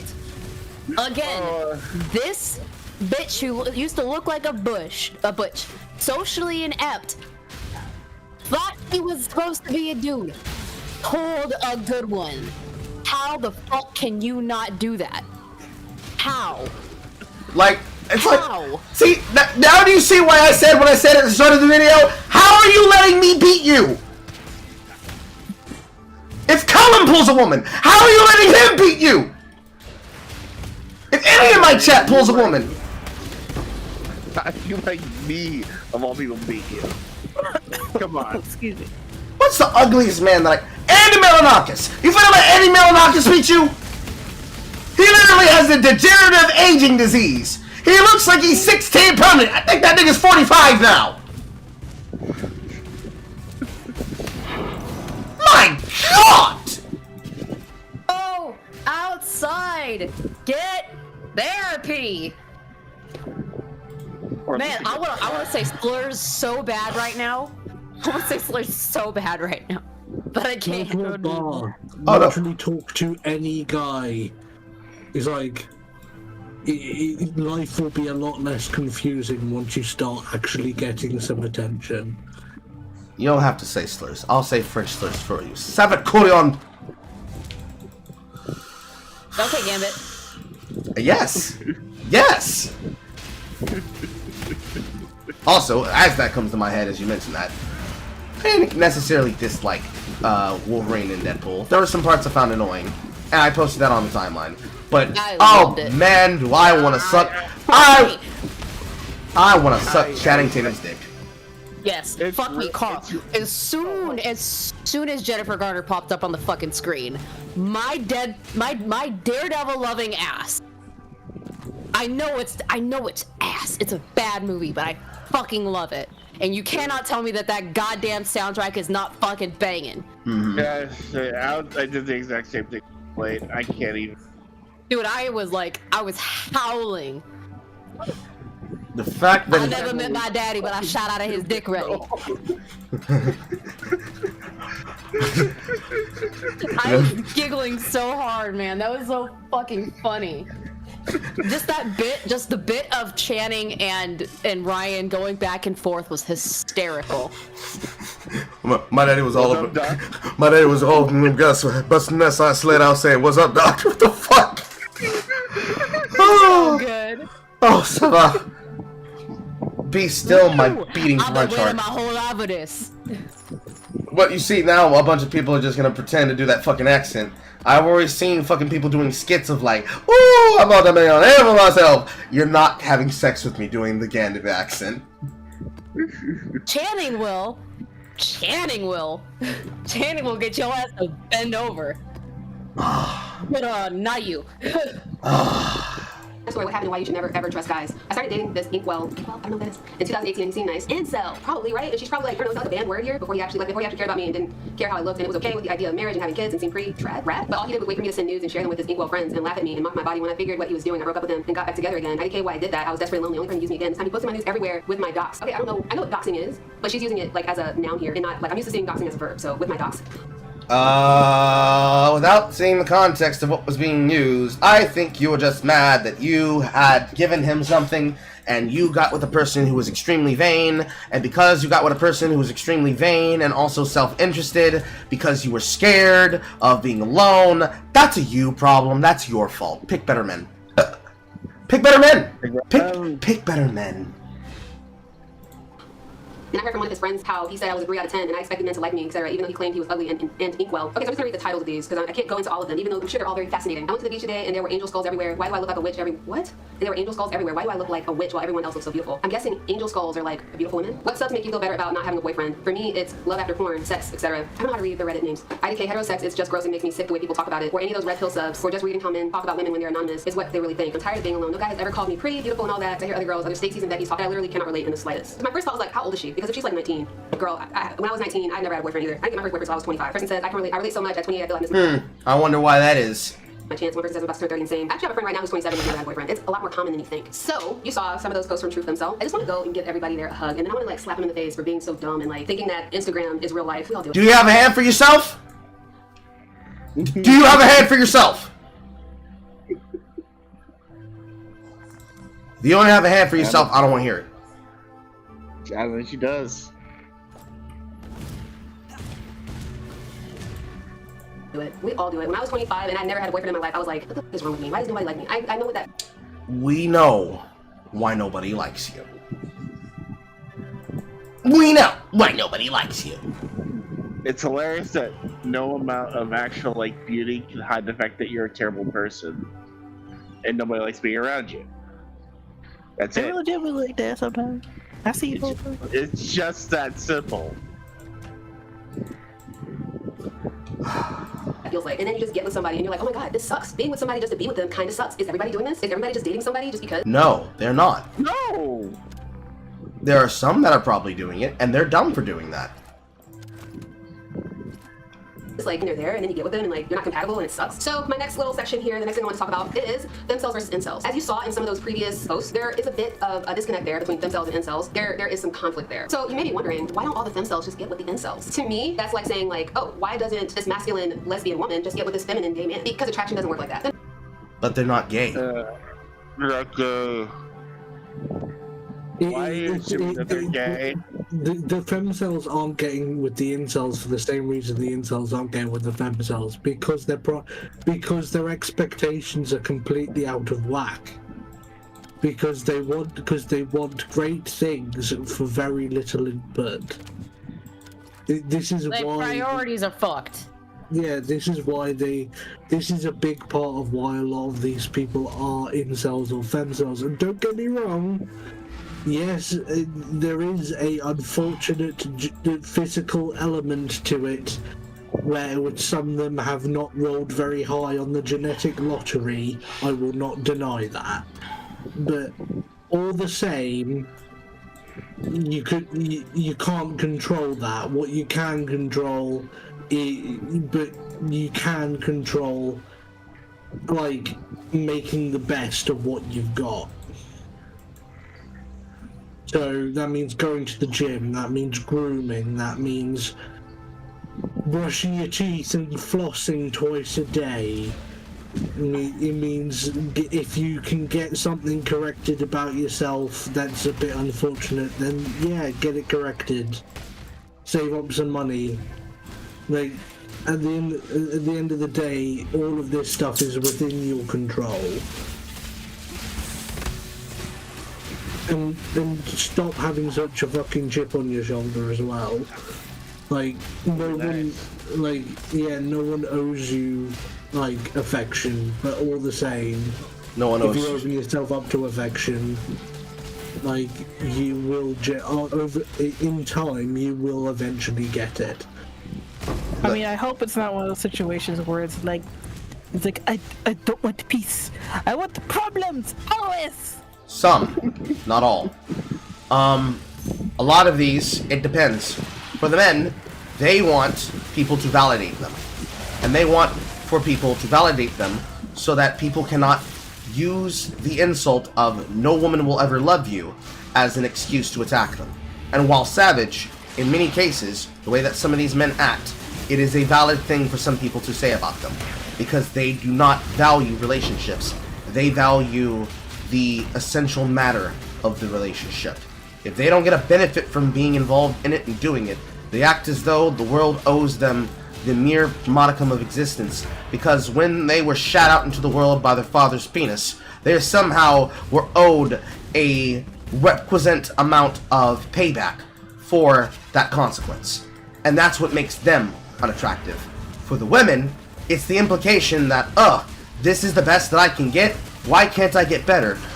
There's a line from a fucking character in a video game. I'm trying to remember what it is. When will something something take me away from all this? That's the problem with the femcells. When will a man sweep me off my feet and feed me cherries and grapes? Are you sure you're not talking about Yukiko from Persona 4? Maybe. There's plenty of females that exemplify this, but regardless of who they are and what they do, they all are annoying. All of them. All of them. He's not wrong. I'm gonna show you this threaded. They should be called threadeds because they're Reddit threads. I'm gonna show you this Reddit thread to sum up the dynamic for you. Femcel who just got banned from Femcel forums. So first of all, before I read this, I want to show you, this is posted on Incels Without Hate, a subreddit for people who have struggled to obtain sex and intimacy. We strictly forbid hate and want to provide a positive and helpful community. Okay? It's got 27,000 members. I like this person's name. It reminds me of an incel community that's positive. Ha ha ha. What a joke! I don't What a know joke! how I receive, but I'm a femcel. Honestly, I have an incel mentality, but as a girl, I feel like guys wouldn't have sex with me or give me any sort of attention that girls are so easily supposed to get. I'm not even sure what the true femcel board is about because there are countless contradictions in that community and way too many entitled, bitter women on there. Since this is Incels Without Hate, I assume that maybe my perspective as a femcel will be more welcome here than anywhere else. Let's see what these comments say. Femcels don't exist. Bold femcels, however, do. It says, I have a boyfriend, but I believe I'm very ugly, and that if I were single, I would be a femcel. JFL. I didn't see that. Maybe that this person removed it. What happened to your boyfriend? He's not as attractive as she believes a man worthy of her should be, so for her, he doesn't count. Jesus Christ, not another one. Your picture you posted, some people read these as they are. I'm not about to do that. Your picture you posted has horrible lighting, and you can tell you're at least above average. Like others have said, go on Tinder and you'll have all the sex you could ask for. Hell, just go to a bar and see all the approaches you'll get. You're just another people. That's really bad advice. And you shouldn't do that. Tinder. You're basically setting this woman up to go from a femcel to a radical misandrist. Yes. Because she'll quickly realise that, yeah, okay, maybe she will get a lot of attention at first if she goes into those environments, but she'll quickly realise it's very low quality attention and she doesn't actually want that type of attention. She wants attention where she'll get real affection, not get pumped and dunked. Because ultimately, what will happen is that she's going to hate the men that she's attracting when she chose to stick her face into the equivalent of a piranha pond. And then she will become misandrist over time from the lowest quality example of men that she will then use to judge all men, including even incel men.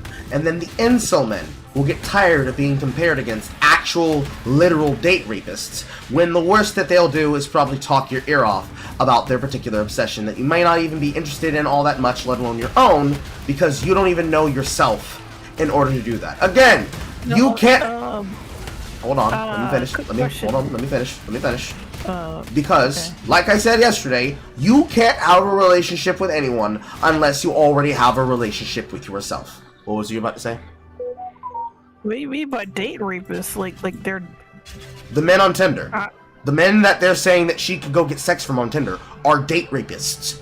Most of the people that are on Tinder that have good intentions get passed over by the people that look like a quick fuck lay that they can use to feel better about themselves. And the people who do that usually are already in relationships, and if they're not already in relationships, are not really looking for the ability to date, to have relationships. They're never looking to date to marry, and if they are, they're on the wrong fucking place to do that. They need not be on social media and online dating sites to begin with. But they're not looking for long-term relationships, and if they are, they're looking for situationships that they can have rebound sex or frequent angry sex with to vent their problems and to use it as a perk-up whenever they feel bad about themselves, especially if they're men and women with low self-esteem values. And of those people who are doing so, if they are in relationships, they're looking to use people as a sex backboard for their marriage and or long-committed civil union. So women that are already married or are pregnant and want to potentially pull a guy that they can potentially paternity trap are going to go there looking for those people And they'll constantly complain about the quality of man and woman that they're finding, but they won't be able to find the thing they need. And of those men that you usually go for, the ones that have the top paid profiles that are getting all of the attention and looks from the other ones, so that they can create the systematic dynamic that is designed to get money out of you to try and give yourself, quote, more chances to find people, those men almost always are serial rapists, because they're having sex with all these people. If they're not doing the action in the way that we usually consider the term, they're emotionally manipulating these women and running through them. They are destroying these men and women, because there's more twinks getting destroyed on there, Kappa, than there are women getting destroyed on there, Kappa. And the way that they act when that happens, the problem is ultimately they destroy their sense of the dating scene. They destroy their sense of the marketplace. They destroy their sense of the sexual marketplace. They destroy their own value structure, and they throw themselves even deeper into the piranha pond. Last time, I only had to go wrist deep to pull something, so I'm gonna stick my forearm in. Ow! He bit my forearm. Well, last time I was able to get something when I stuck my forearm in, so now I'm gonna go all the way to the shoulder. Ow! They bit all the way up my shoulder. Last time I had to use one arm. I'm gonna use two arms. I'm gonna use my leg and my hands and feet. I'm gonna get in the pool, and then they start sinking in the dating pool, and all of a sudden, my battle scars, you have to be this kind of person to be with me, you gotta be this kind of thing to get with me, you gotta have this, and this, all the way working themselves up to the 666 standard. And when they get to the 666 standard, they have been balled up, crushed up, broken, used, and incapable of self-reflection. Men and women. But for the femcells, especially the women. And that is the worst fucking sin you could do. Because a lot of these girls, just like a lot of these guys, all they need to do is get out of their own fucking way. And sending them to that is like intentionally setting them up for bad outcomes for the rest of their life. It's like taking somebody, ironically for the term, a promising young woman or young man, and basically making them into a crack whore with 15 kids and 67 abortions. Or a man with absolutely no ability to stand up, has none of his teeth, because they're completely rotted out, because he's been dancing around his house high on fucking fentanyl and methamphetamines, and he can't even return to a life of normality, because his brain has been so cooked by the drugs that all he can do is sit in the corner of the room like a gibbering baboon who's seen the eye of God. It's the most frustrating part about the dating pool. Because, of course, this is just what happens when you go into those particular sectors. The low-quality people go there, because that's what low-quality people do. You wanted to find people of high quality, you wouldn't use dating apps. You go to the places that are social scenes. At the least, find the person in public. Don't go there because you're looking for that. Some people might get lucky with this. If they have the good skills to parse through the bad examples and to pick out the better candidates, they can have the ability to do that and find it. Me. I don't know if I have the exact ability to do that. I mean, I've gone out, but I don't. Literally, the case example right here, Mm-hmm. It's not a skill that everybody learns how to fucking use, and many of them make excuses for it, which is why it's easy for them to come around to the positions that they often do. But also, Carl. Yes. Time. I know. Okay. I have to decide if there's going to be a part 2 to this, because I want to get to the end of what I wanted to plan for this. But what have we learned so far, chat? What have we learned? This woman is autistic as fuck. This woman fumbled a bag so... Oh, yeah. So easy. I She lives like believe this. that. And now roaches aren't there, but I can see them in my mind, in my brain. It's more like personality roaches. Personality roaches is probably the best way to describe it. She is responsible for every single thing that's happening to her, including her fucking YouTube channel. And she has to learn that that's not our fault. And she has to learn that her relationship problems is also her fault. And get the fuck over herself. Immediately. Because if she thinks this shit's worse now, she's in for a fucking rude awakening. Perhaps we will do this follow-up on the next week. Because we have what we have ready for tomorrow. So, with that being said, I think productive, annoying, but productive, because this is perfectly a case example of what a black femcel acts like and looks like. Most definitely. Most definitely. And she has no excuse to be doing this. Because she's too beautiful. She is too beautiful. She has too many things going for her.